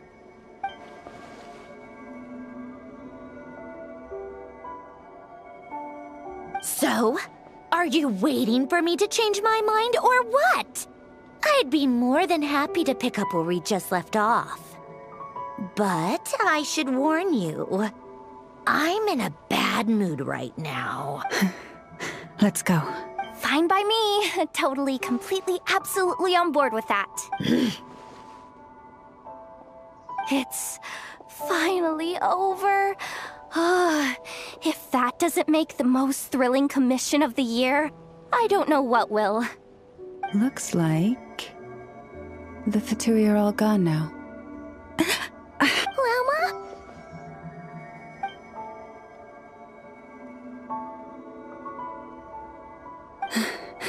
I'm all right. It's just been so long since I truly felt the power of the moon. I thought I sensed the wild hunt nearby. Don't tell me you've already taken care of it. Hey, it's Flint's! Hey, he's that Ratnik.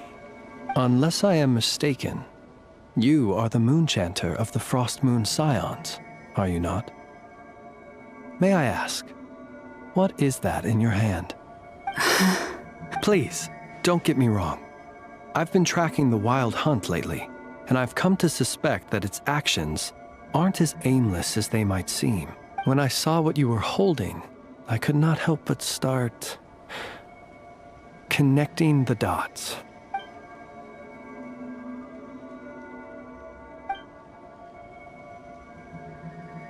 You better be extra careful, Flint. It seems like the Wild Hunt is capable of impersonating people now. Oh, is that so? Funny that. I just showed up completely out of the blue, yet you seem to have no problems trusting me. I apologize. I shouldn't be making jokes like that right now. Anyway, I understand. Thank you for the tip-off. It seems that the Wild Hunt has somehow changed in nature. I'll have to report this to HQ right away. For now, let us part ways here.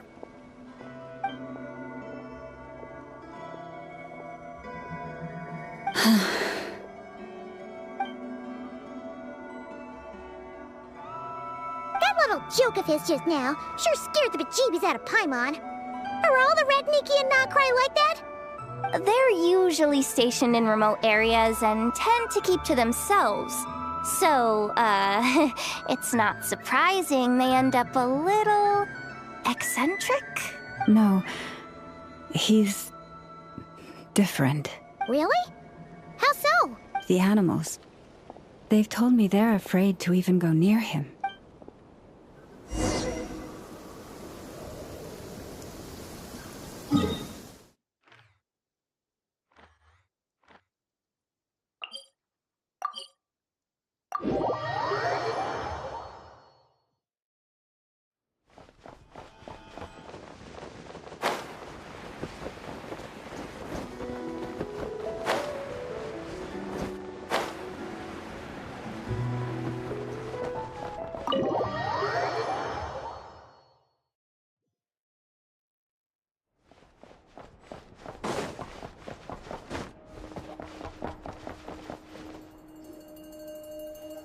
Oh, you're back. I just made you all a pot of tea. Better drink it while it's hot. Boss Neff, you wouldn't believe how scary our day has been! Seriously, I am never, ever taking random jobs like that ever again! You hear me? Oh, come on now. You even faced the wild hunt and lived to tell the tale. What's left to be afraid of? Wait a sec, how did you? Oh, right. Like you told us before, your business is dealing in information. Huh? Boss Neff, the teacups. Why is there one missing? Did you think I wasn't coming back? My. How could you think that of me?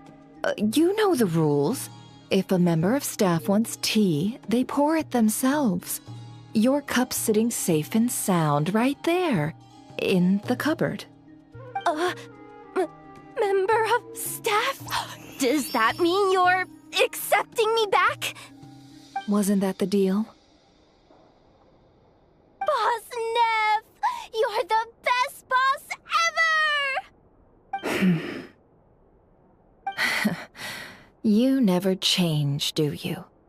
Everything turned out fine, no? You found exactly what you were looking for. Yet there you are, sulking away as usual. Nefer, that medicine we discussed before, the one for congenital Kuvaki sensitivity, I need you to get it for me. And how do you expect me to find something like that for you in the middle of the night? You'll have to wait till morning, at the very least. I need it right now. All right. I'll see what I can do. But you know urgent means extra charge, right? Thank you. You know what? You do seem a little different. In a good way? Or a bad way? Who can say? I'll take it either way, so long as you don't start making a habit of asking me for ridiculous favors.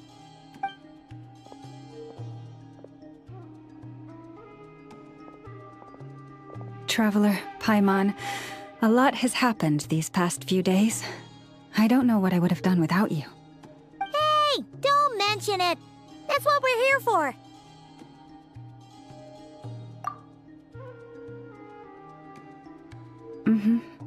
You're right.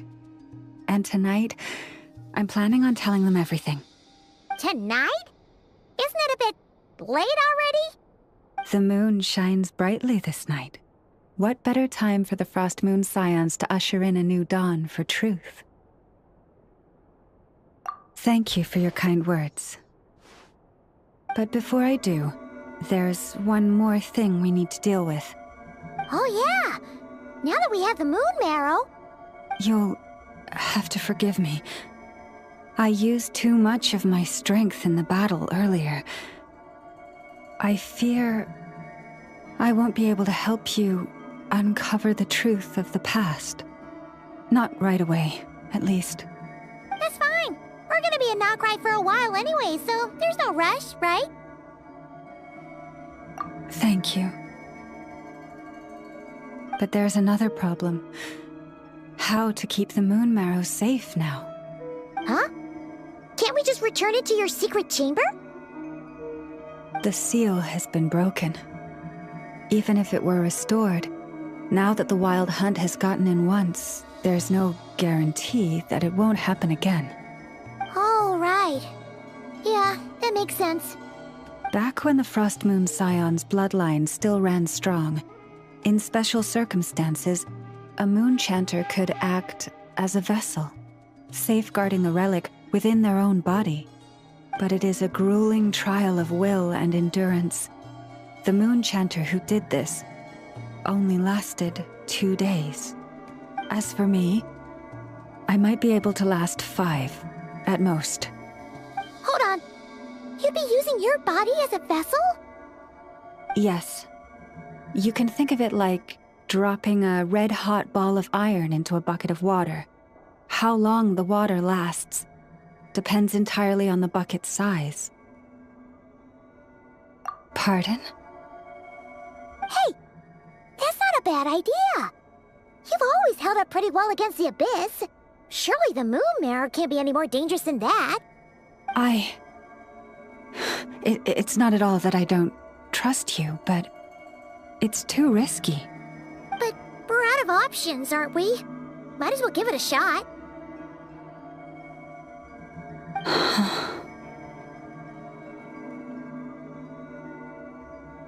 All right. Well, I'll be right by your side. If anything feels off, please tell me immediately.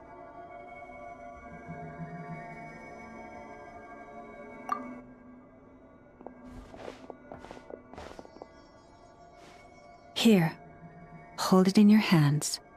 Feel its power.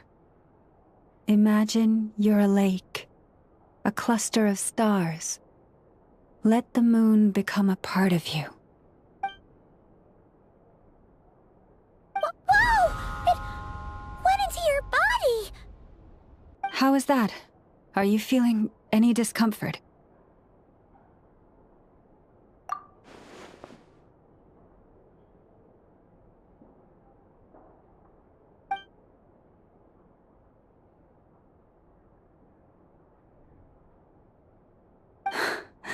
Astonishing. Not even the slightest hint of lingering fluctuations. It's as if all that power just sank to the bottom of the ocean. Well, looks like we won't have to worry about the wild hunt catching its scent now. Phew! Paimon knew you have special abilities, but still, you never fail to amaze. Did I miss something just now? Yes, and it was nothing short of a miracle. Not something I'd be interested in then. Anyway, here's the medicine you asked for. This is all I've got for today. I'll have someone send the rest over when we have it. Thank you, Nefer. I really appreciate everything you've done for me. Please stop being so nauseatingly friendly. It's creeping me out. So, what exactly did you all go through during that wild hunt attack? I'd prefer to hear it straight from you.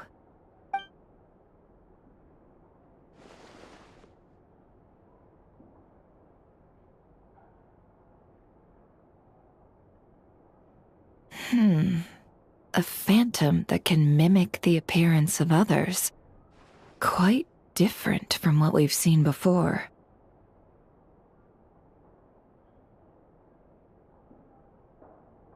Yeah, and both times it appeared, its goal was pretty clear. It seems like it was after the moon marrow. And on both occasions, it was accompanied by the wild hunt, too. It appears there must be some close connection between the two. I must say, I don't often see you look this serious, Nefer. Too late in the day for thinking, that's all. We'll pick this up again later. You all feel free to keep chatting, though. Just don't forget to lock up when you leave. On that note, Traveler, please keep the moon marrow stored within your body for the time being. We'll take it back off your hands as soon as the wild hunt's been taken care of. Once and for all. Of course. Anyway, if the two of you will excuse me, I'm heading back to Hisi Island now. It's time I came clean with the Frost Moon Scions. Hey, we're coming with you! Though, guess we won't be able to do much more than cheer you on from the sidelines. That alone means more to me than you could ever know.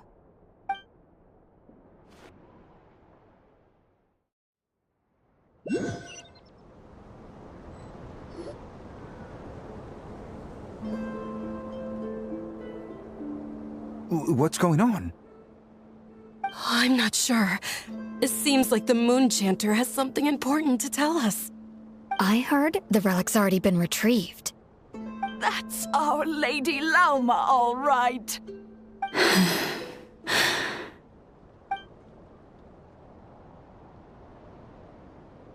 Noble scions of the Frost Moon, my kin beneath the moonlight. I hereby declare the truth to you. Long have our ancestors looked up to the frost moon, guided by her serene light. Yet now, she lies hidden beyond the limits of the sky. And so, Lauma began to reveal to the Frost Moon's scions a truth long hidden within her heart. A story of a false moon and the death of gods. Kutar was indeed born of the moon. But that does not give us the right to reap without sowing, nor clothe ourselves without the toil of weaving. As she spoke, some who listened were stunned into disbelief, while others seemed to awaken as if from a dream. From this day forth, the road shall be paved with truth, and we shall pave it ourselves.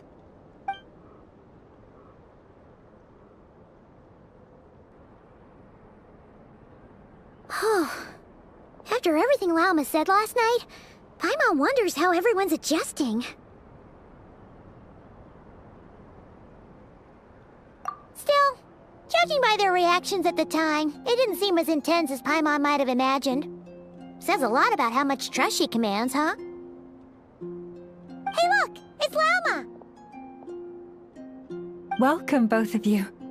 The animals were most lively this morning. They told me of your coming. Nothing too dramatic happened, did it? No one took it so hard that they went on a binge-eating rampage and ended up cleaning up the whole pantry? Or something?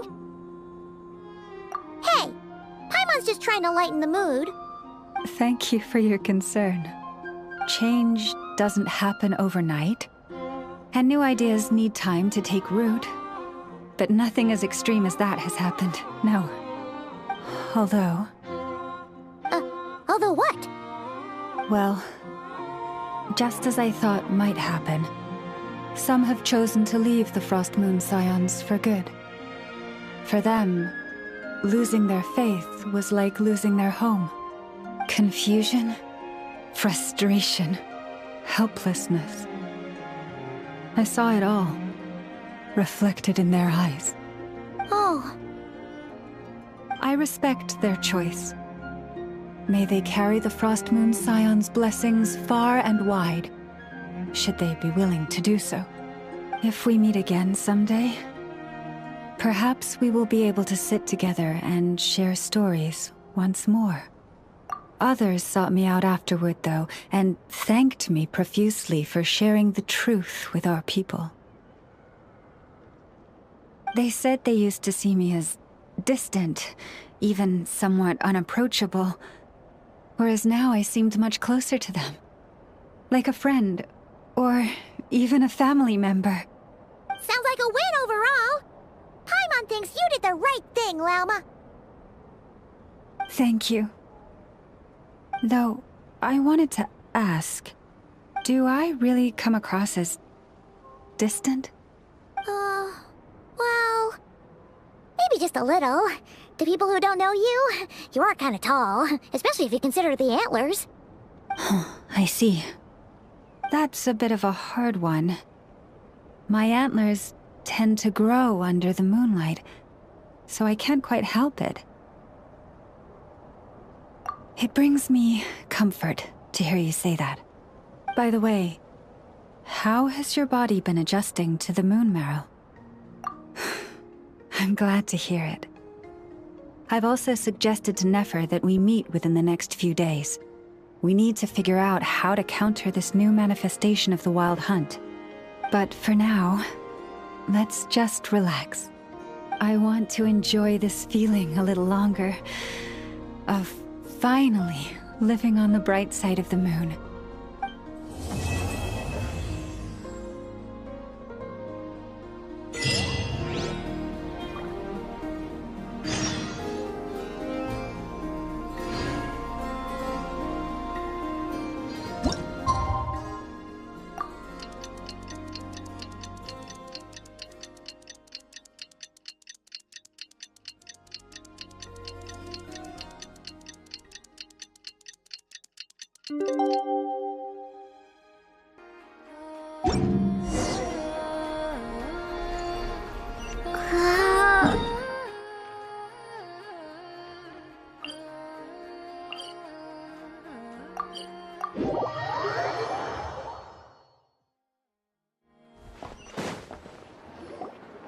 The wild hunt assault on Star Sand Shoal, you mean? Huge wave. First I've ever seen of that size. Good thing it was so brief. No, I mean there's been another to the north of Nasha Town. What? How many does that make in the last couple of days now? What are the Lightkeepers playing at? Can't be helped. There are only a handful stationed on our side in the first place, and the cannon hasn't been fixed yet either. They've been strained to breaking point for a while now, I'll bet. I'm bugging out if this goes on much longer. And here you all told me this was a good place to do business. Fool me once, I say. Hey now, this could be our big break. My second eldest brother made his fortune off wild hunt attacks, you know. Come on, let's get moving. There won't be anything left for us if we're late. Left for us to scavenge? I did hear about an overturned cargo vehicle over there. Hey.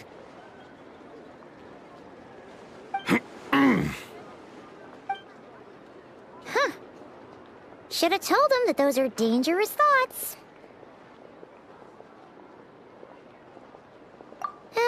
Guess you're right.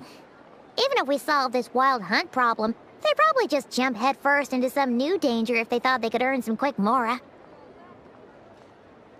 Paimon will have you know that when it comes to staying out of trouble, greed and cowardice make the perfect match.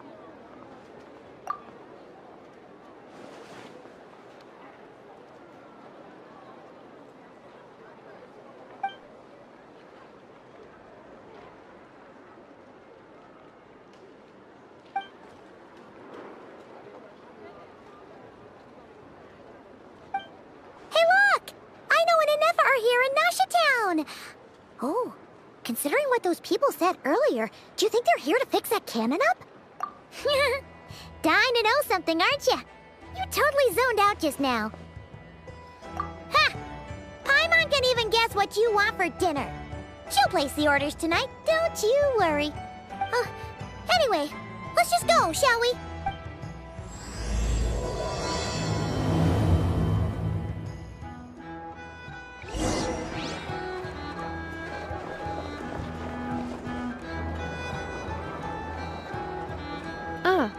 Familiar faces identified. Our good friends, the Traveler and Paimon. Whoa, free manual labor detected. Those evaluations could not be more different. This is Sosi, Sergeant Major of the nearby Lightkeepers. He's stationed here in this town. Wait, that means... He is Flynn's superior, as far as position is considered. A pleasure to meet you all. This is the Traveler and Paimon, friends of ours. They're experienced adventurers who are new to NOD KRAI. Hi there! Indeed. The sooner we can get it firing again, the quicker we can ease our current predicament. 2 more wild hunt incursions have come sweeping in at different locations after the last one at Star Sand Shoal. Our manpower is already stretched as it is. This is more than we can handle. Hasn't Flint's gone back to your HQ to ask for reinforcements? When will they arrive? Huh. Has he now? Yeah. That's what he said he was gonna do anyway. He hasn't contacted me about that yet. As per standing orders, he should be leading a team to root out the wild hunt. But I haven't received any reports for a while now. Well, he does act outside the remit of his orders sometimes. I'm a superior, yes, but I wouldn't say I have much control over his actions. So, he made the call for backup on his own initiative? Hard to say. Contacting HQ's a tricky business. I should know, I've tried. They either refuse my requests outright or end up dragging their feet. And all the while, we're the ones who have to deal with the wild hunt. Which, by the way, can strike anywhere in NOD KRAI without warning, sweeping across vast swaths of land. This has been a real test of our endurance, to say the least. We need to send our personnel where they're needed most. A single missive will not do much to change HQ's attitude, I fear. Flynn's understands this well enough, I'm sure.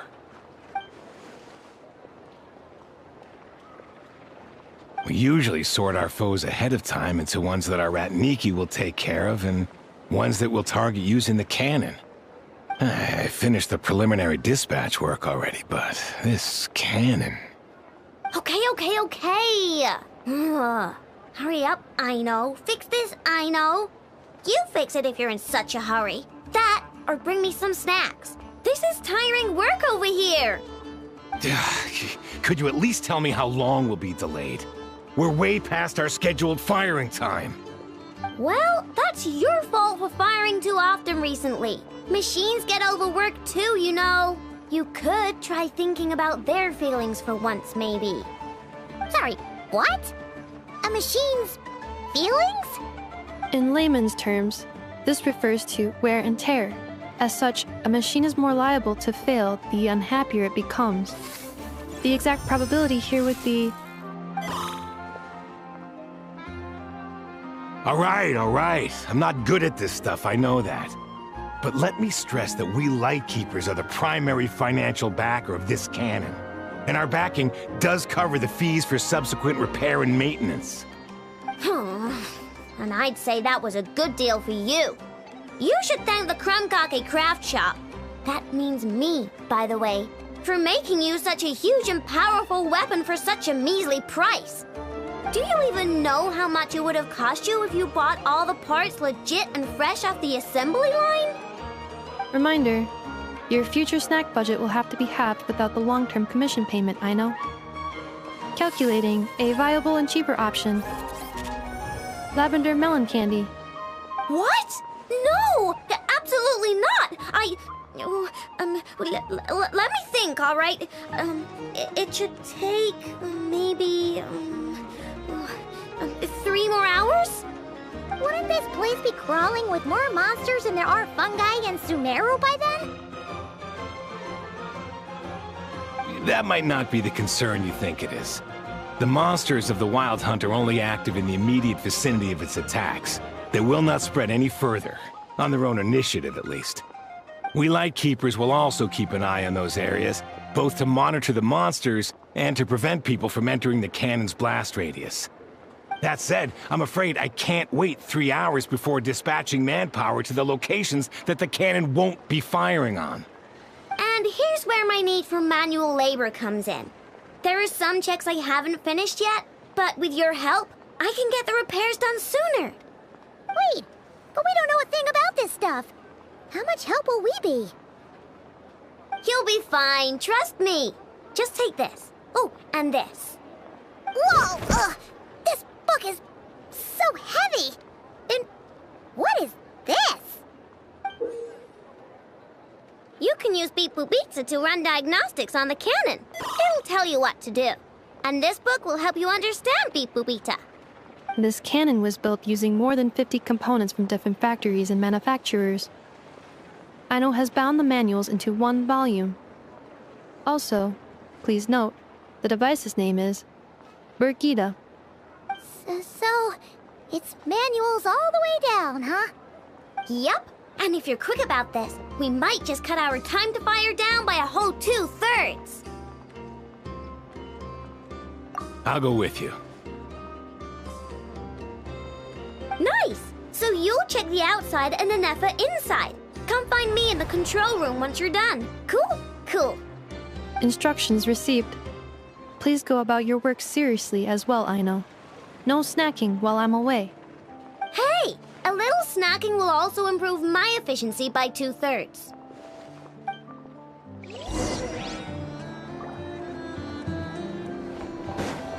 Some of these people have no taste whatsoever. Aino's explanations for things that don't interest her are a bit meh, aren't they? Or is that just how geniuses are? Isn't Beep Boopita just following us around? Sure doesn't seem as smart as she said it is. How are we even supposed to know what to check?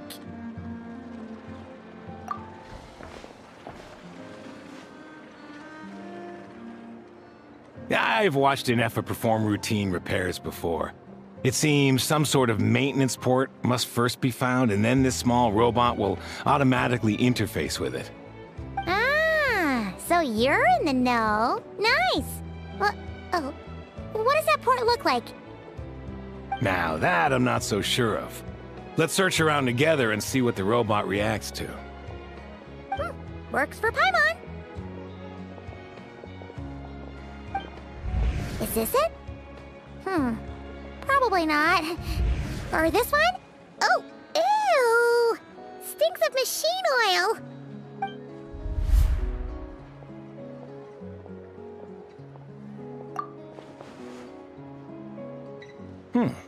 That thing over there looks promising. Where? Oh, yeah! It does. Let's try it out. Whoa! It's flying! Does that mean we got it right? So, what do we do now?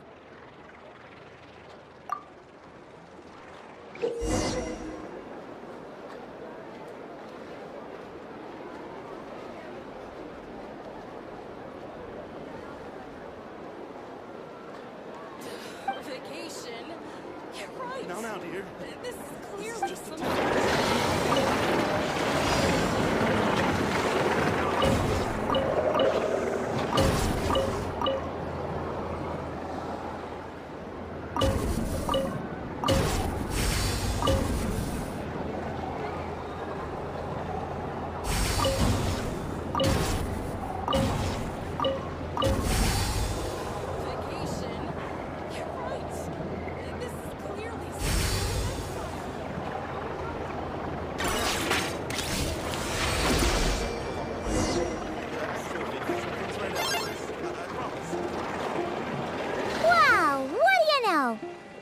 Right. We got this working without understanding a thing Beep Boopita said. Still, it's impressive how you figured things out right away. Paimon's up next, along with this stupidly heavy book. Ugh. Let's see. Should be just like checking a dictionary, right? The matching result for this symbol is... check passed. All systems normal. Wait. Is that it? Well, as they say, no news is good news. Yeah, guess you're right. Just feels like we did all this stuff for nothing, that's all. On to the next spot, then.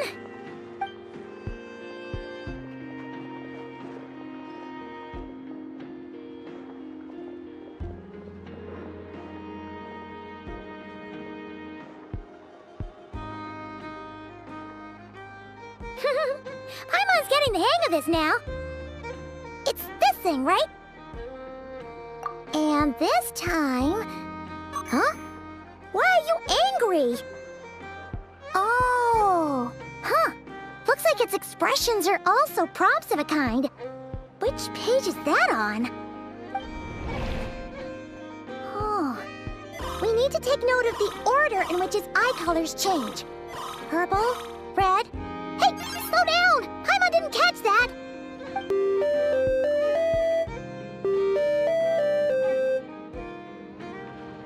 What? So now we've got musical prompts too? Weren't you only supposed to be a beep-boop machine? Alright, one final stop. This was quite a trip, huh? Agreed. I must say, you two have a talent for maintenance work. A bit shaky at points, but not bad for your first job. Good eye. Paimon's the real deal when she deals for real, you know. Really, I'd have liked to share the load, but you were really getting into it, and I didn't want to interrupt. Ugh. Couldn't you have mentioned that earlier?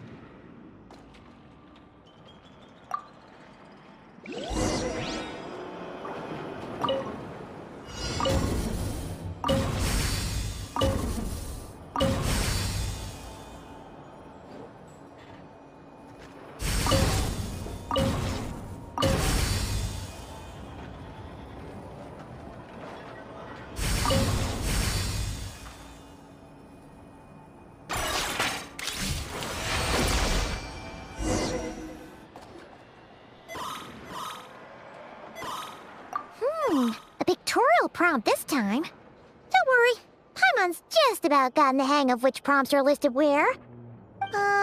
We gotta take note of the flashing patterns. One yellow flash, Nothing for 2 seconds, then 2 yellow flashes means the components here are overdue for regular maintenance. Maintenance is a high priority task. The device will be rendered inoperable until it is complete. Switch Beep Boopita to input mode to send out a signal to unlock components. The description of input mode isn't on this page. Ugh, more page flipping. Phew, that was a real struggle. Well, Paimon needs a break now. Yeah, good work indeed. But it seems this input mode requires some additional work to operate.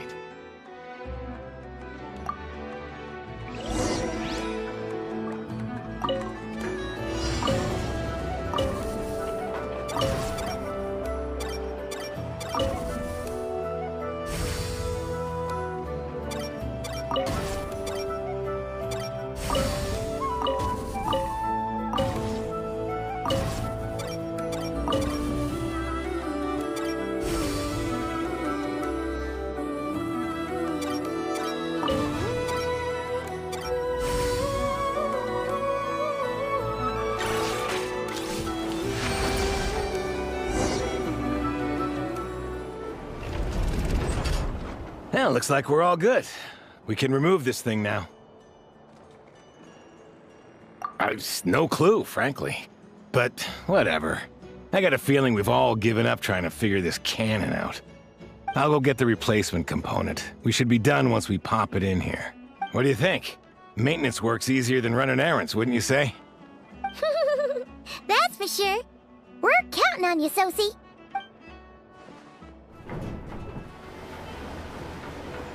You know what? Paimon took him for the stony type at first, but he's actually a pretty nice guy. Let's wait for him here, huh?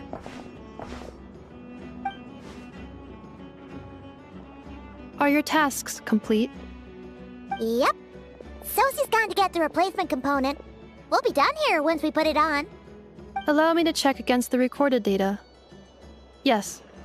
This component is approaching its replacement deadline. The cannon will generate immense recoil when fired. If this is not controlled, the firing platform will become misaligned. This part is designed to anchor the cannon and ensure accuracy when aiming. Huh. So, if the cannon isn't fixed in place, will it start spinning around like some kind of massive firework? A novel analogy, but an apt one. The large-scale damage that might follow would be undesirable by anybody's standards. This component is currently easily damaged. The materials are not up to par, and there are still some design flaws. But Aino and I are working to improve it. Estimated waiting time remaining: 7 minutes. Would you like a crumb cake? Yeah! Dessert's just the best after a hard day's work. Certainly. It will be ready shortly. Observation. Freshly baked crumb cake results in the most efficient improvements upon human happiness indices. As such, I activated an internal heater before starting repairs. Thanks for the treat. Aino's lucky to have you.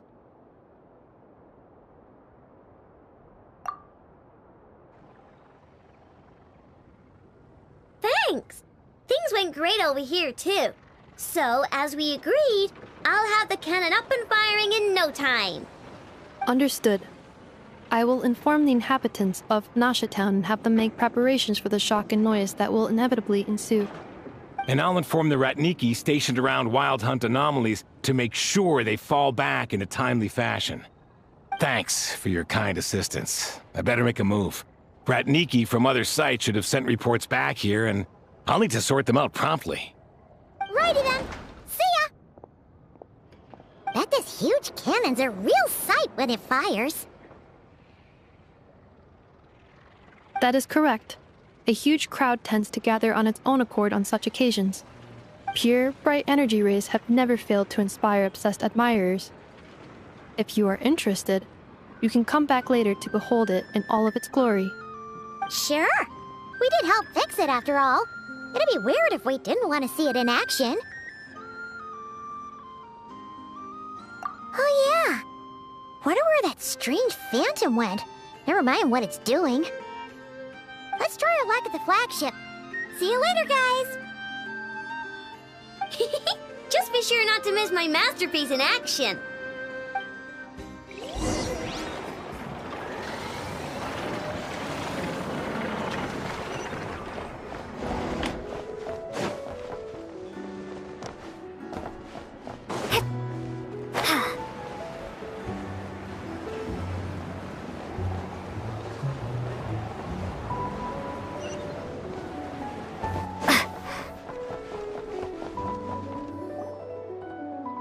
Is it just Paimon, or are there more people here now?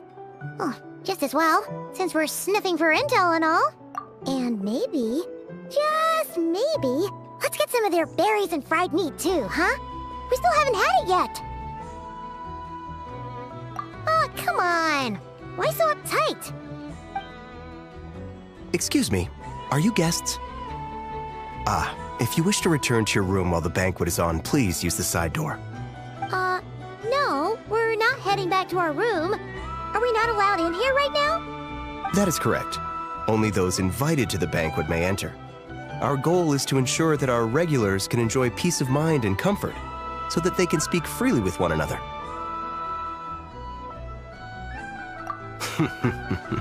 Familiar with our ways already, I see. But here in NOD KRAI, channels hold equal value to Mora. I am but a lowly employee, so you'll have to forgive my inability to help in this matter. It's fine. Can't be easy being you. Looks like we'll have to switch channels then. Never, right? The Curatorium does seem to already have an amazing intel network up and running. But if we ask her straight up, she'll likely squeeze us for all we're worth. Ooh, Paimon's got a plan! Lauma got Never to help her prep some medicine, right? We'll be heading to Hisi Island later anyway to ask Lauma to help us use the moon marrow. Couldn't we deliver the medicine while we're at it? If Never doesn't mention a payment, we can cash our services in as a favor. If she does, then we can use it to haggle. The thought of Mora made it worth the effort of thinking up. Come on, let's go!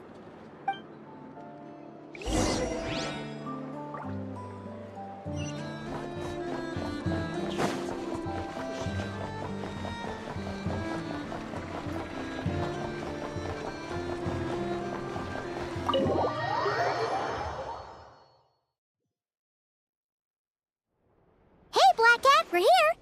Oh, it's you this time. Hello, you two. What's up? Not much. Just here to say hi. Also, we'll be going to Hisi Island later, so we can deliver the medicine to Lauma for you if you need. How thoughtful of them. Bet they want something from me in return.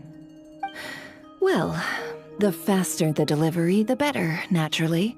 And we're lacking free hands right now, so that would be a great help. Yehoda's gone to get the medicine, and she should be back any moment now. If you have nothing else to do, feel free to wait here. I'll have someone bring you some snacks. Don't mind if we do then. Thanks! Oh yes, I'm sure you've all heard about what's going on. Nasha Town's in turmoil, and right now everyone wants intel. Whether it's to strike it rich, save their lives, or escape whatever predicament they've found themselves in. Ah, so you're busy making Mora. How nice. It's not all good news, I'm afraid. We're stretched so thin that our clients have taken to competing for our services via auction. The price for taking priority slots has all but skyrocketed. In other words, we've had to suspend free intel handouts for now. She cornered us right away! Did she guess what we really wanted from the start? If there's anything that worries me right now, it's the wild hunt. It affects everything we do, yet the number of people who can ensure cargo safety in the face of such a threat is vanishingly small. That doesn't sound too hard. If you need something delivered, hit us up and consider it sent. Is that so? But... no. Forget I said anything. I mean, you're great heroes. How could I waste your precious time on trifles like these? Is there now? You should have said so sooner. Far be it for me to extort you, of all people, for intel. But seeing as you so kindly made me an offer, I suppose I'll accept.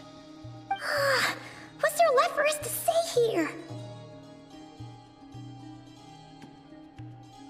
More like our common perspective. Most who live here only wish to defend their own interests. But we are different, are we not?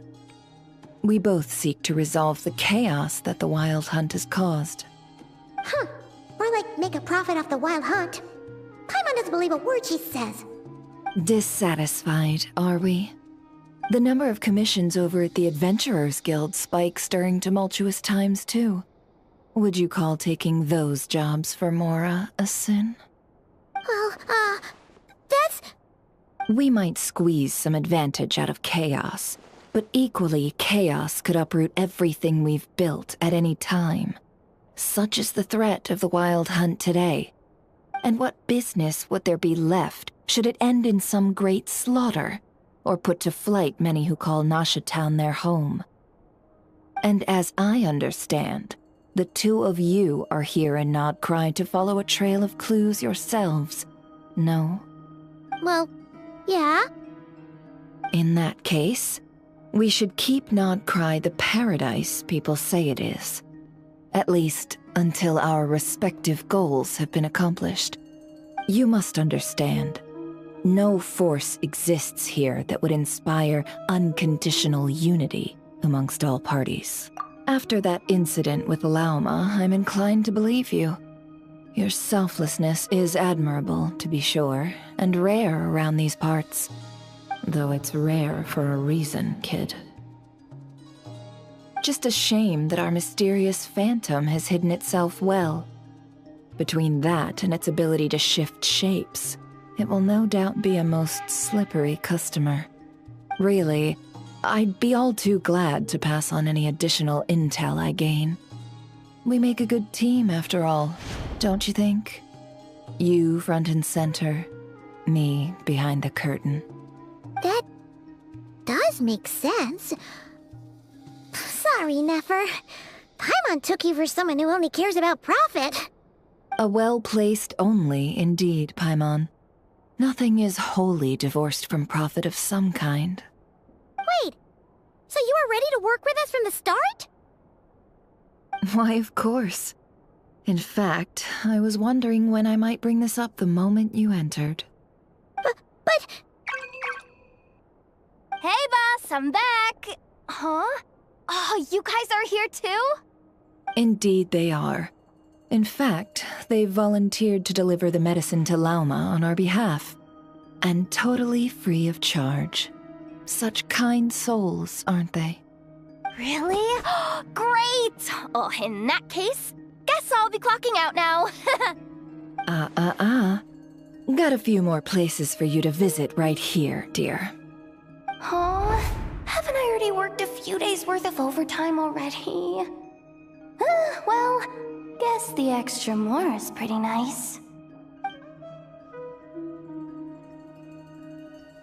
Well, we better get this medicine delivered pronto. Huh? Surely not. The special medication from before wasn't so. Was it? Wait, that can't be. Let me see. This isn't right. How could it be salt? It was raining back there, so could it have happened while I was resting at the store?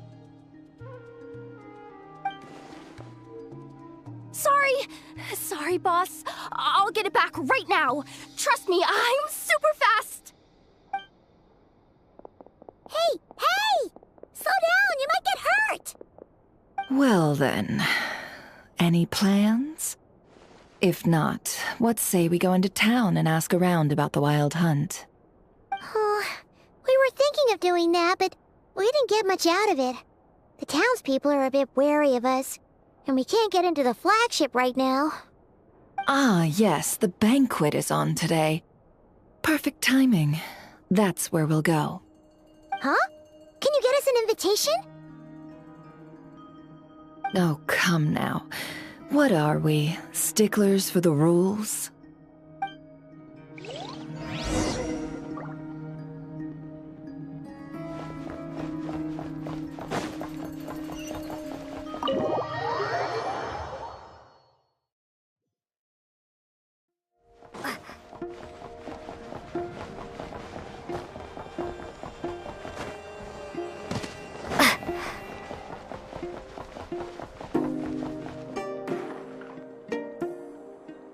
Lady Nefer, a pleasure to see you.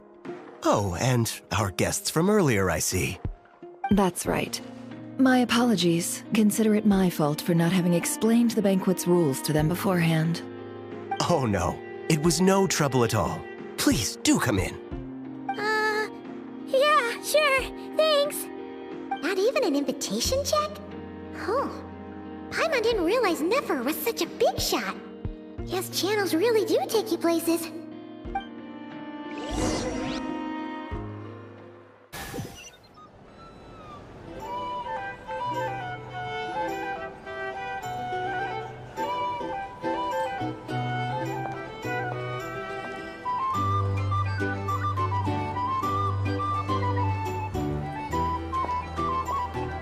Finally! Now, what do we...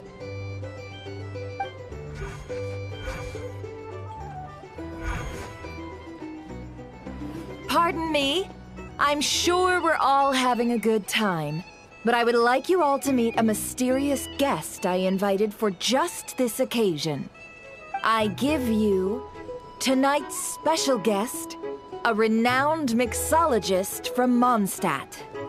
Are you serious?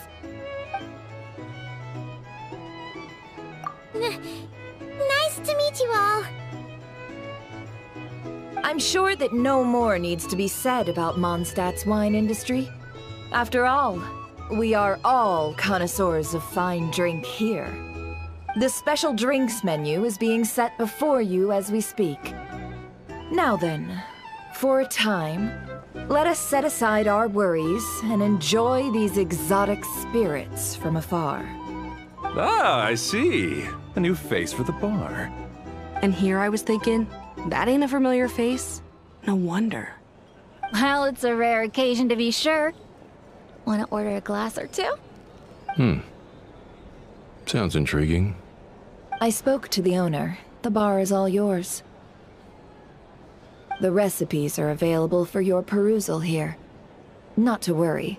I've taken the liberty of removing the more challenging options.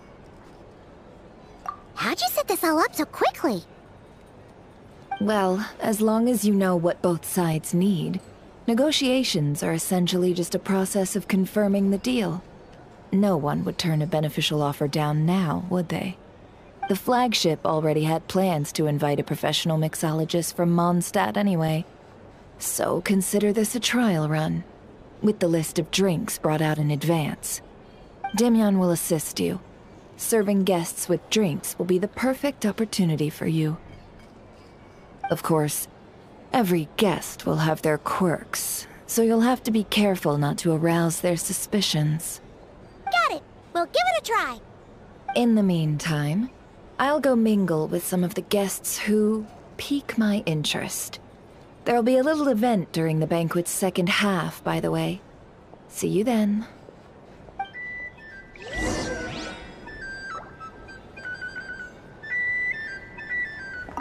Hello. How may I assist?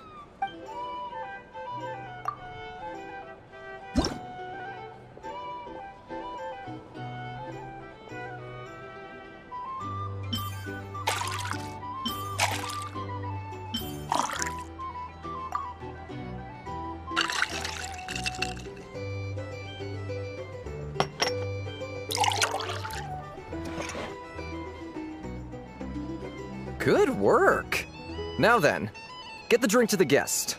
Wouldn't want to keep them waiting.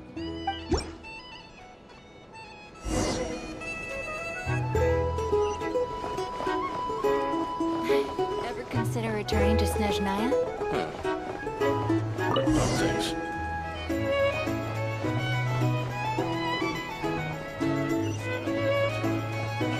Tell you what, I envy people like you.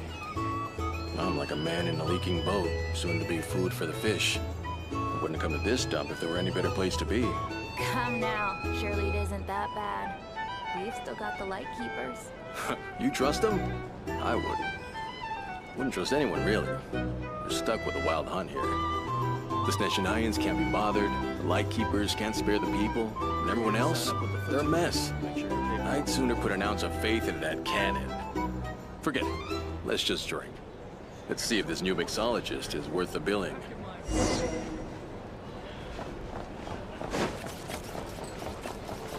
Hello. How may I assist?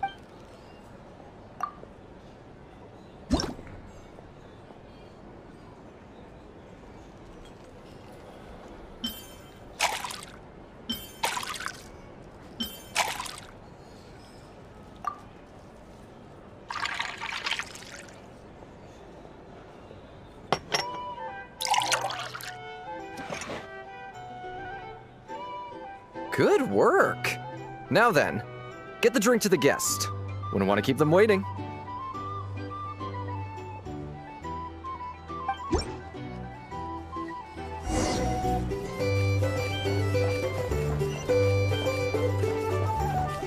doubt the Snezhnayans will stand idly by if this wild hunt problem. Leave it over there. Seems that if you want to negotiate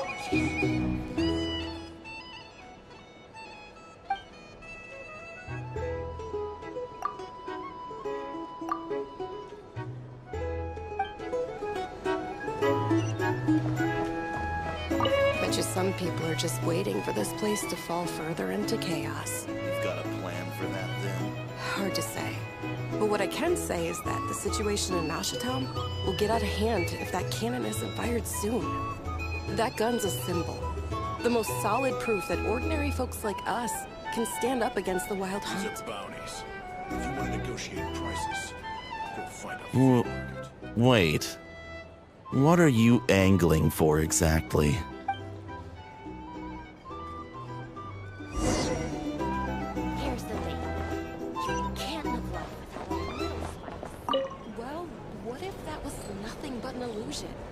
What if, let's say, the cannon was never meant to be fired? For our sakes, at least. Surely this town is still of value to those who control it. Of course. Well, that's all it is. Value. For us, though, there's no place but Nashatown. And we're putting its life and ours in their hands. I get what you mean. Let's just see how this plays out first. Seems like they're all talking about the cannon already. Guess that's why Sosie was so anxious. Hello.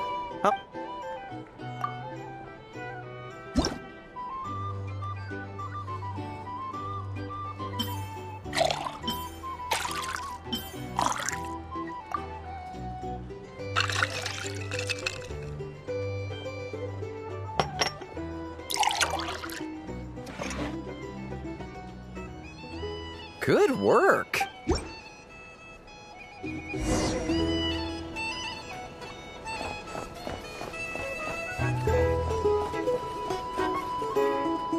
Oh, so this order was yours, huh? Indeed. So, any notable news? Ah, you two must be Nefer's friends. A pleasure to meet you. If you've got a moment, let's have a drink. On my tab, of course. Paimon doesn't recall there being any other orders right now. Sure then, we can take a break. Then come, sit. Dimyon, 2 wildberry trails if you would. Without alcohol, much obliged. Hints is the name. I help out at the Rossum workshop in town. They usually put me in charge of making and repairing simple machines. Paimon's name is Paimon. Pleased to meet you. Anyway, help me keep an eye out, all right? Valuable intel will be suitably compensated. Oh, come on. Is that how it is between us? I mean, I wouldn't even have this job if it hadn't been for your help back then. So, you've known each other a long time? That's right. I came to NOD KRAI with nothing at all. Would have starved on the streets if I hadn't met Nefer. She lent me money to study a craft, and even introduced me to Aino and the Voynich Guild, which is how I slowly carved out a living for myself. That's a huge favor. Huh. So Nefer can be a nice person sometimes, huh? Well, I'd also say she needed a willing and able machinist at her disposal. Come now, Aino's talents are better spent on issues bigger than basic machine repair and component manufacture. I did think myself a dab hand at such work at first, but compared to her, I might as well be a trainee who couldn't weld a wire to save his life. Got the scoldings to show for it, too. It took me a long while, but I finally got to the point where I could make my own machines, and even maintain some of Aino's relatively complex ones, like Kuvaki detectors or mechanical arms. He's the one responsible for maintaining Yehoda's robotic arm. Oh, speaking of that, didn't Sosi have a mechanical arm too? That's right, one of Aino's masterful designs. I could never design one of those in my life, but if you gave me its blueprint, I could hammer one out. Nowadays, I've got regular customers, which makes for a decent keep. Even got a kid, if you can believe it. I wouldn't have, had you told me my future when I first arrived here. On the flip side, being a family man means I can't just flee this place whenever I feel like it, so I'm afraid I'm counting on you to help solve this wild hunt crisis. All the more reason to be proactive and do your part. Wringing our hands in despair does us no good in times of crisis. Oh, wait. Just another question that's been bothering me. Have you heard anything about people seeing illusions within Wild Hunt anomalies? People they know, perhaps? I have heard of humanoid shapes being sighted, but familiar faces? No. Most would think they'd lost their wits from fright if they started hallucinating. After all, no ordinary person could survive an assault from those monsters. Does this have anything to do with our current Wild Hunt crisis? Perhaps. Perhaps not. All right, I get it. I'll keep my ear to the ground for you, and naturally, my lips will stay tightly sealed. Then we'll take our leave. Enjoy your drinks. He's a social man. You can often find him here chatting with friends, and he's had contact with all manner of clients. Since he's never heard of the Wild Hunt exhibiting the power to imitate familiar faces, might it be safe to assume that our Phantom wants to keep that a secret? Huh. That does sound worth noting. How about we go talk to a few more people? A good idea, and one our upcoming activity will facilitate. Let me show you how it's done. Come, back to the bar.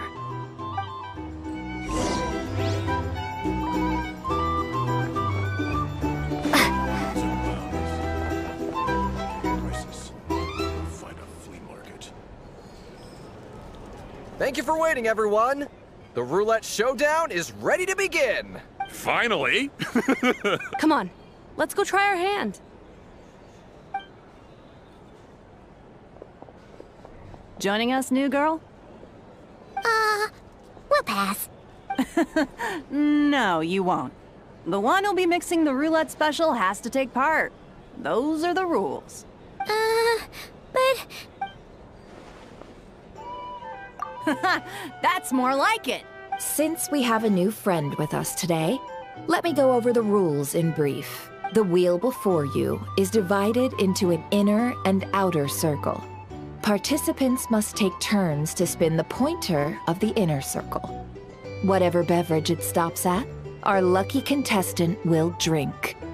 The drinks are divided into juice, tea, and alcohol, with that last further divided into 3 levels by intensity. Spin your way to a non-alcoholic beverage, and you'll score no points. Otherwise, you get 1 to 3 based on alcohol content. During a round of drinking, one participant may choose another with less points than them and pose a question, which the other party must then answer. This sounds like it might favor those who score higher, but push your luck and you might not recall any answers you were given the next day. Defeats the purpose, wouldn't you say? And that's why the person mixing the drinks has to take part. You know, just in case they decide to pour heavy, then sit back and watch the show. Not that our newcomer looks like the drinking type.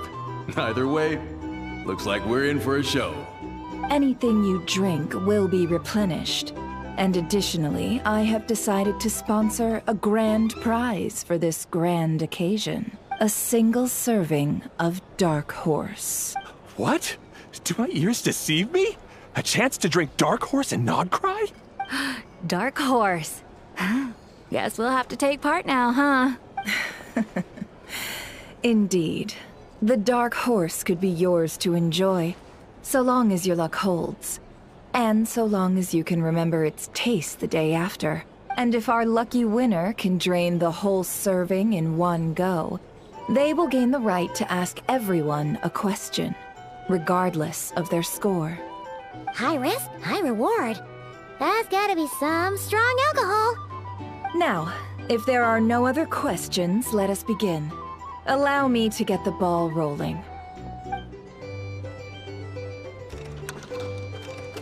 Intensity 3. Looks like I'll have to put my back into it today.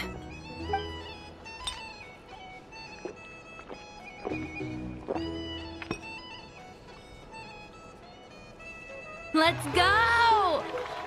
Wow, this is kinda intense. Oh, my turn. All right, man, fess up. You've been making a killing lately. Where's it all been coming from? Hey, bro. I heard you met up with some big shot from the Voynich Guild. Mind introducing me sometime? Ugh. A normal drink, huh? Must be my lucky day. We've reached the final round of the Roulette Showdown. Let's see who gets the last laugh. I gotta say, you monsters really know your alcohol. These recipes are super good. Teach me, would ya? I was wanting to ask about your wife. Your wife.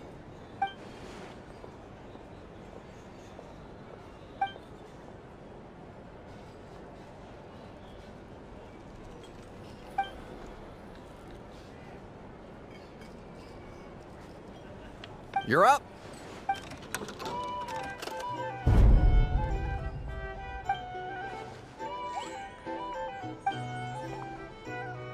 Whoa! New face here just drew the Dark Horse.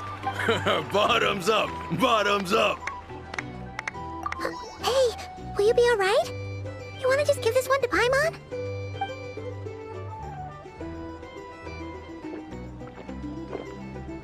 Whoa, she actually downed it in one gulp. Nice job! No wonder you monstaters have such a reputation. Me? Well, what do you think? Monsters, of course. Absolutely. If there was something else, I didn't stop to see it.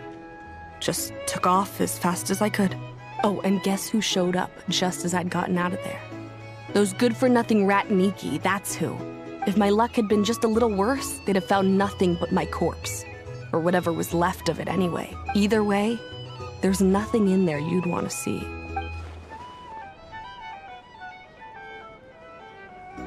I see some downcast faces. Why, have we all hit our limit? Says who? I'm still raring to go. Because you didn't drink that much. In that case, let me raise another glass. To a blast of a showdown and a wonderful evening. Hello, ma'am. Lady Nephris ordered a fresh round of drinks. Could you deliver it to her? Can't live life without a little spice. I'll lose money at this rate.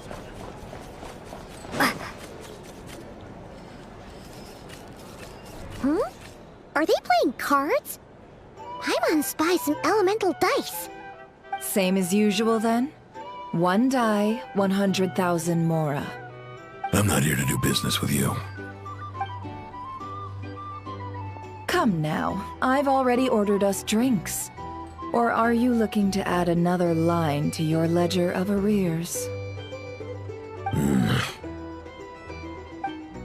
Oh, so this is a business deal. So, let's go over this again. 1 die, 100,000 mora.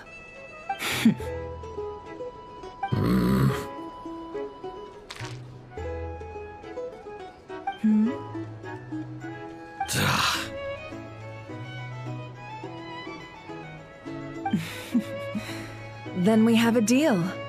Come, you two. Take a seat as well.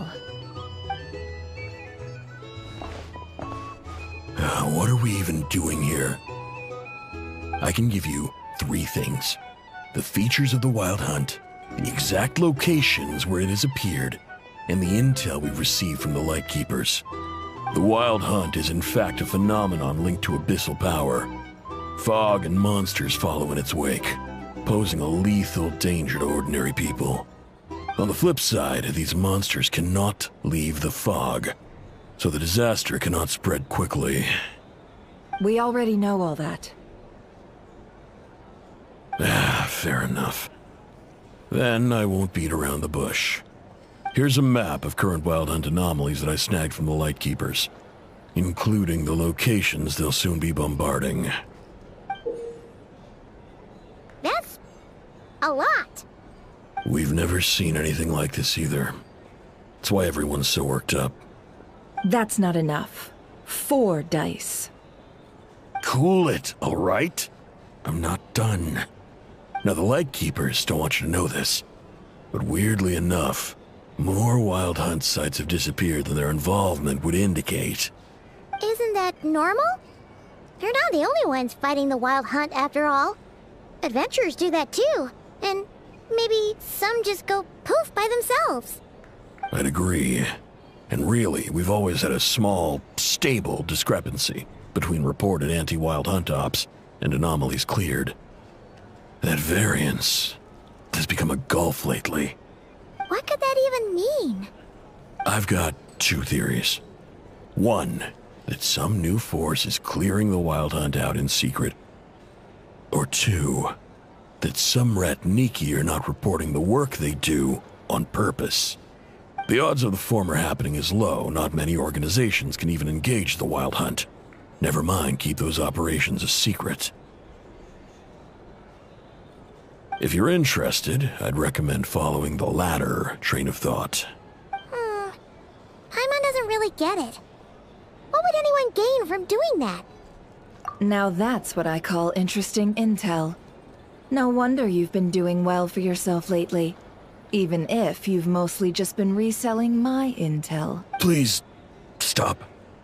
This is all I've got for you. Oh, stop that. Why, people might start thinking me a bully. Let me give you an opportunity instead. Out of respect for your independent intelligence gathering. An answer to a simple question. For 50,000 off your debt. Have you heard of people seeing familiar faces within a Wild Hunt anomaly? Or experiencing something akin to, say, an illusion? No, nothing like that. Nothing at all but ghostly shadows. Nothing at all, Not even for 50,000 mora? Either you don't take your debt seriously, or you're confident you can pay it off. Hey! No means no, all right?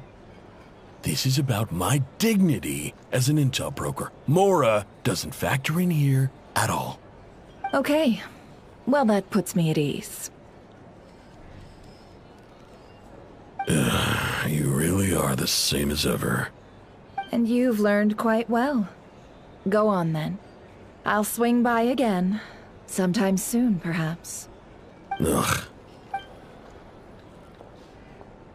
So, you're his creditor? Indeed I am. He's resold my intel quite a few times now, pocketing the difference afterwards. Rather dishonest dealing, if I may say so. As luck would have it, He would only purchase information from me when he was just about done negotiating with his buyer. So I arranged a little something just for him. A painful lesson, you might call it. Ooh, that sounds brutal. Oh, I was downright beneficent in charging for that betrayal. It was more about the message, really. In any case, I believe that's all we'll get here. Let's go through what we've learned outside.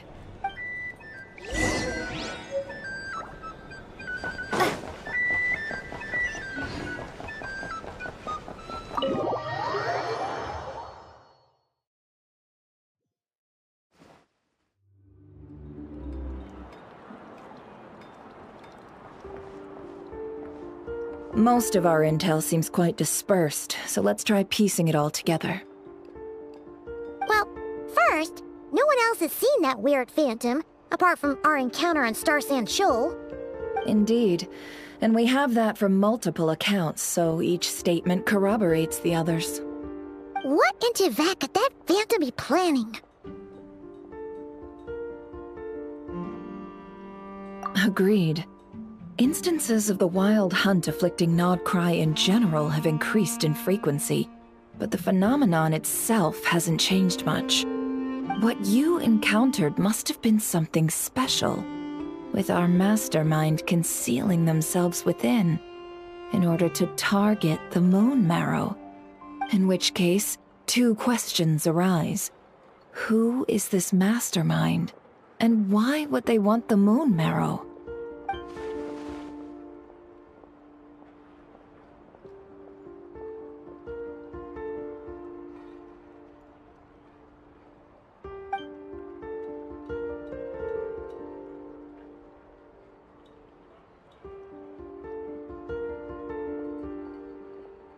I'll continue investigating along these two lines. We can reconvene again if any progress is made. I'm back! Luckily, the store owner kept the medicine bottle I left on the table safe for me. Here you go.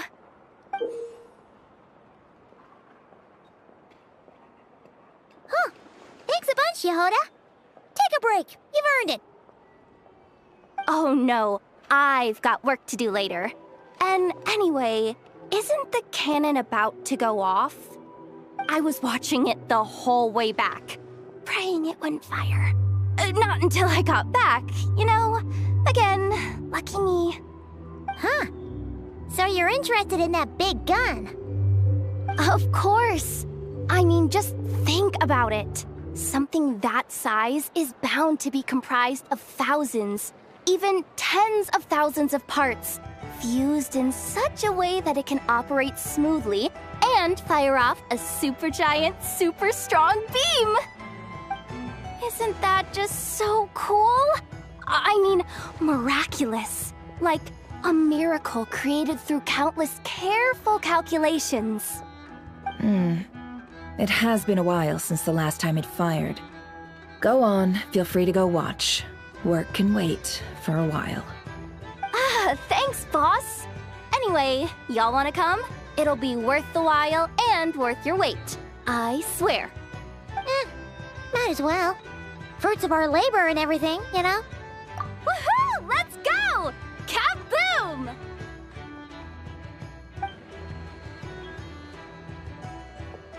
Wow! What a crowd! People seem pretty excited, too. Just goes to show how big a deal this cannon is, huh? Oh, for sure. One shot, one kill, problem solved. Simple and practical. Just the way we like it. And even if that wasn't how it worked, just listen to how it roars. If that isn't power, I don't know what is. If only I had that kind of strength. Hey, don't think like that. Your skills and smarts have been a big help to us, too. Really? They think that?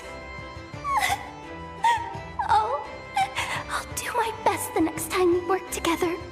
For sure.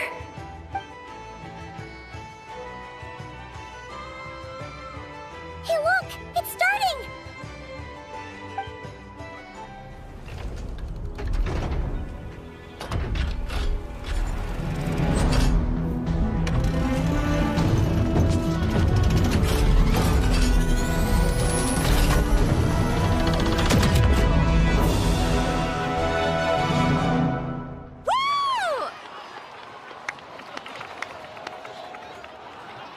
Nice one! Finally, all fixed up. Nothing to fear now. Awesome! Felt that one in my bones. Whew. That sure was powerful. And pretty dazzling, too. Guess that's why everyone's been counting on this thing. Surely the Wild Hunt doesn't stand a chance. I feel so alive right now. Over time, it's gonna be a piece of cake.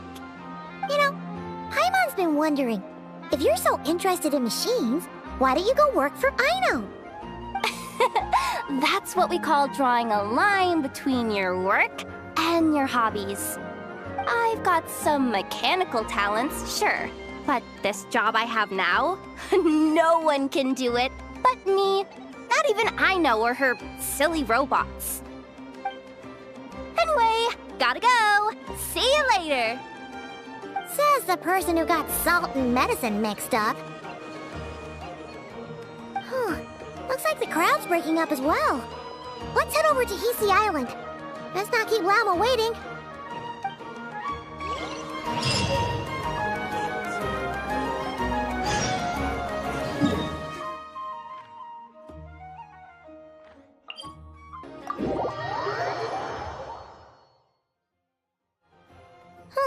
Let's see now. What's changed since we were gone? Yeah, if anything, looks like things are settling down. That's Llama for you. Hey there, Llama! We're back!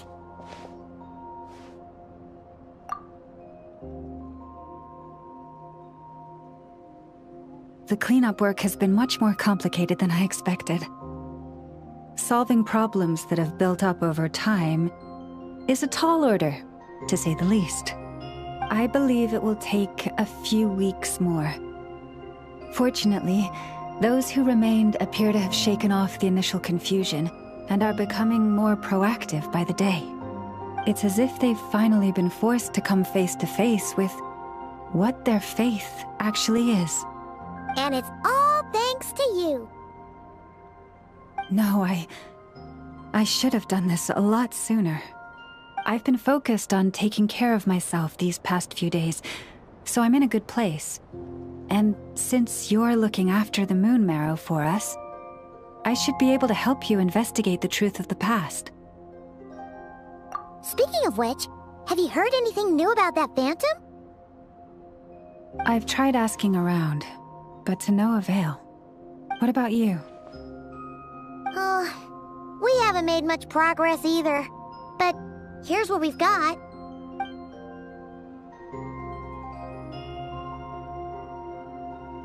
I think I've got the gist of it. Sounds like you've got your work cut out for you too.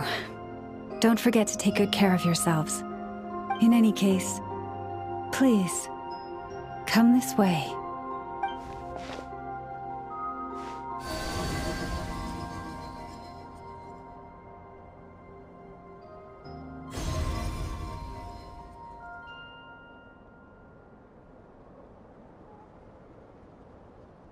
What do you see?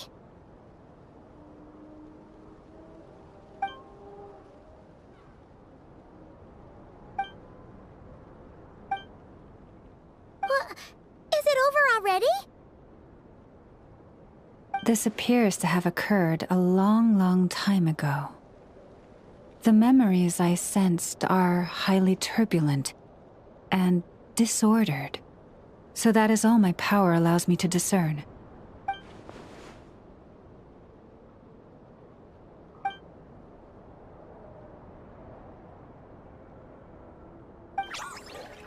Huh? What's the matter?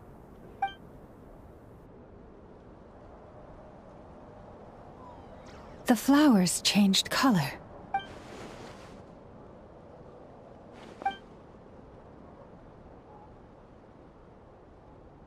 Yeah, we should go see her and see if we can help her in some way. I'll leave that in your hands then. Oh wait, here you go. This is the medicine you asked the Curatorium of Secrets to help prepare earlier. Thanks for coming all this way with it. You've been a huge help. Also, if I may, I have a feeling that Kuthar might be able to help you get a more detailed glimpse at the memories about your spaceship. Oh, that's true. She's the Kuthar after all. But we best check if she's doing okay first. See you later then.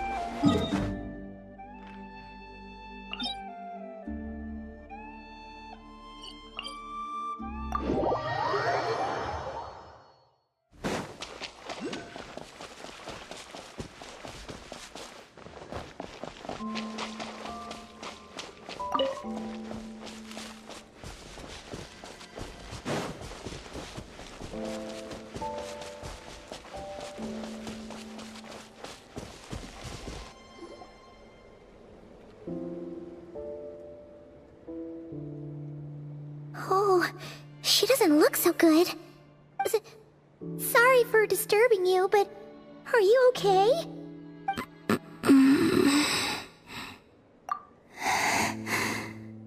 Dizzy. It's like I'm returning to the moon. Wait, it's not that bad, is it?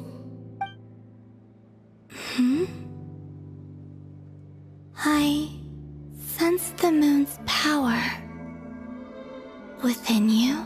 We got the moon marrow back from the Fatui. Can it help you in any way?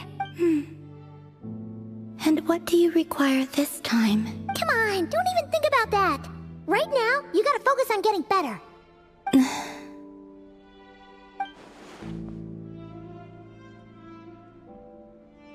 I might need your assistance in the future. Oh. Very well. Give me your hand.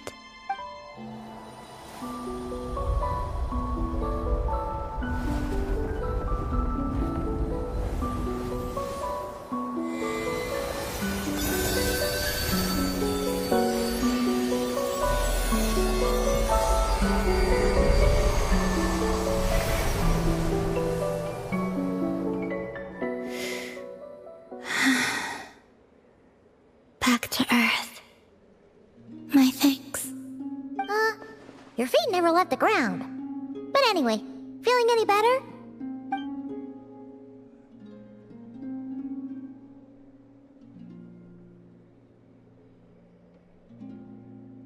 Significantly, the moon within your body, it is as silent as a reflection in the water. Fascinating. I merely drew forth a ray of its light from the water. Enough to keep me tethered to the ground for now. I think I sensed some other changes as well. That is the moon goddess's favor. All things I come into contact with will bear this mark. It is harmless, and will fade over time. Speaking of which, do you want to be the Moon Marrow's custodian, now that you've got your power back? It's supposed to be something that belongs to a god in any case, right? It is the remains of Arya, goddess of the eternal moon. So it does have to do with... Wait, what? Did you not know this already? Lama just said it was different from the other fragments, and that she could sense divine power within it. And she is correct. When I drew that ray of moonlight from the marrow, I also drew some memories from within. That is how I know that it belongs to the goddess of the eternal moon. But Lauma also saw the past by using the moon marrow. Why didn't she see that?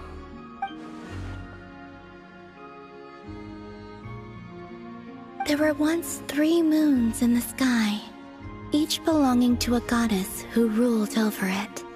But after the War of Funerary Flame, all 3 lay slain, and 2 of the 3 moons were shattered during the conflict. After Arya's death, her power coalesced into this moon marrow. The iridescent moon's remains have never been found. And while the Frost Moon's goddess died herself, her moon was never broken. As the prophecy stated, this moon would birth a new deity sooner or later. The entity the Frost Moon Scions call the Kutar. I can sense that my power belongs to the Frost Moon, but it lies beyond the false sky, too distant from me. Forget controlling it. Sensing it alone requires immense effort. Oh, wait, let Paimon count this up. We have the Eternal Moon's marrow with us. No one can find the iridescent moons. Does that mean you have the Frost Moon's marrow inside you then? No. It can only form after the moon goddess is dead. Consider it a form of energy core. You may as well ask if there are rocks on the moon. Oh, so you're saying that you represent the Frost Moon's power, right? Yes. Now, a god with a gnosis is named an Archon. Since you bear the moon marrow, does that make you a moon goddess? You do not wish to become one? That's not really the problem here. Also, why are you so eager to pass that title on to someone else? Anyway, never mind this becoming a moon goddess stuff for now. We're asking if we should return this moon marrow to you. I do not desire it. Huh? Nor does it desire to come to me. And what does that mean? When I came into contact with its power, I sensed a kind of rejection. I can only guess that this is because I, too, am a moon goddess. 2 moons will not rise at the same time, let alone consume one another. Guess it's stuck with me for now then. You sure that's gonna be okay? Lauma did say that you've hidden its power well, but the damselette sensed it just fine. And it's the wild hunt we're dealing with here, not some run-of-the-mill enemy. If it detects the marrow... The wild hunt? You speak of that phenomenon as if you were describing a person. Well, it sure looks like there's a person behind it all. Someone with a super clear goal, too. They've been after the moon marrow non-stop. That seems to ring a bell. Huh? Does it really? My colleagues used to mention someone, back when I was still with the Fatui. He hailed from Conria, gaining abyssal power during the Cataclysm, and he had a consuming fixation on the moons. Conria? Well, we don't know if the phantom we saw has anything to do with that, but the details kind of match. What was his name? I only know what others called him. The Región of Solnari. Huh. There was that title too. Yes. Wait a second. Dane mentioned him, didn't he? Does that mean that our enemy is Rarier, one of the 5? Huh? If that was the case, surely he'd be stronger than this, though. I have heard that he disappeared not long after the Cataclysm. But when I asked my colleagues where he went, they replied, "Do you really not know?" Why would they say that? The tale of his final fate has it that he fell into the moon's reflection, from which there can be no return. Wait, hold up, pause. There's just too much information. I felt the same. They seemed to think that I should be the one who would know everything about the moons. But as I said, my prologue lies beyond the false skies. I do not even remember my name. Oh. Either way, following his departure, The Wild Hunt situation worsened drastically, and it has since become a byword for abyssal disaster. The present phenomenon may have inherited the same title, but it far surpasses its past incarnation in both scale and lethality. Oh, to think that we're up against one of the infamous 5 sinners! That's way too much for us to handle! That incident on Star Sand Shoal must have been luck then! Or maybe he wasn't giving it his all. And even then, he still defeated Marionette. Oh? What did you just say? Would you mind repeating that? That's your ex-colleague? So, we were on Star Sand Shoal together, and she was beaten by the Wild Hunt too. Did you just laugh? No. She totally did. Are you two on bad terms or something? No. I simply imagined the put-out expression she must have worn in that moment, and found it interesting. She seemed quite shaken. Oh, she'll adjust soon enough. She's very good at that. Okay, anyway, we've gotten off topic. Now that we know how dangerous the guy targeting the moon marrow is, you sure you want to carry it around with you, Traveler? If Fatui intelligence is to be believed, Rerir would prevail even if all of NOD KRAI were to stand against him. Perhaps something restricts him, if only for the moment. Before I decide, there's a favor I'd like to ask you, Columbina. What do you need? Do you think you'd be able to show me what happened when my brother and I arrived in NOD KRAI? I mean, when our spaceship first landed? Sure. That was quick. As I said, this to me is but a single ray of moonlight. Nothing to it. Give me your hand, and ready yourself.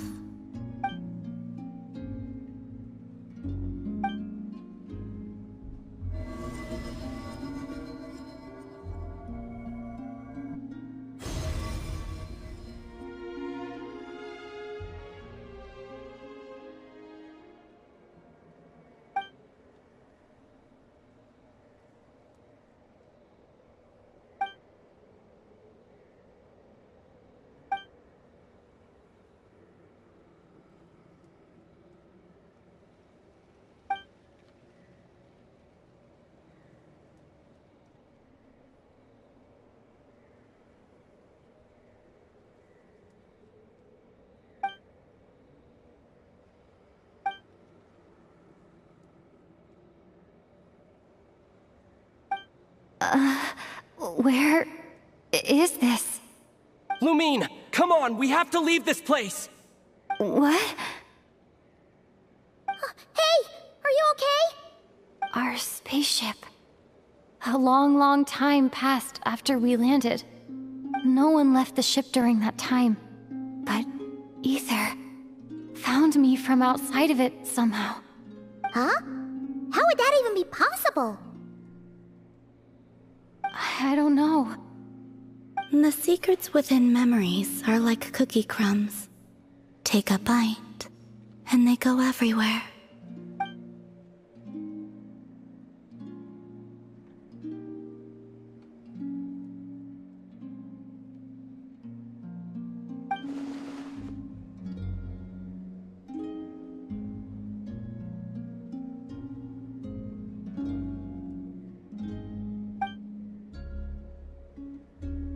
All right. I'll keep the moon marrow with me. Well, if you say so. Paimon can't stop you, but still. Ooh. Will you need my help?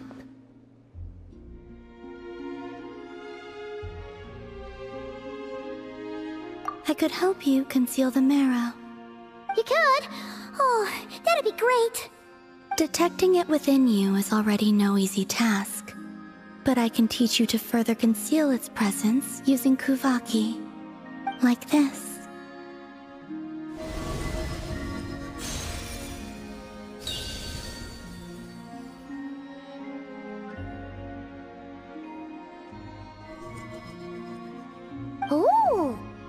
like a shield.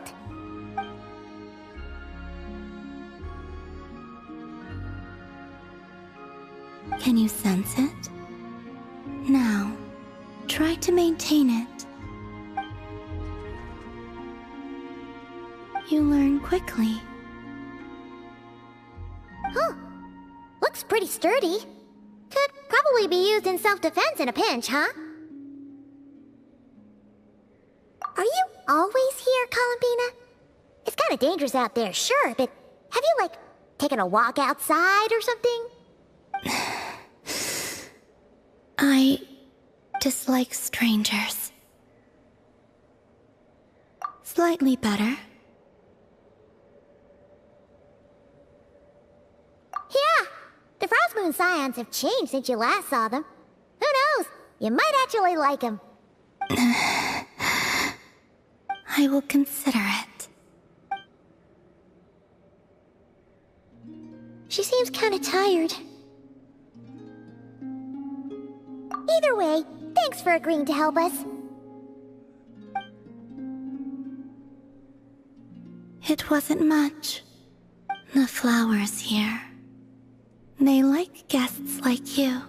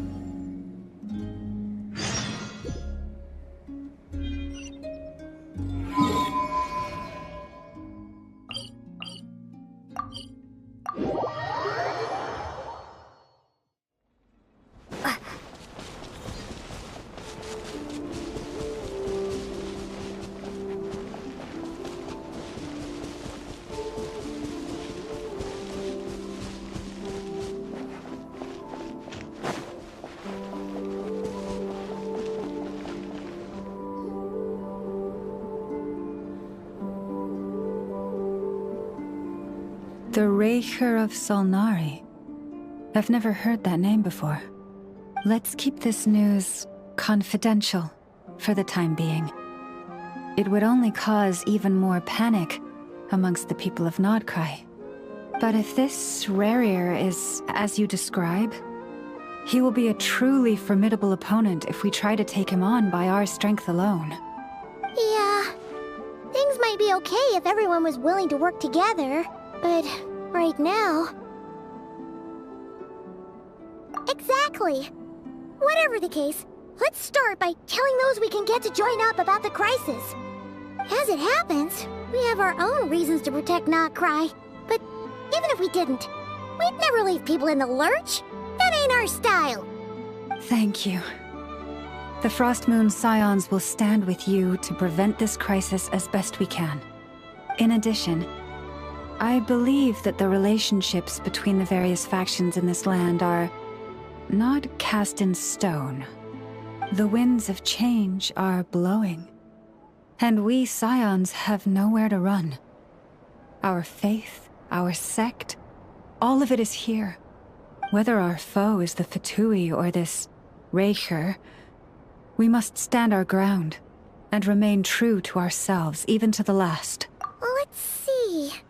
Speaking of allies, the Krumkake craft shop is the closest by, right? Enough is sure to help us.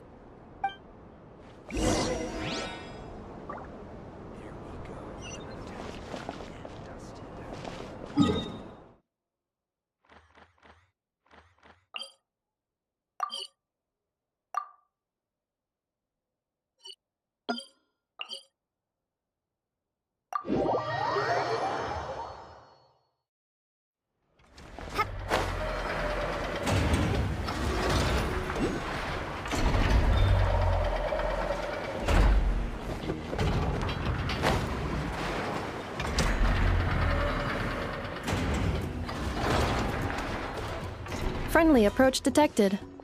We meet again. Listen, listen! We've got updates on the Wild Hunt situation.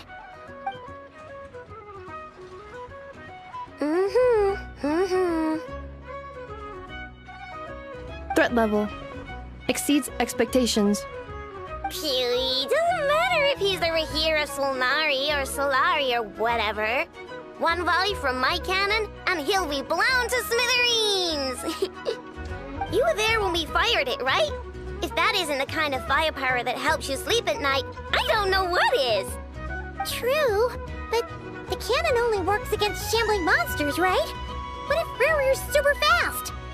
Well, we'll just get enough to go grab him and tie him down. You're not taking this seriously at all, are you? Anyways, firepower is not a concern. See those canisters over there? That's all concentrated Kubaki, which we'll be shipping to Nasha Town. More than enough ammo in there to blast that Fatui research facility to bits in a single shot. You sure have been looking forward to this battle, huh? Of course! This is gonna be the shot that shocks the world. All of NOD KRAI, heck, all of Snezhnaya will know my name once we're through. Sure, travel safe. I know. There remains intel left unshared. Oh, right. Yeah. Since you're investigating the Wild Hunt, something pretty weird's happened in Nasha Town. Should probably watch out for that once you're back. Remember that Sosi guy? The Ratnik in charge of firing the cannon?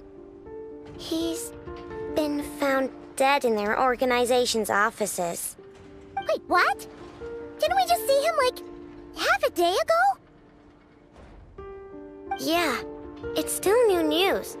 So, not many people are in the know. We were only informed because we'd worked together closely.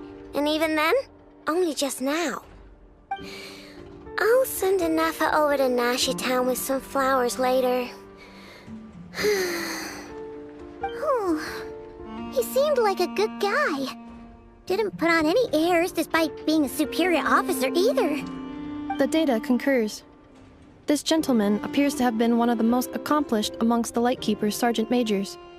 His character has also received commendation. Most would have lacked the motivation to fatally attack him. Oh, that makes it even worse. Hey, what do you mean, actually?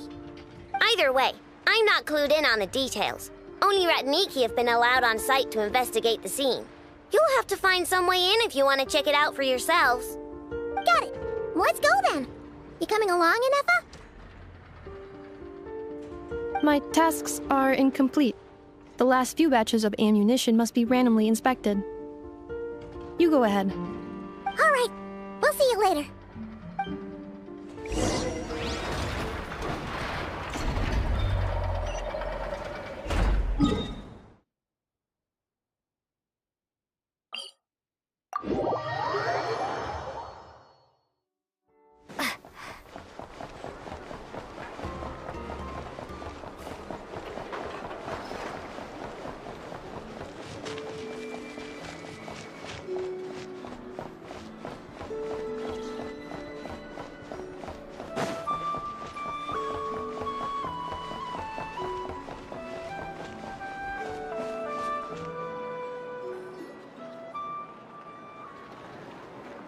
This must be it. Oh, doesn't look like there's any chance of us getting in with that Ratnik guarding the door, though. Should we go speak to the guard first? Might as well try squeezing blood from a stone. Ah! Never! When did you... I came over to take a look as soon as I received the news just now. Aino told you about this then? Before we start, shall we see if we've made the same guess? Indeed. Quicker than we thought as well. Keep your eyes peeled for any clues once we get in. No need to jump to conclusions. But how are we supposed to get in at all? Just follow me.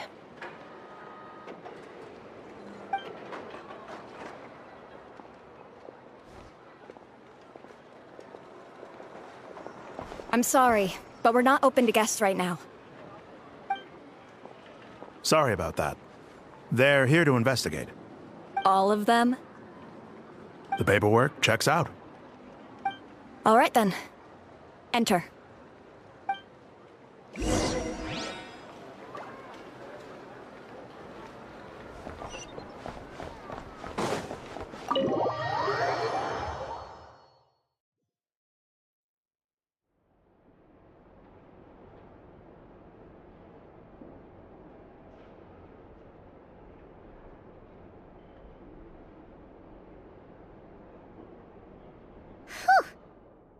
have said this before, Nefer, but you sure do come prepared.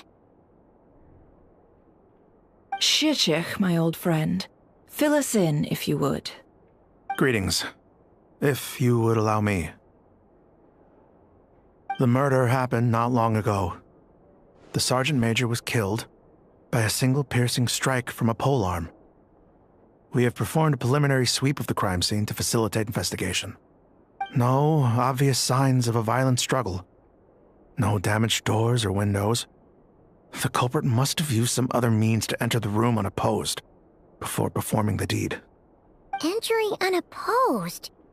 So, do you think there's a chance that the culprit would usually have right of entry?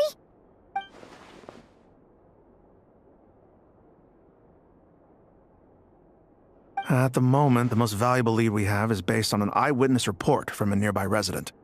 Specifically, that Flint's was seen entering and leaving this place in the time period when the crime most likely occurred. Flint's? We have tried to contact him, but he has not replied. Very odd indeed. So, he's the prime suspect right now, right? To be honest, I'm not particularly inclined to believe that this was an inside job. Flint's can come across a bit eccentric, but he does well in missions on the whole. He also had no disagreements with the Sergeant Major that we know of.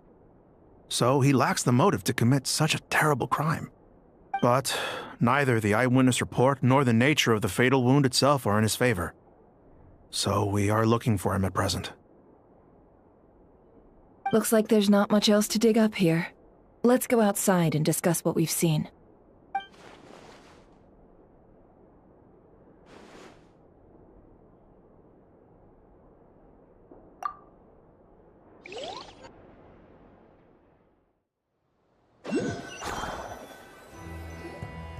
So, the evidence points to Flint's, and he just so happens to have disappeared without a trace. A sticky situation indeed. We know that this Flint's could have been Rerir in disguise, but we lack the evidence to prove this to anyone else. Furthermore, Flint's has left us with many questions, all of which will require a reasonable explanation. Yeah! He said he would report back to headquarters, but it seems he hasn't gone at all. What could he be doing?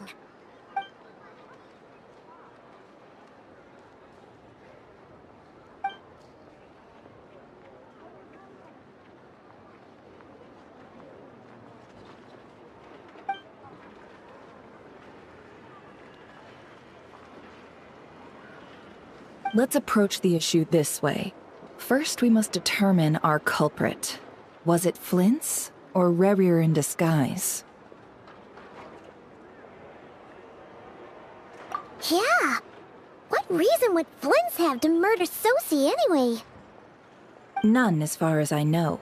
And even if he had a motive, it would have been easier to do so out in the wild, rather than in Nasha Town. Yeah! They would have often gone out on missions together. Plenty of chances there. Yes, but there's one thing worth noting here. Remember the intel we got back at the tavern? No one has ever seen a phantom that can take the form of other humans within the Wild Hunt. This means that he has been hesitant to abuse this ability, or allow it to become common knowledge, likely so that he could act in secret under other guises. But no matter what, barring identities comes with risks, right? What if you bump into the person you're imitating along the way? Precisely. In other words, his goal must have been worth the risk, similar to how he came in disguise to obtain the moon marrow. He likely knew then that the real Flint's would not appear and get in his way during this time. We'd have to ask Flint's ourselves, I'm afraid. But we shouldn't jump to any conclusions here. We can't discount the possibility that he might actually be the murderer himself. Not yet, at least. And there are other, less likely scenarios. For instance, Rerir may have already killed Flint's long ago, and been living as him for some time now. Yes, that is our ticket to a breakthrough. Then we've got to find him before the Lightkeepers do, or we might never see him again. Steady now. Our friend should be back soon. We've tracked him down to a beach north of Nasha Town. The Wild Hunt is present too, so we're putting a force together. I'll have you know that this is top secret information I'm leaking here. Don't worry. You'll receive a top-class reward in return. The beach is all yours. I'll stay and slow the Lightkeepers down. Things might go south if you bump into one another. Oh, right! Before we go, should we reveal Rarier's secret? Since he's trying to keep it all hush-hush, why don't we just pull the curtains on his little trick? That'll teach him to sneak around pretending to be other people. Hey! Why are you laughing? Oh, I was just imagining how satisfying that would feel. But I'm afraid this revelation would only stir up more chaos. Setting aside the matter of evidence, some may trust Flint's on our account, whereas others would suspect him on account of his behavior. Tossing him into a swirling tumult of public opinion like that might just give Rarier more opportunities to capitalize on. And think about it. Once people learn that he can masquerade as those they trust, would they continue to welcome friends into their homes with such open hearts? Unease grips the hearts of those in Nasha Town already. We should avoid throwing more fuel onto the fire. Yeah, you're right. You've really thought of everything, huh? Nothing for it, then. We've just gotta find Flint's. Indeed. But just in case, let me stress once more. We should neither be excessively afraid of Rarier, nor trust in Flint's too lightly. This light source is of special Lightkeeper design. It provides illumination within Wild Hunt anomalies, and can briefly dispel the abyssal fog within. Oh, right. We'll have to deal with that mess, too. Yeah, this'll be important. Thanks a bunch, Nefer. You're welcome. I've charged it to your account, by the way. Hey!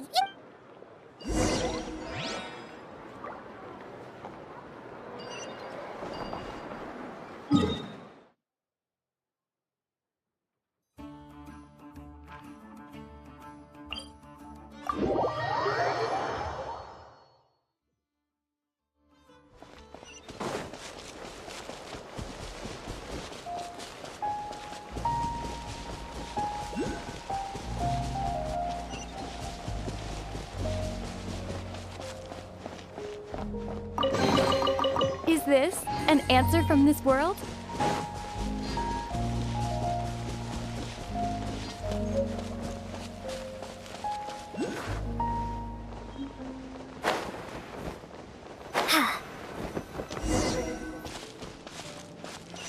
Whoa! The fog's really rolling in. Is that a Lightkeeper's lantern? Is there someone up ahead? Come on! Will at last part ways. Monsters!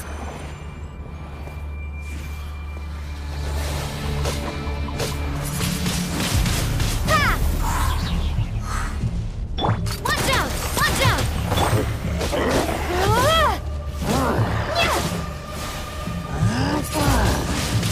Windblade! Be gone!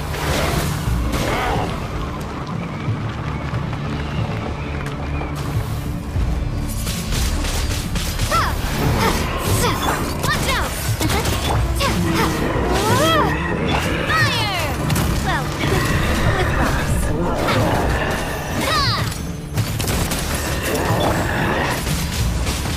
Windblade!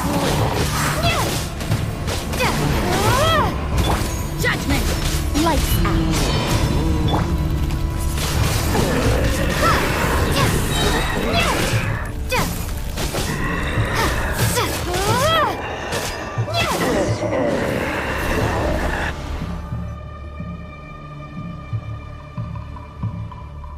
This monster was lurking near the lamp.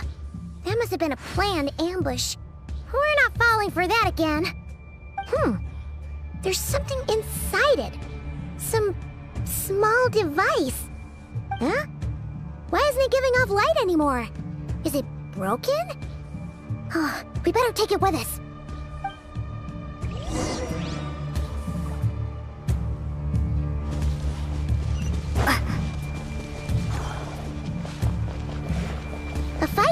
here.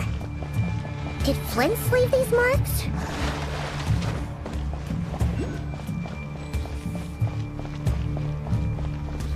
Is someone there? Please, help me! Isn't that Flint's voice? Did you hear that? But... How shall the Savior save themselves? Ah! More baddies!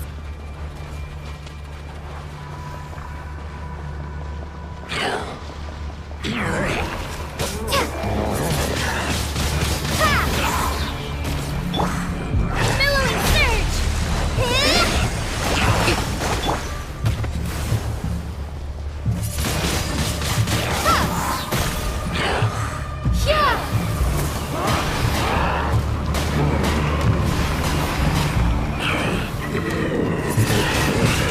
Wingblade! Coming at you!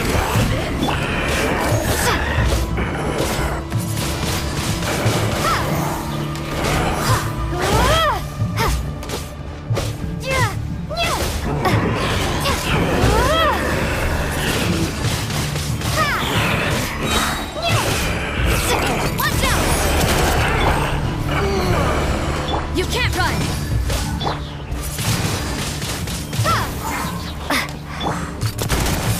A proper send-up!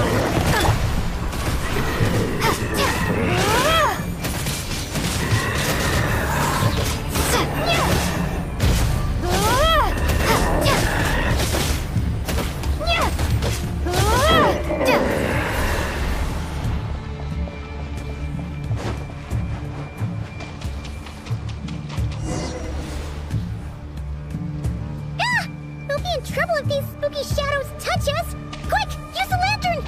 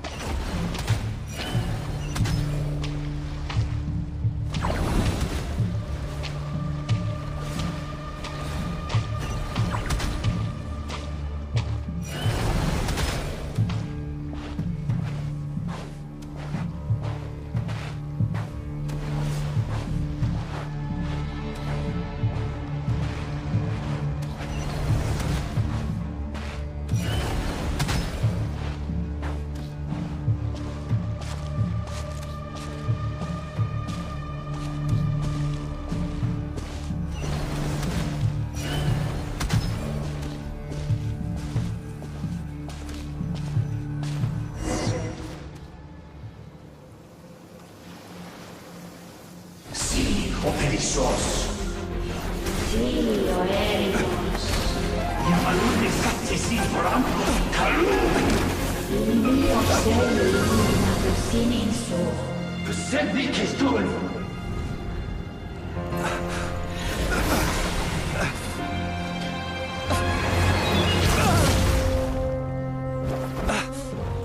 Hand it over. That was mine from the first. Tutoni nektorai desnevite. You're a fool. You again.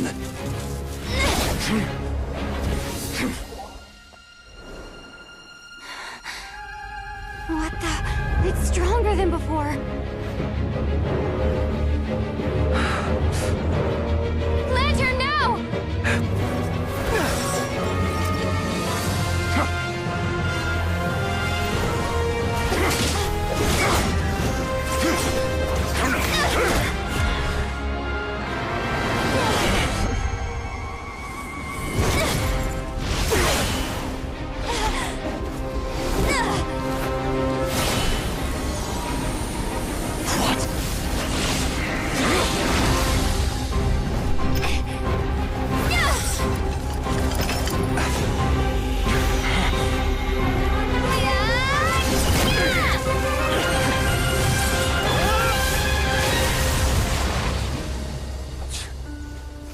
It escaped again.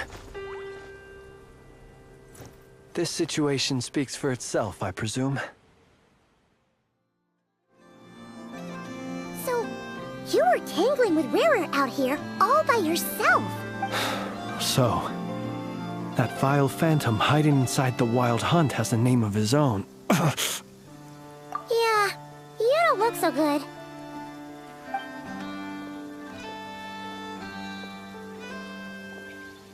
Sorry you had to see me like this.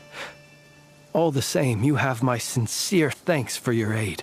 To think you had the power to so easily cleanse the filth staining the lantern, which tormented me so. Might I ask what magic that was? Or whose pupil you are?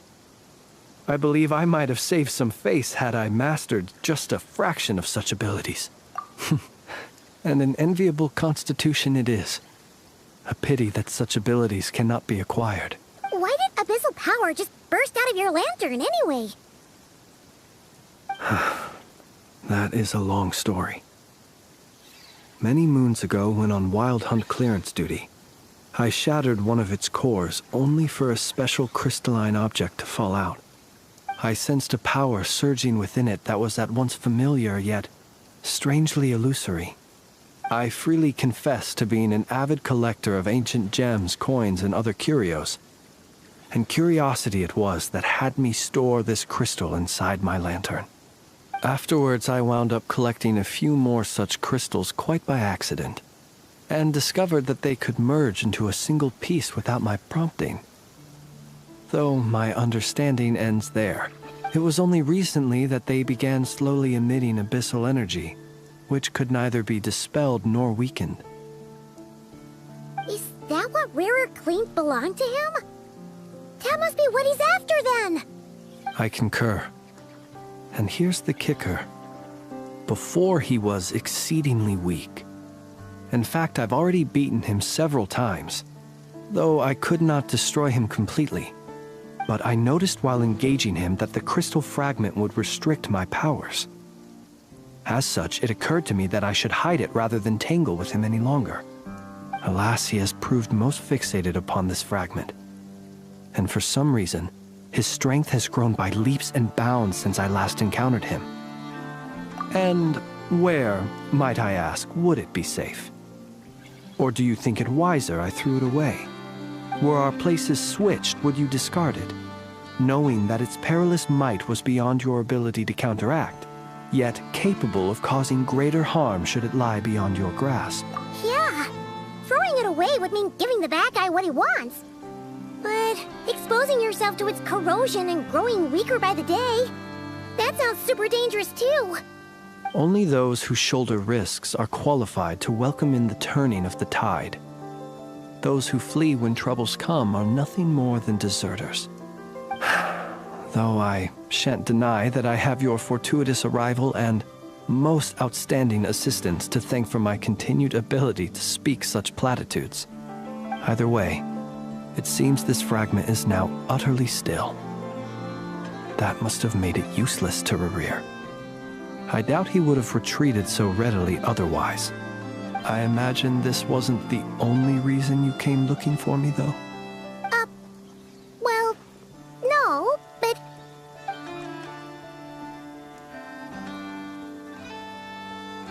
Ah. I see. To use the Lightkeepers to find me, I suspect. I did not inform anyone of my true whereabouts, so he should have had more difficulty tracking me down. They alone have the ability to quickly pinpoint my position. Our Sergeant Major has a Kuvaki-powered device that can be used to detect others who bear a lantern. They usually don't pay my whereabouts much mind unless they absolutely must find me. You mean this thing? Yes. Where did you pick this up? We found it inside a lantern when we first charged into the Wild Hunt anomaly. It must belong to a Ratnik dispatched to investigate the area, who, it seems, dropped everything and fled the moment they saw the Wild Hunt massing to strike. Well, at least they're not dead. Guess it's not surprising how they found you so fast, then. But if Rerir could have shapeshifted into Sosi, Why didn't he just use that Kavaki device to find you himself? Were he to use it, that device would likely fail to act as it should, owing to abyssal interference. Ah, guess that explains it. So not only is this Rerir ruthless, but a purveyor of dirty tricks, too. You might not be familiar with Sergeant Major Sosi, but he put his heart and soul into every mission. Our deployments are subject to orders from headquarters, and his orders were to be stationed long-term in Nasha Town. As such, he was very seldom able to go back and visit his family. He worked so hard, seeking to produce excellent results that might convince them to transfer him out. Oh. But every year they would say, "Wait a little longer. Wait a little longer." He often wondered if it was because he was lacking somehow. In truth, everyone had nothing but the highest praise for him. But good work does not always lead to good outcomes. The higher-ups would think, he's doing great where he is. Let him stay there forever. A most convenient choice for them, at least. Whereas his subordinates would think, wouldn't it be a shame if we were to lose such a talented, easygoing boss? So he waited. And he waited. Until the world closed its eyes in the depths of the night, and a lantern was slowly lit for him alone, that no one could see.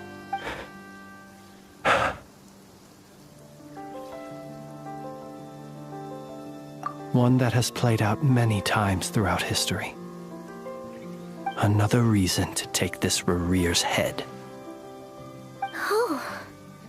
Well, at least we now know that he's looking for these fragments inside Wild Hunt anomalies.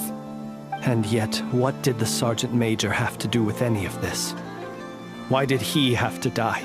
Could Rerir be angry that the cannon Sosi set up to fire destroyed the fragments he wanted to collect? Could you take me to the scene of the crime? We shall just have to exercise some discretion then. Come on.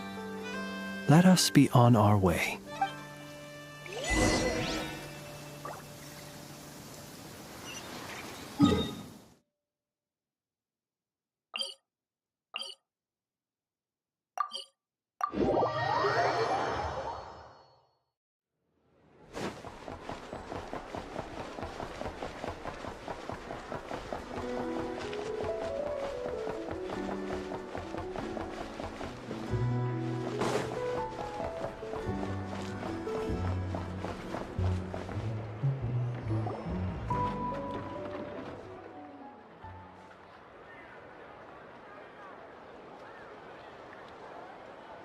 I understand the situation more or less.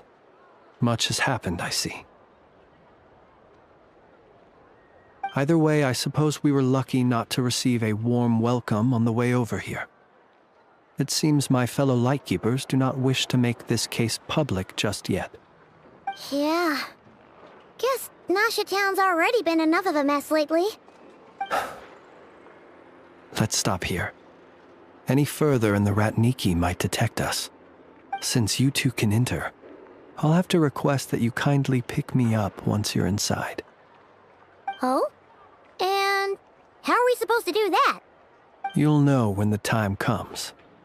See you later.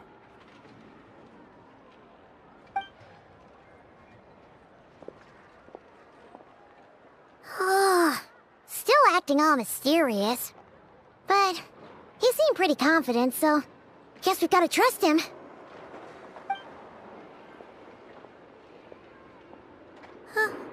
Hello? Ah, you're the special assistants for this investigation, right? Yep, that's us. Well, you're just in time. We're basically done investigating the crime scene. All that's left is to finish writing up some records. Then properly dispose of Sergeant Major Sosi's remains. If there's anything else you'd like to look into, this is your last chance to do so. Sadly, no. The motive behind the killing remains a mystery. And while we somehow managed to get news of Flint's, an unexpected accident caused us to miss him. But considering that Nefer from the Curatorium of Secrets came forward to help investigate, I have no doubt that a breakthrough's not far off. We'll do our part too. All right, we're going in. See you later.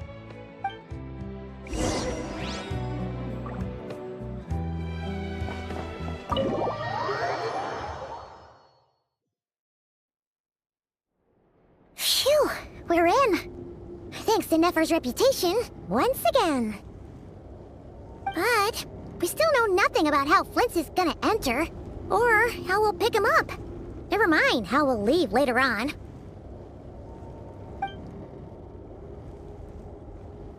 Something the matter? Huh. That looks like Flint's lantern. But where is he exactly?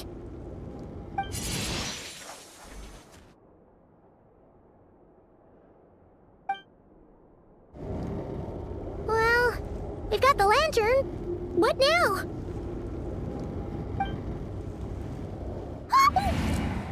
Oh, Paimon almost screamed out loud! You never said you could do magic like that!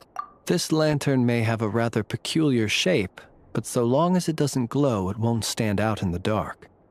I calculated that you would have already entered, so I chose a spot visible from the window before using light to send you a signal. As I thought, you're both sharp-eyed and on the ball. The perks of being veteran adventurers, huh? Your composure is more impressive still. You're right. That required a little trick of my own. But let us leave such trivial topics for a more relaxed moment. Our time is limited after all.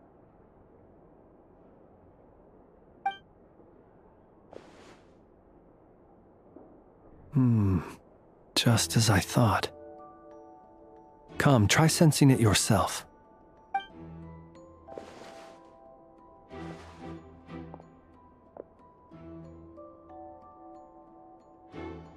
Identical powers must flow from the same source.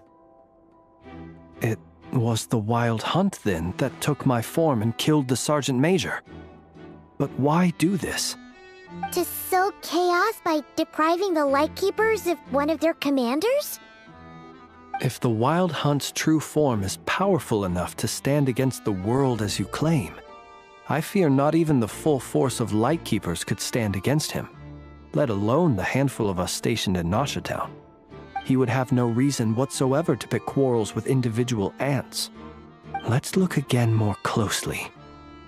We must leave no stone unturned. Well, that makes things simpler. In that case, allow me to disturb the fallen. May the ghost flame guide your spirit. May you rest in peace.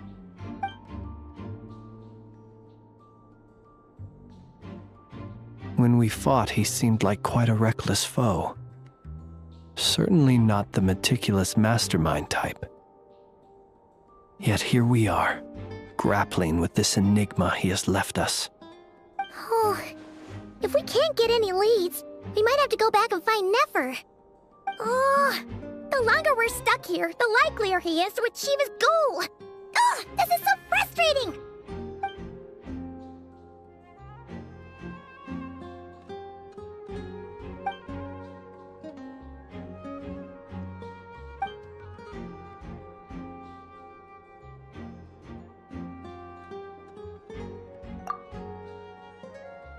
You mean this?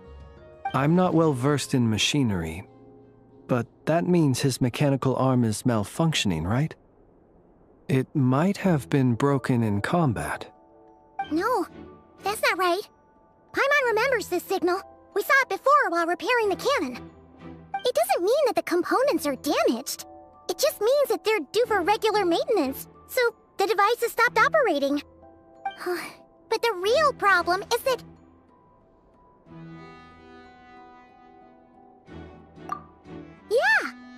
helped us find the maintenance port. It could still be a coincidence, but considering it hasn't been long at all since we were repairing that cannon. The Sosi you met could have been Rerir in disguise. In other words, he played the Sergeant Major before disguising himself as me. That's right! If only there was some way to prove it.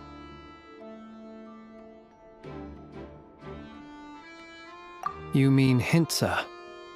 We had a short chat with him once at the tavern, but it's so late. Guess it'll have to wait till tomorrow. I know where he lives. The situation is critical, so let us now take up the role of uninvited guests ourselves. Ah, yes. And one more thing. Remember to pick me up by the window.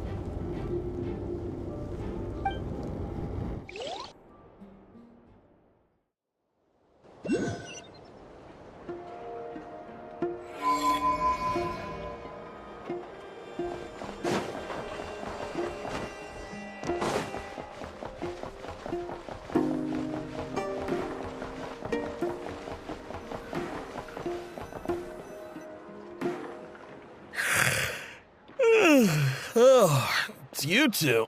And Flint's. Given the hour, I guess it must be an emergency. It is indeed. Our sincerest apologies for interrupting your rest.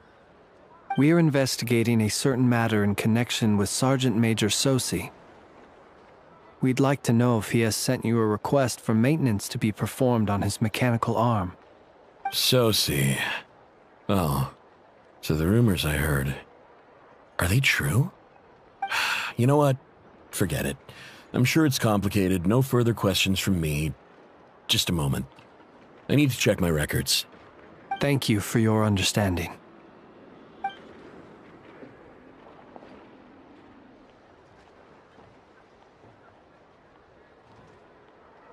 Got it.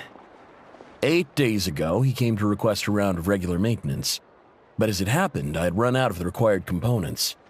His mechanical arm is especially sophisticated, having been designed by Aino personally. The parts, too, could only be made by her. As such, they usually take several days to arrive. In fact, this time, he even asked me if we could push his request forward. And I understood, completely. Not being able to use your hand, that's rough for anyone. But even more so if your job involves fighting out in the wild. So I did my best to convince Aino to rush the job. And eventually, the parts arrived. 3 days ago, if I remember correctly. I sent word to the Lightkeepers immediately, but he never showed up. I assumed he was just out on some mission or other. What's with those faces? Everything all right? You've provided us with some very crucial information, Hintsa. You have our thanks. We can't make everything public yet, but once our investigation is complete, I will return to thank you and provide an explanation on behalf of all the Lightkeepers. No worries. Just glad I could help. Thanks. Good night.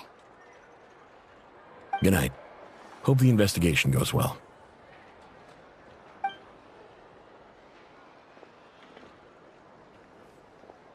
It seems that it is as we guessed. The Sergeant Major Sosi you encountered while repairing the cannon was actually Rerir in disguise. 8 days ago, he had yet to act. But at some point after that, he attacked and imprisoned the Sergeant Major. With the immense gap in strength between them, the job was finished in a single blow. And thus Rerir had no opportunity to discover the malfunctioning mechanical arm. Perhaps his mastery of shapeshifting extends only to outward form, and not therefore to complex internal mechanisms. Hence his oversight of the uniquely mechanical traits of the Sergeant Major's arm, and in turn, this flaw in his disguise. You're saying he thought no one would realize his mechanical arm was actually made of some kind of black muck on the inside, so long as it worked, right? Still seems like there's a lot of guesswork involved here, but it mostly makes sense.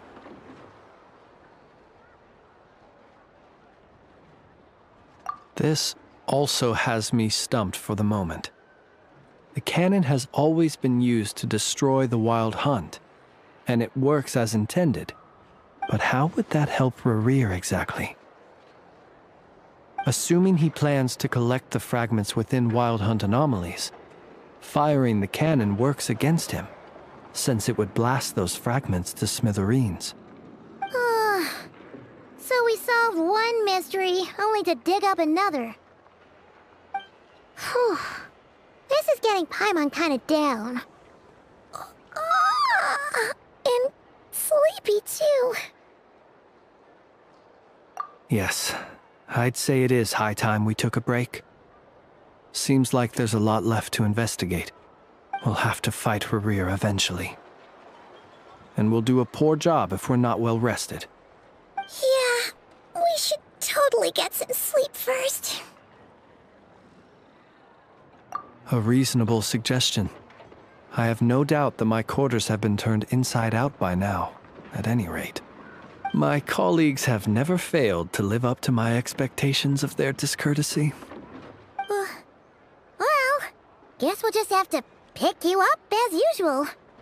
That would be good, yes. Feel free to put the room costs on my tab.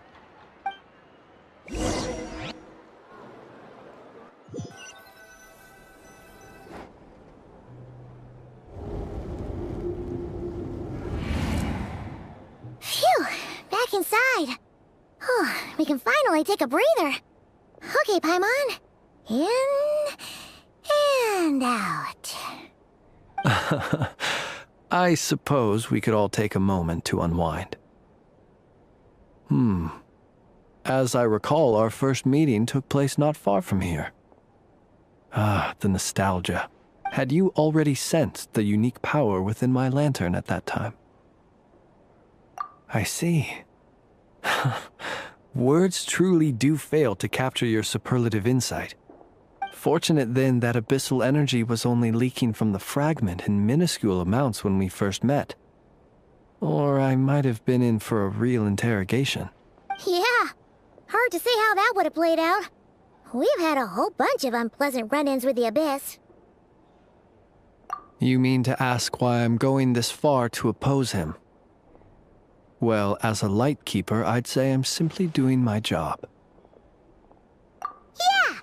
You're covered in more mysteries than Paimon could shake a skewer at.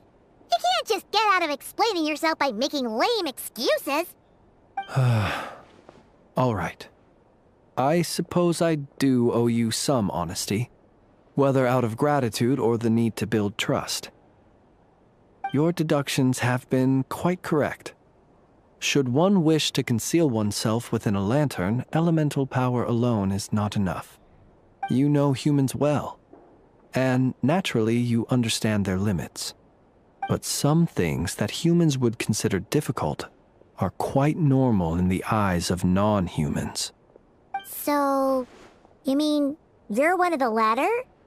Have you heard of how Snezhnaya was once the realm of the Fae? This race is no longer of any importance, but they still exist, as evidenced by the fact that I am standing before you. We've heard some scattered legends, but that's all Paimon thought there was to it. I once turned my heart toward humanity, and thus did I experience loss. I once labored and did much, and put an end to my tale with my own hands. When you realize you are floating in the middle of a vast ocean, you cannot help but feel that swimming in any direction would be equally meaningless. Would it not be better, then, to simply sink? But before I could sink to truly lightless depths, chance had it that I should be awakened by a band of Ratniki. They were facing a horde of abyssal monsters, and could not last against such a disparity in strength. Yet none fled. Those who dwell in darkness for long enough become exceedingly sensitive to all light. And the first light I saw upon awakening was that which shone from their eyes. Is that why you chose to help them? Perhaps I was moved by their valor. Perhaps I simply saw my past self in them, and was moved to action for the first time in a long, long while. But I was freshly awoken, and my powers were limited. I could not prevent casualties altogether. The survivors and I buried the fallen heroes. That was the origin of the final night cemetery. Well, not exactly. I was just more familiar with them. So joining up seemed the most convenient way to experience human life. Doesn't sound too believable. Well, I believe it. Besides, I'm well past the age when one might believe in things that must be done. Nonetheless, there are still some things I will not allow to happen. The chaos that Región has been stirring up is one of them. Tomorrow I shall go and check our records to see if I can find any connection between the Wild Hunt, Región, and the canon.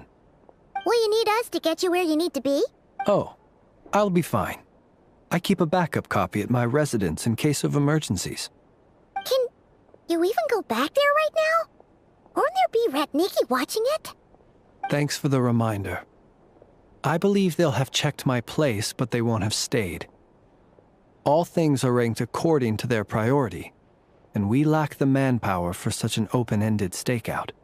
And even if someone is waiting, I have ways around that. I am the master of my own house, after all. All right then, we'll trust you. We sure ended up chatting for a while, huh? I'm super tired now. But, you know, feels like we can breathe easier, now that we know you better. I didn't take you for the cautious sort. Anyway, I hope you'll help me keep this a secret. I'd prefer others not to know about my past unless strictly necessary. Paimon's lips are sealed too. All right. Thanks again for your help. Good night, you two. Finally, we can rest. Let's go get some sleep. There's tons to do tomorrow.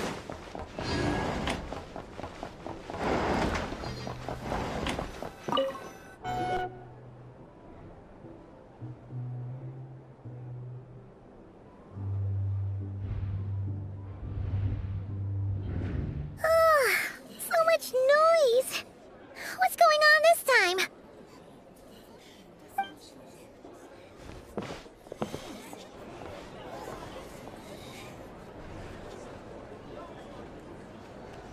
Hey!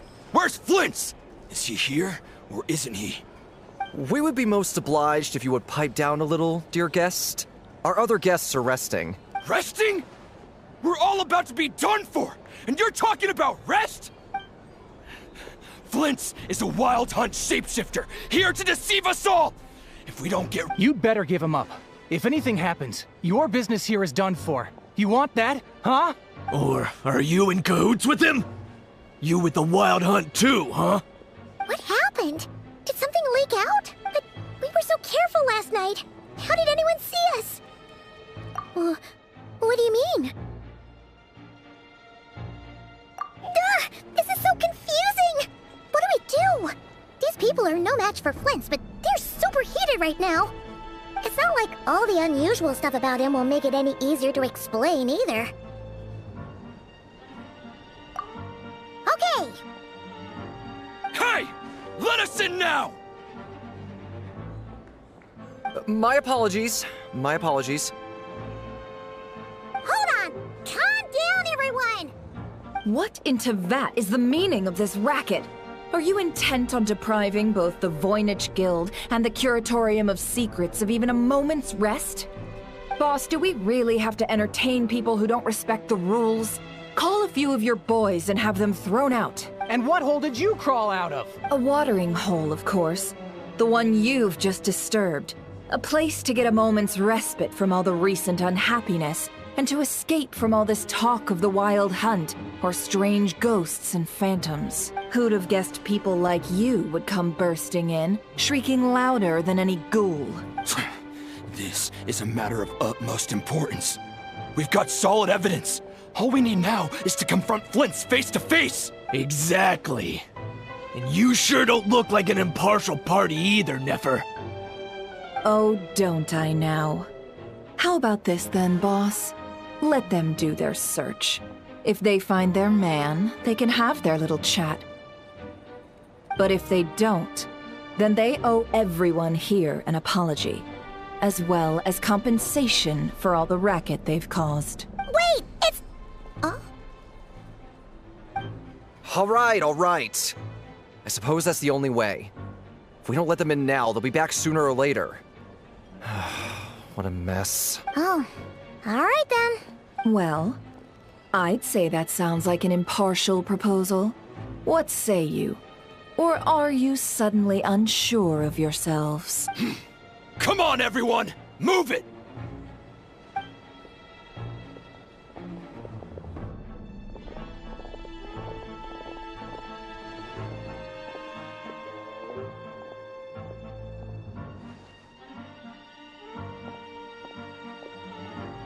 No sign of Flint's.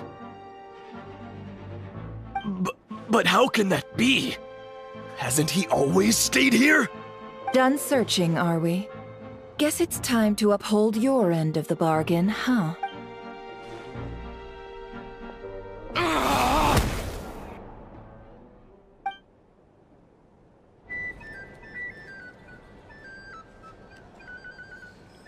So, Paimon, you've been waiting to ask me something, haven't you?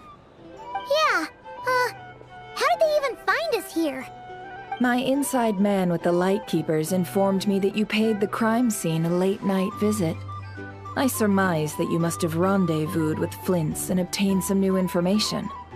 Then, early this morning, a group of people gathered at the town gates, news spreading amongst them that the Wild Hunt could disguise itself by taking on familiar faces. Everyone started throwing out the names of possible suspects. No one, seemingly, was exempt.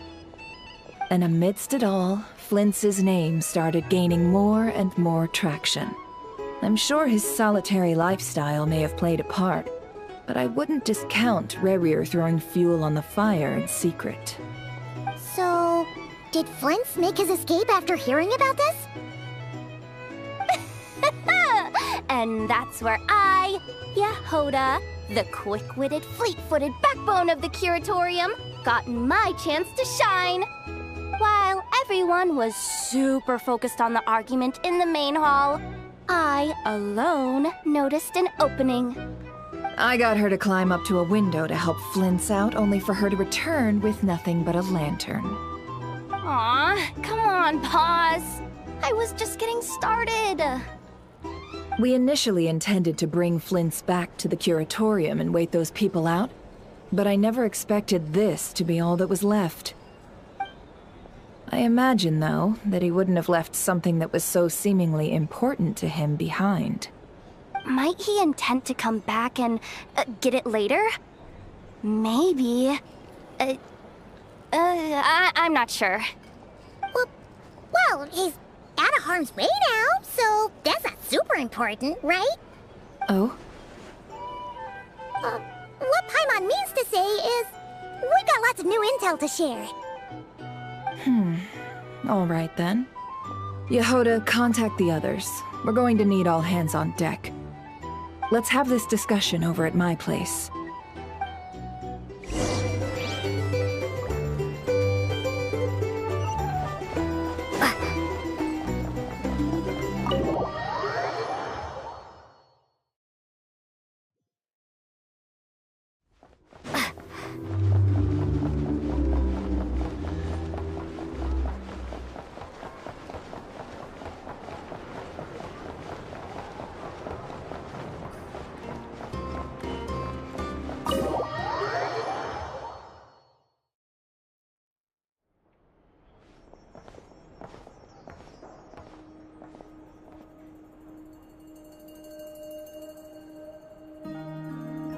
I see. So Flint's has a fragment taken from within a Wild Hunt anomaly. Is he gonna be okay now that he's on his own again? Earlier, he said that the fragment had gone still, so it's probably of no use to Rerir now. that case, Rerir shouldn't have any reason to keep pursuing him, right? So was all that ruckus back at the flagship just an act of spite? Or what? If I were him, I would have simply turned my attention to collecting other fragments. A reasonable course of action. Remember what we heard back at the tavern? The actual number of Wild Hunt anomalies destroyed has been greater than Lightkeeper records would indicate. Some of these must have been Rerir's doing. He must have been seeking more fragments. This much is pretty easy to understand, but why would he pretend to be Soci and put so much effort into getting the cannon up and running again? Maybe 'cause that'd be more efficient than having to clear anomalies himself? Yeah, I'm confident that the ammo we're packing has the oomph to do that. But I am a mechanic after all. For me, test data and their conclusions speak loudest. Oh, why don't we find a few of those fragments ourselves and use Kuvaki to carry out a little experiment? Our lab could certainly accommodate such a test. In other words, we gotta destroy a couple of anomalies and collect fragments from them, right? Lightkeeper operations have just about ceased following the Sergeant Major's passing. Meanwhile, the Wild Hunt continues to grow in scale by the day. I fear only we can keep the situation under control now. Then we best act fast. Paimon's got a bad feeling about this. A feeling we all share, I'm afraid.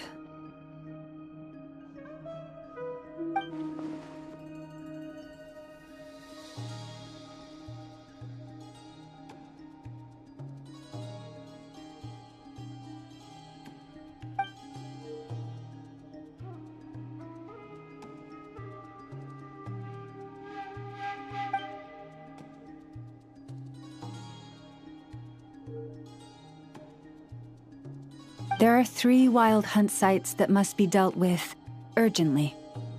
But I believe we have the capacity to handle it. Works for me. Nefa and I will take our workshop assistants to deal with one of the sites. The Curatorium will handle another. And we Frostmoon Scions shall deal with the remaining one.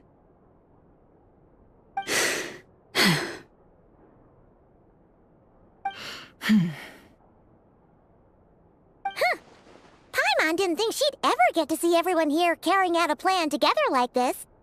Never mind you. This is a first for me, too. Let's head out, then. We'll meet back up at my lab with the fragments. Understood. Time is of the essence now. Our foe could make his next move at any moment, so we must stay in contact with one another. Gotcha! Stay safe, everyone.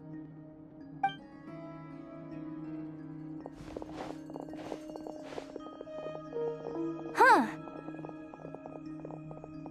Anyone seen the lantern? Has Flint's dropped by already? Well, considering what you said earlier, you know where we're going next, right?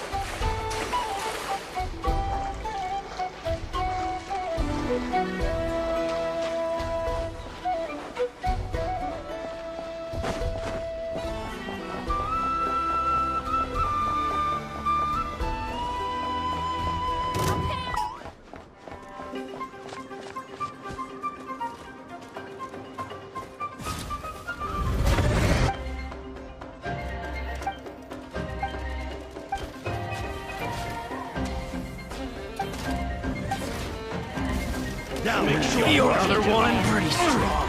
Fuck.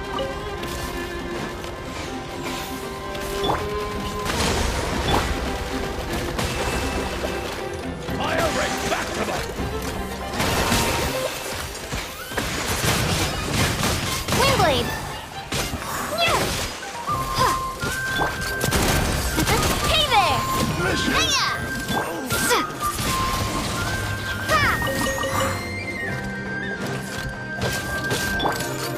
Hey there! Yeah!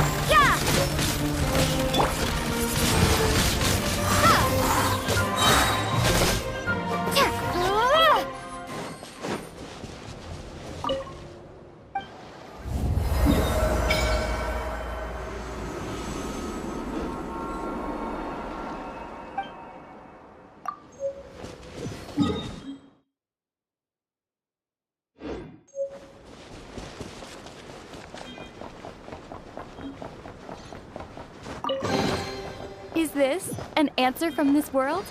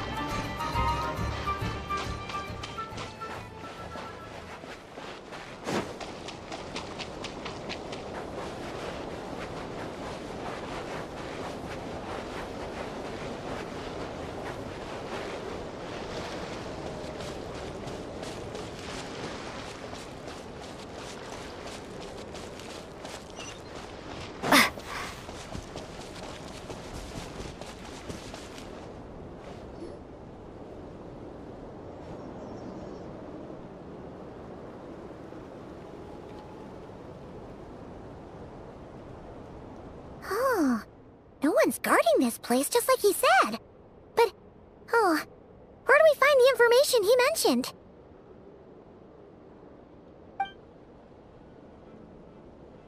This way. Let's move. We're running out of time.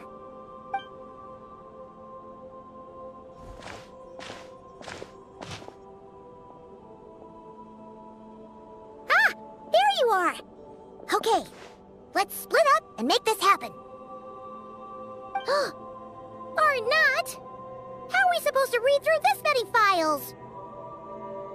Difficult, yes, but it is also our most efficient option.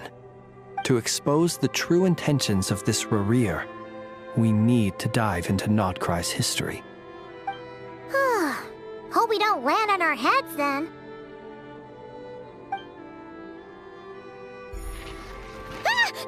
Ghost! That file suddenly moved by itself. This is a graveyard, right, Flint? Do these things just gotta happen? Many strange things happen here, but this is not one of them. But that file really did move by itself! Hey, come out! Don't scare Paimon like that!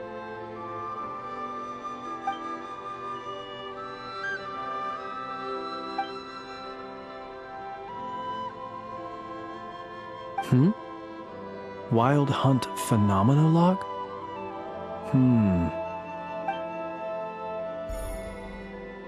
Hey! Another file's moving!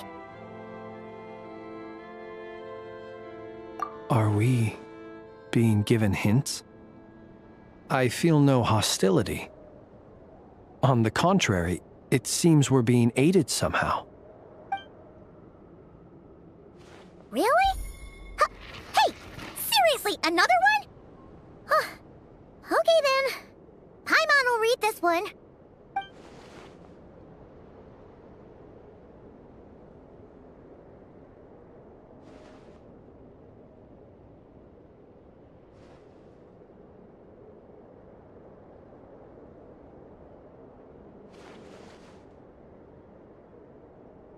Phew!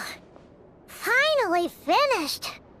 Oh, Paimon sure could use a long break from long words now. Hope she can remember it all. The material I've read through has all been about past Wild Hunt incidents of enormous scale. What about you? Paimon as well. Guess that makes 3 of us. Whatever this is, it seems to want us to notice something. Let's bring our files together and give them another look through. All right. Paimon will go fetch hers. All these incidents look pretty different. Wait. I've noticed something. Before the occurrence of these huge Wild Hunt events, a smaller scale one would erupt in the exact same location. And look. All these smaller scale Wild Hunt site reports share a common outcome. They'd be detected, but would go inactive before any forces could be sent to deal with them. They could then be sealed directly using a tide seal stone. But why? Some of these records are too old. I doubt he had regained the ability to act freely yet, or we would have met long ago. And here's another similarity.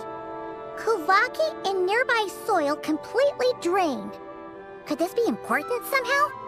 Kuvaki and the Wild Hunt are mutually opposed forces.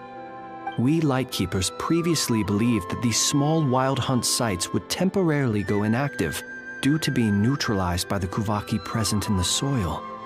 But now that we've synthesized all this data, there is a key issue this hypothesis cannot explain. Indeed, despite the name, I would not call a tide seal stone's sealing powers watertight exactly. But for it to fail and the situation to deteriorate in such short order. Paimon feels like she's almost got it.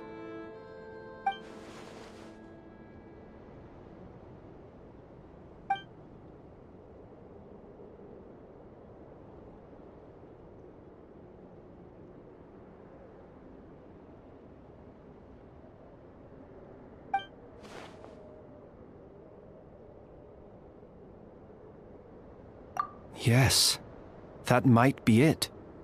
It could be that when Kuvaki and abyssal energies meet, the stronger side will suppress the weaker one. And while Kuvaki can indeed destroy small-scale Wild Hunt anomalies, should Región be strong enough, The Kuvaki might be his for the taking instead. Paimon kinda gets where we're going with this. What are you referring to? Oh, we had a real close encounter with the Abyss in Natlan. It's a force that tries to taint everything. It's hard to explain in detail, but basically, your reasoning makes sense.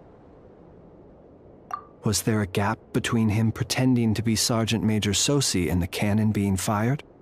There was. Aino needed to make some adjustments after we finished those repairs. Rerir, disguised as Sosi, left at that point, leaving him more than enough time to shapeshift into you, return to the Lightkeeper's office and set up the crime scene, before heading over to the cannon's target area and absorbing the Kuvaki. It all makes sense. And all that just for the fragment I had with me. It begs the question, what makes it so special that he needs it so badly?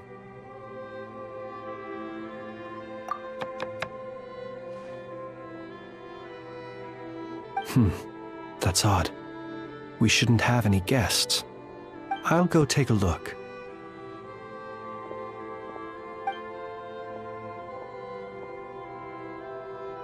Ah, it's an ibis. It's carrying a letter!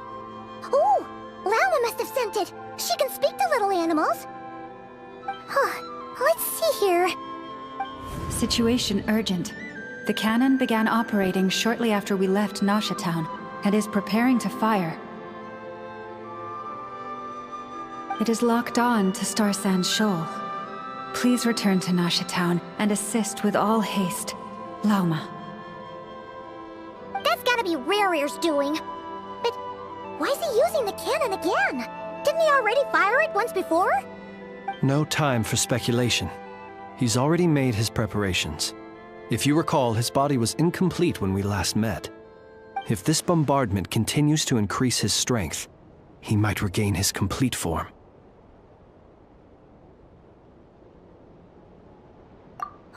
What should we do? There's no way we're getting back to Nasha Town in time. Let's go to the cannon's target site. That's where we should find Rerir, and that's where we'll stop him. One moment. Just let me get this news to Lauma. Nasha Town is in their hands now.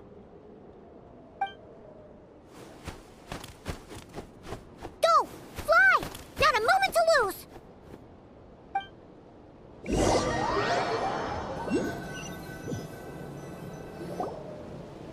You're here, as expected. Humans, you never change. Always trying to use powers you neither comprehend nor control. But it is also thanks to you that I found a way to return. You've messed with the cannon again, huh? Sorry, but this round's not gonna go your way. Such faith in your companions. But will the inhabitants of Nasha Town understand why they wish to stop the cannon? I think not. When all they see is the wild hunt surging up everywhere they look, the cannon must seem like their only lifeline. This is the truth I have revealed to them. They did this all of their own volition. The zealous worship of power leads only to annihilation of equally zealous proportions. True power does not heed the commands of the weak. You were waiting for us to leave Nasha Town then. Of course. I imagine the one you call Aino would have managed to stop the cannon otherwise. Shame, then, that you proved one step too slow. In their folly, the townspeople will bar the path of all who seek to stop the cannon. And your kind-hearted, weak companions have not the stomach to deal with them. The cannon will not be stopped now. Well, sir, you look most pleased with yourself. In that case, before you put us out of our misery, I would like to ask you a question, if I may. See this fragment? It once haunted your dreams. But now it seems useless to you. What is it exactly? That is my corpse. Sorry, what? My body was once torn into countless pieces and hurled into the swirling chaos of time itself. But even so, my life and will were not extinguished. Every last fragment calls to me. Sooner or later, they shall welcome my return. What are you even saying? Huh. So the terror of the Wild Hunt was in fact caused by scattered pieces of your corpse. I guess they don't call you one of the 5 sinners for nothing. Serendipity guided the fragments to construct an incomplete version of myself, upon which I began collecting more within Wild Hunt sites across the land. But each time, the fragments I obtained were hardly worth mentioning, while that which you hold in your hand was my heart. So that's why it responded so strongly to you.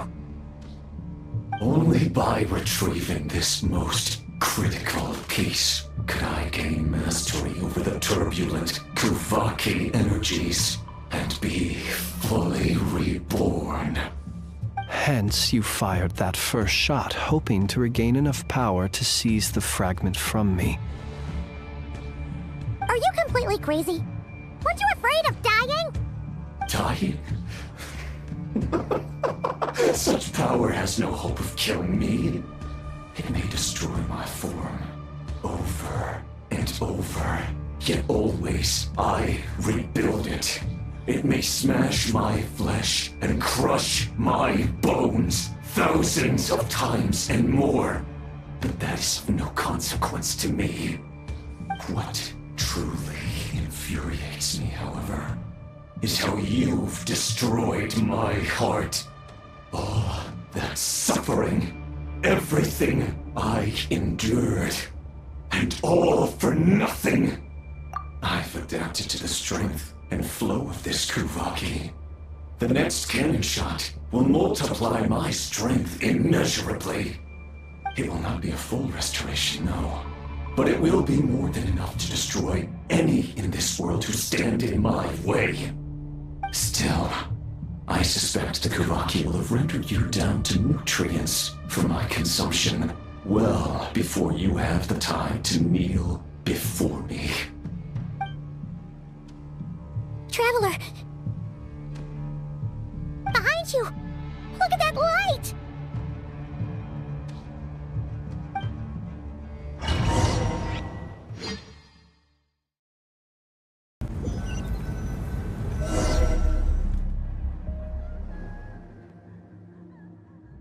Dang it!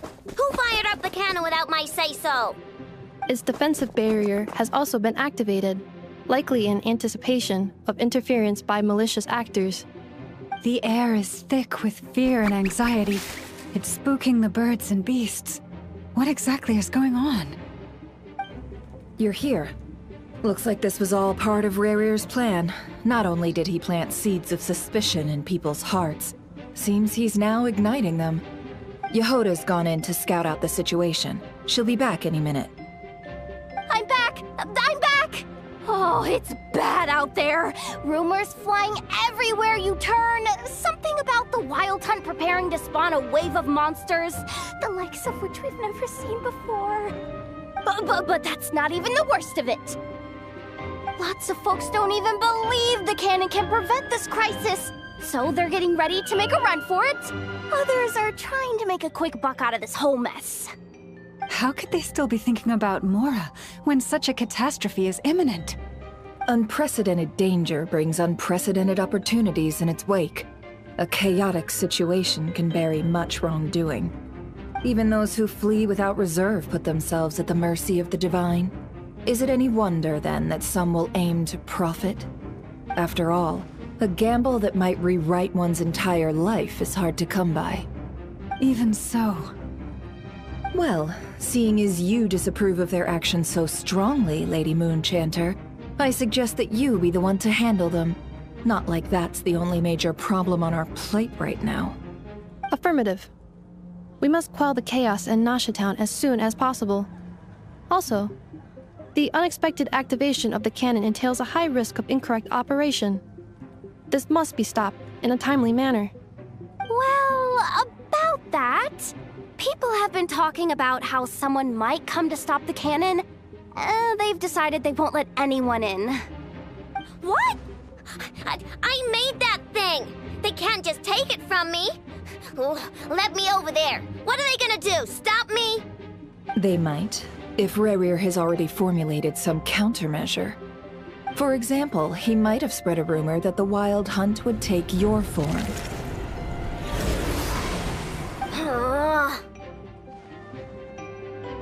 Possibility high. If they view the cannon as Nasha Town's only hope, they are likely to conclude that anyone who tries to stop it must be with the Wild Hunt. We will face strong resistance, but they're just ordinary people. Brute force must be avoided, if possible. There's no time.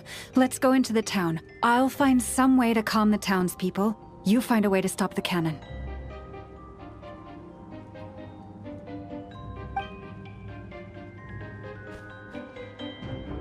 Oh, you're back. And you have a letter? The Traveler won't make it back in time. So they're heading straight over to Star Sand Shoal instead. Wait, what? Isn't that the cannon's target? Why would she go there? Assessing risk level. Maximum. So if we can't prevent the cannon from being fired... Then she's prepared for the worst.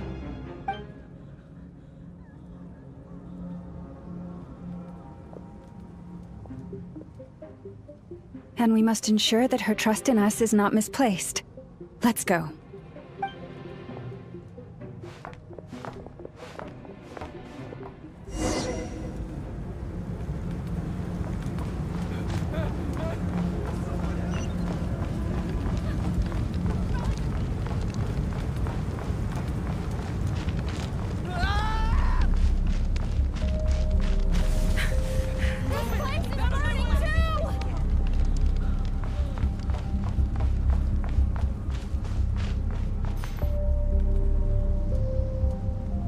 Most of those we've met so far have been attempting to escape, so they haven't gotten in our way.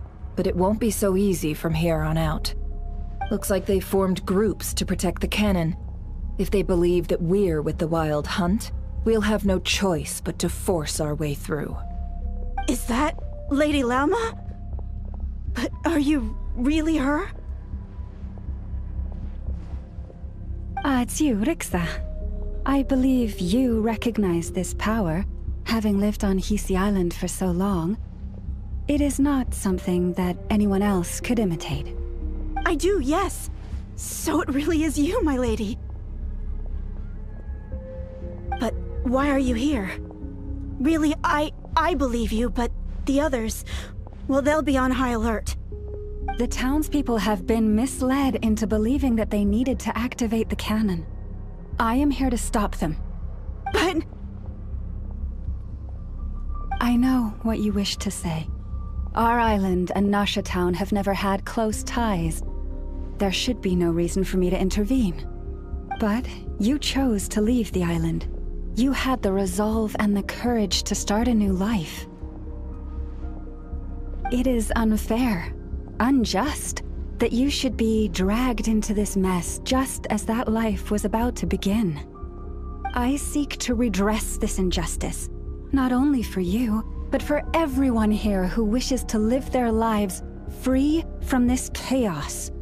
Please, have faith in our long-standing friendship, and that this is where my heart has led me. Thank you, my lady. Thank you. Please help us. Then come. I need you to step forward alongside me, and to do your part too.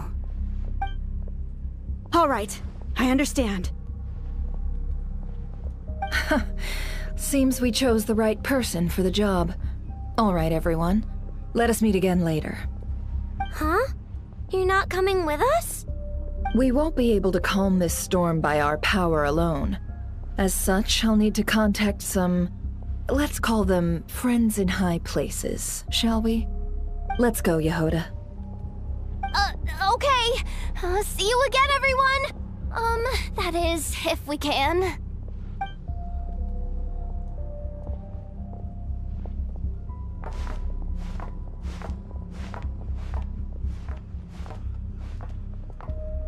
Remember these words. The road shall be paved with truth, and we shall pave it ourselves.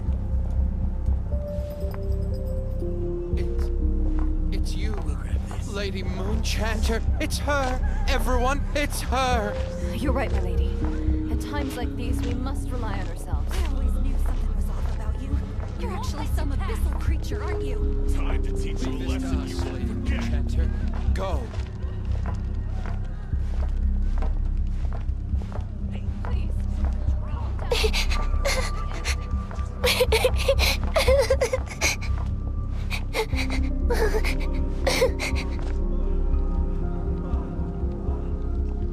Lady Moonchanter, there's a child here! It's all right now. Go, quickly.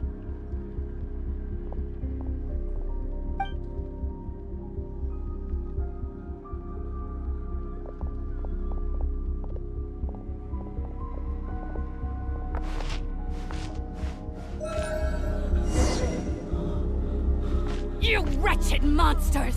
You're not getting anywhere near the cannon! The monsters you fear do not exist here. The madness you have fallen to has been the source of untold disasters. You think we had a choice? Destiny is no excuse for greed and destruction. The choice has always been yours to make, and it remains so, even now.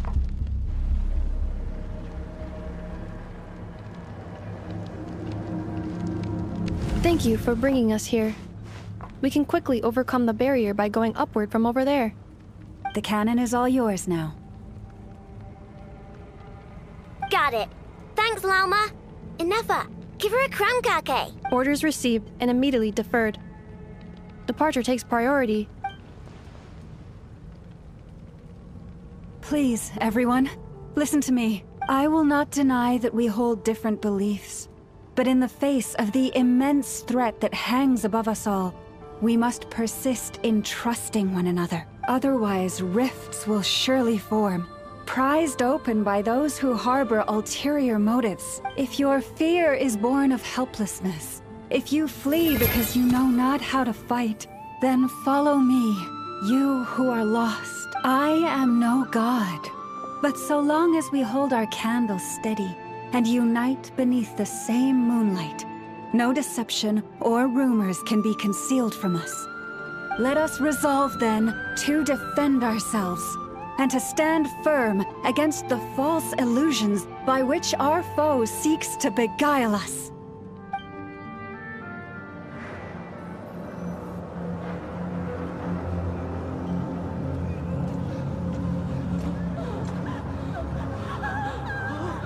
Let's go, Enough. This way up. This is making me dizzier than I expected. Adjusting route. Make ready.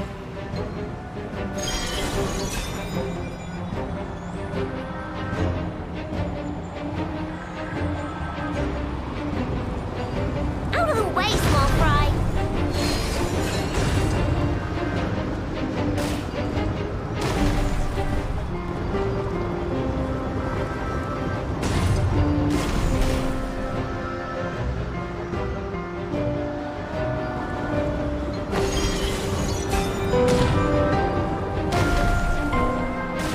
What happened to the path? Track missing.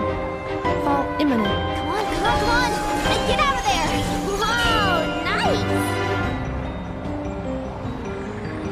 Preparing barrier breakthrough. Brace for impact.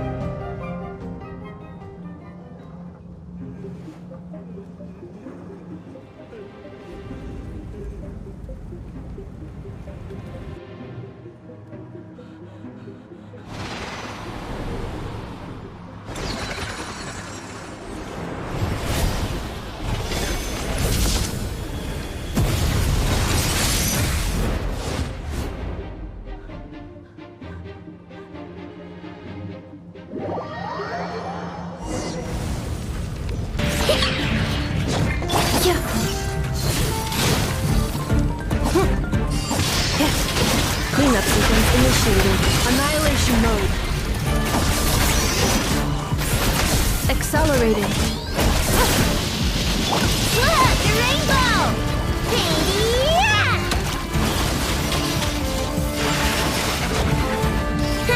Easy peasy. What made you think I couldn't take on one of my own designs, huh? You on this? Insulation chamber deployed.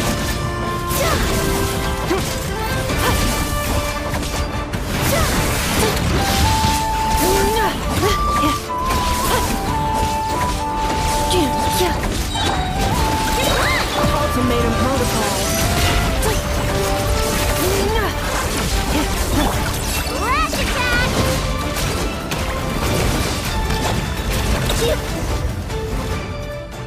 This isn't good enough, we gotta hurry! Scanning. Kuvaki ammunition fully loaded. Preheating complete.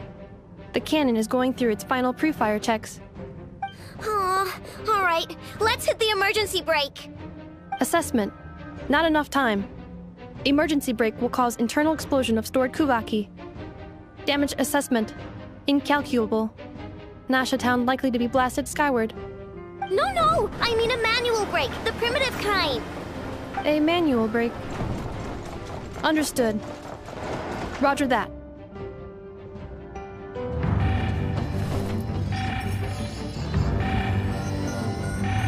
We are out of time.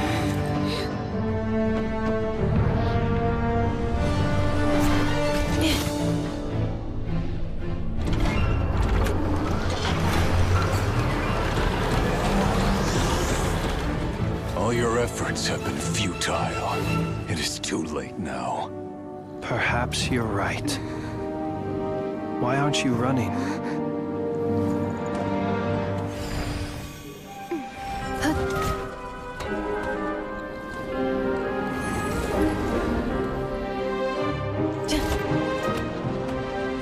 Sato passa sax, intimi potuftos. In necritus necrus daptusi, cenis omnes tu zonos pentusi. Osesticos palatin pirantur resurcu, topirtu aetion veratum.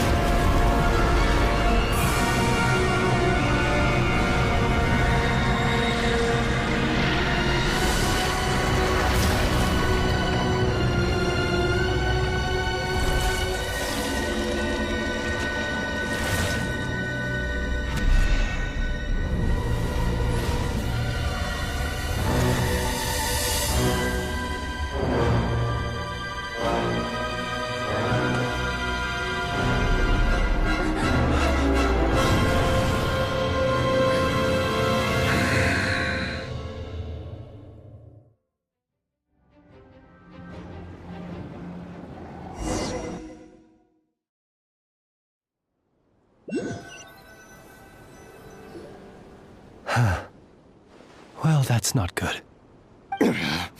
Sluggish. Torpid. This body is a disappointment. I can barely muster 10% of my original strength.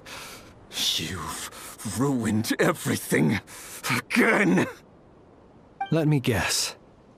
You didn't get a human body back, did you?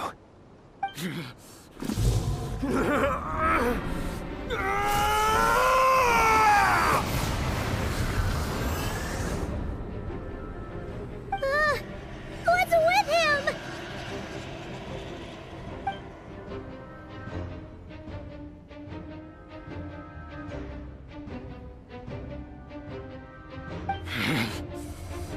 Verfnir, Rheindaughter, Flinders. Watch out! Whatever rationality he still had when he was searching for his body is gone. All that's left is the calamity you see before you. A monster fueled by nothing but his own obsession. Matters not.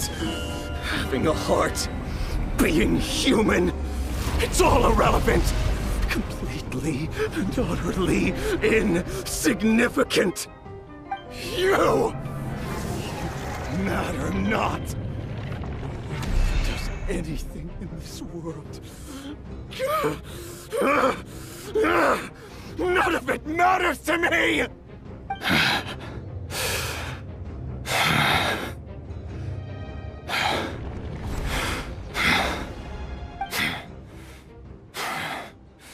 Fools.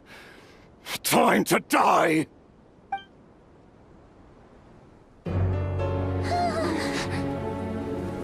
You too have the potential to be driven mad by knowledge. But the truths you seek are so insipid, laughable that you should die for their sake.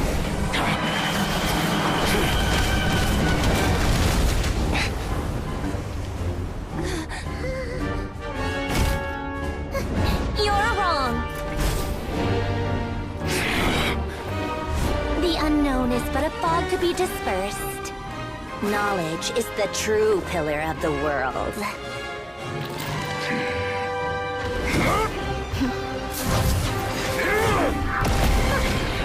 You're not the only one who got stronger. Polonia!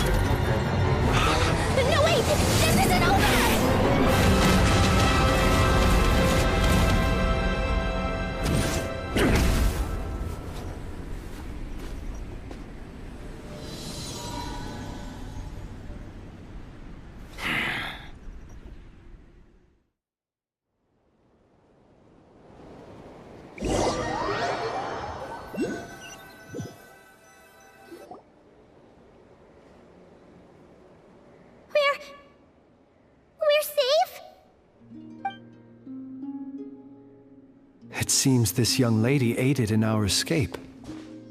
You have my sincere gratitude, dear madam.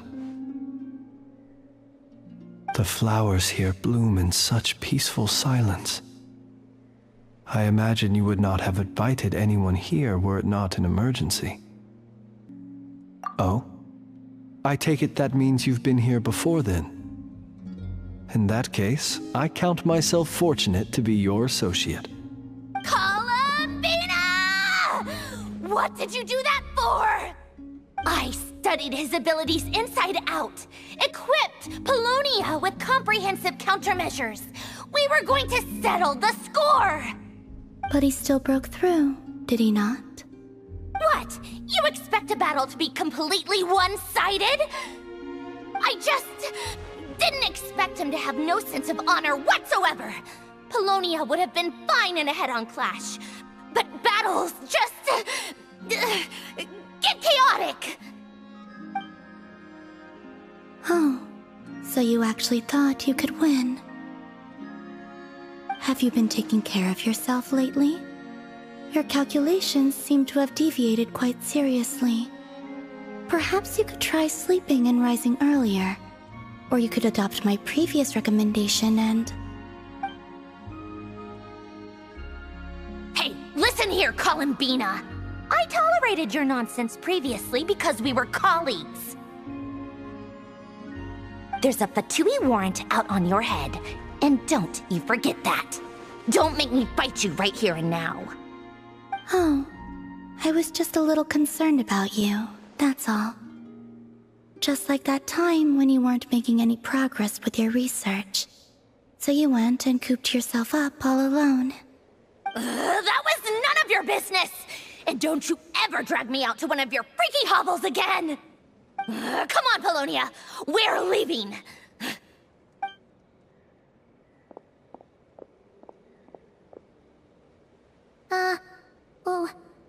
Well, anyway, thank you.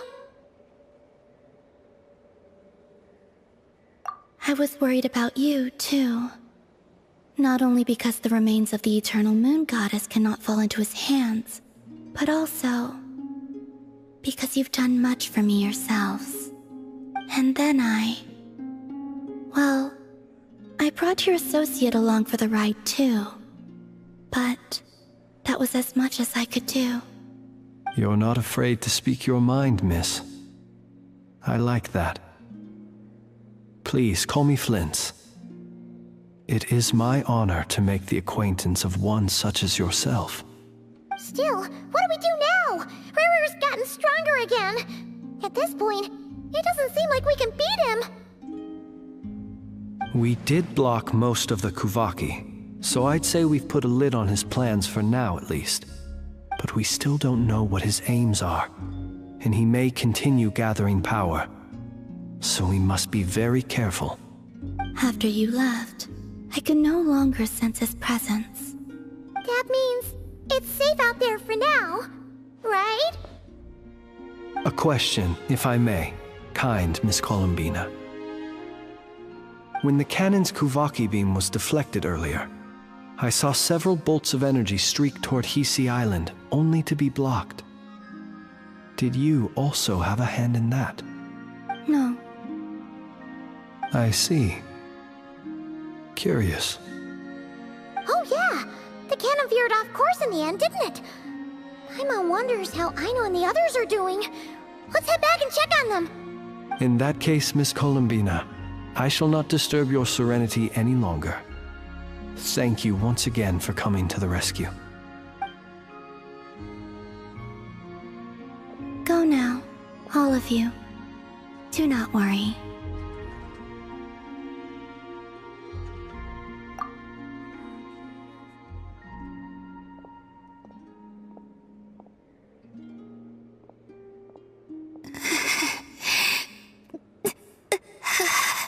My strength still isn't returning. It seems my time is running out.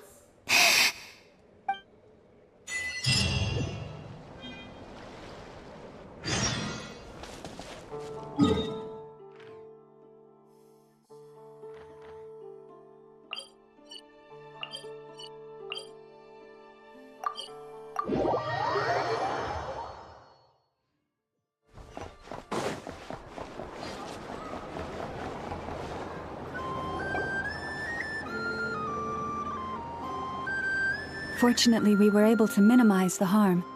Only a few townspeople were hurt. But the Región of Solnari has now gained a complete form, while we still know nothing about his goals. It seems we have done something akin to releasing a vicious cuckoosaur into the wild. I'm sorry. Is no one here familiar with cuckoosaurs? Paimon knows what you mean, but that analogy seems more than slightly understated. He said that this world means nothing to him, so it is possible that he doesn't have a reason to fight us at the moment. If his objective had been revenge alone, we would likely have no recourse. Is there, still time for me to tender my resignation? Just kidding, just kidding. Don't worry, boss. I know there's no running now. So my canon, my pride and joy was a hindrance rather than a help. You know what? I'm gonna dismantle it right now. That's right. And it still works on normal Wild Hunt anomalies. Don't let this get you down, I know. Flint's, we'll need you to attend to the aftermath with the Lightkeepers. Don't worry, I've explained everything to them. You're in the clear. My thanks. For that and for everything else I hear you did to help us arrive at the truth. Had you been willing to show yourself in public more often, you would not have been so easy to isolate, you know. Point taken. I will give that some thought. I suppose that's one way I'd benefit from replacing Sergeant Major Sosi. You mean you're being promoted? Was Paimon the only one who didn't get that? Well, if you've got a moment, would you like to come with me?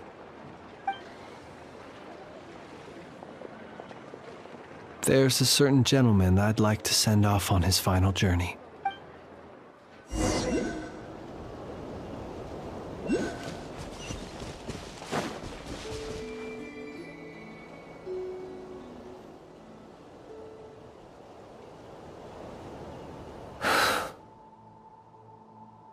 This man was like a lighthouse. Here he lived as if it were a mere matter of course, and brought light and grace to those around him. Slowly, gradually, he came to think as such himself. I have achieved too little. I must do better. There is more work to be done. Perhaps his end was tragic. But I remain proud of the way in which he illuminated the path for others. Every shadow born of the light shall remember it. Oh, poor guy.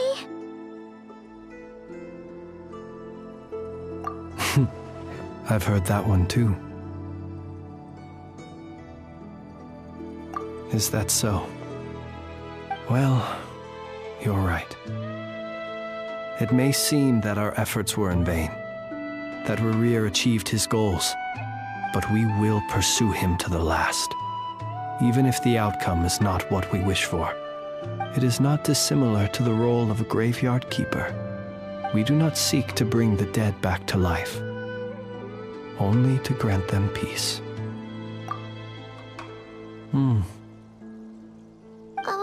What are you two talking about? Care to explain? Okay. Either way, the Lantern Fae is not playing the leading role in these final rites. Lightbearer, with your blood you have paved the road to glory and justice. Even as we hurry on, bruised and battered though we may be, stay a while and look back upon the world and all its love and hatred, until it closes its eyes in the depths of night, and a lantern lit for you alone flickers softly into life. Thank you for everything, Sergeant Major Sosi.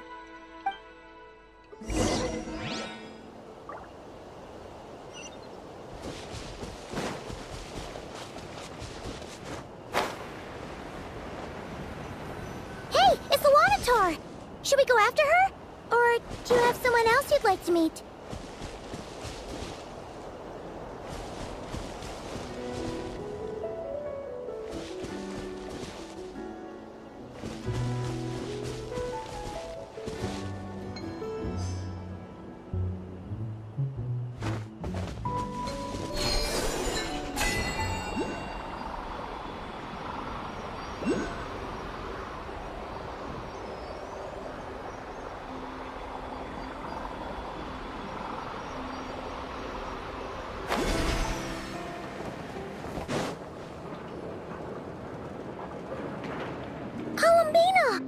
What are you doing here?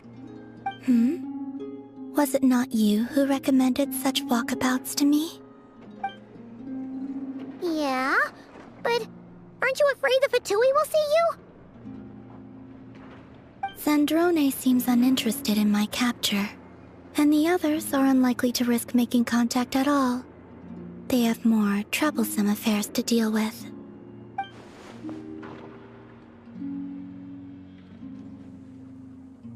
Well, it's good to come out for a walk either way. So, how do you feel? Is Nasha Town to your liking? The flow of Kuvaki is somewhat turbulent, and the people are ill at ease. However... Is this where you purchased the dishes you treated me to? Are you serious? That's what she's concerned about? Berries and fried meat? Well, we can take you to grab a bite if you'd like to. There's all sorts of delicious stuff out here that you won't get to try at home. You've been quite subdued. Thorny questions on your mind, perhaps? I could not gain any insight into his schemes, I fear. Now that he has donned a shape and form, selling his power short would prove a fatal error. But that power of his plays host to an obsession that borders on mania. I cannot say if that fixation is directed at the moons or at something else. Perhaps understanding the subject of his fixation shall prove key to repelling him in the future. Well, Zandrone's daily routine is highly irregular, while the doctor often orders people around. As for Arlecchino... Was that not what you were curious about? Well then, have you been to that experimental design bureau of theirs? That weapon will play a key role in the Tsaritsa's plan. That's what I've heard, anyway. And what plan is that precisely? Well, I cannot say I care. I could look into the Eternal Moon's marrow for you if you wish it so. But after our previous attempt, I suspect your spaceship has been intentionally hidden away. Perhaps someone has certain truths they wish to hide from you, or from others. And I doubt there are many who could accomplish such a feat. I still wish to return to the moon that belongs to me. That is where the answers lie buried. That is my true home.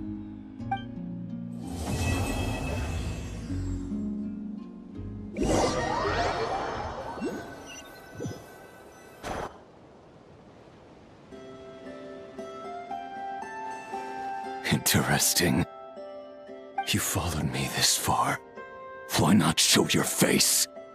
Haha! Right, right. Right you are. I forgot to introduce myself. The name's Varka, Knight of Boreas, and Grand Master of the Knights of Favonius.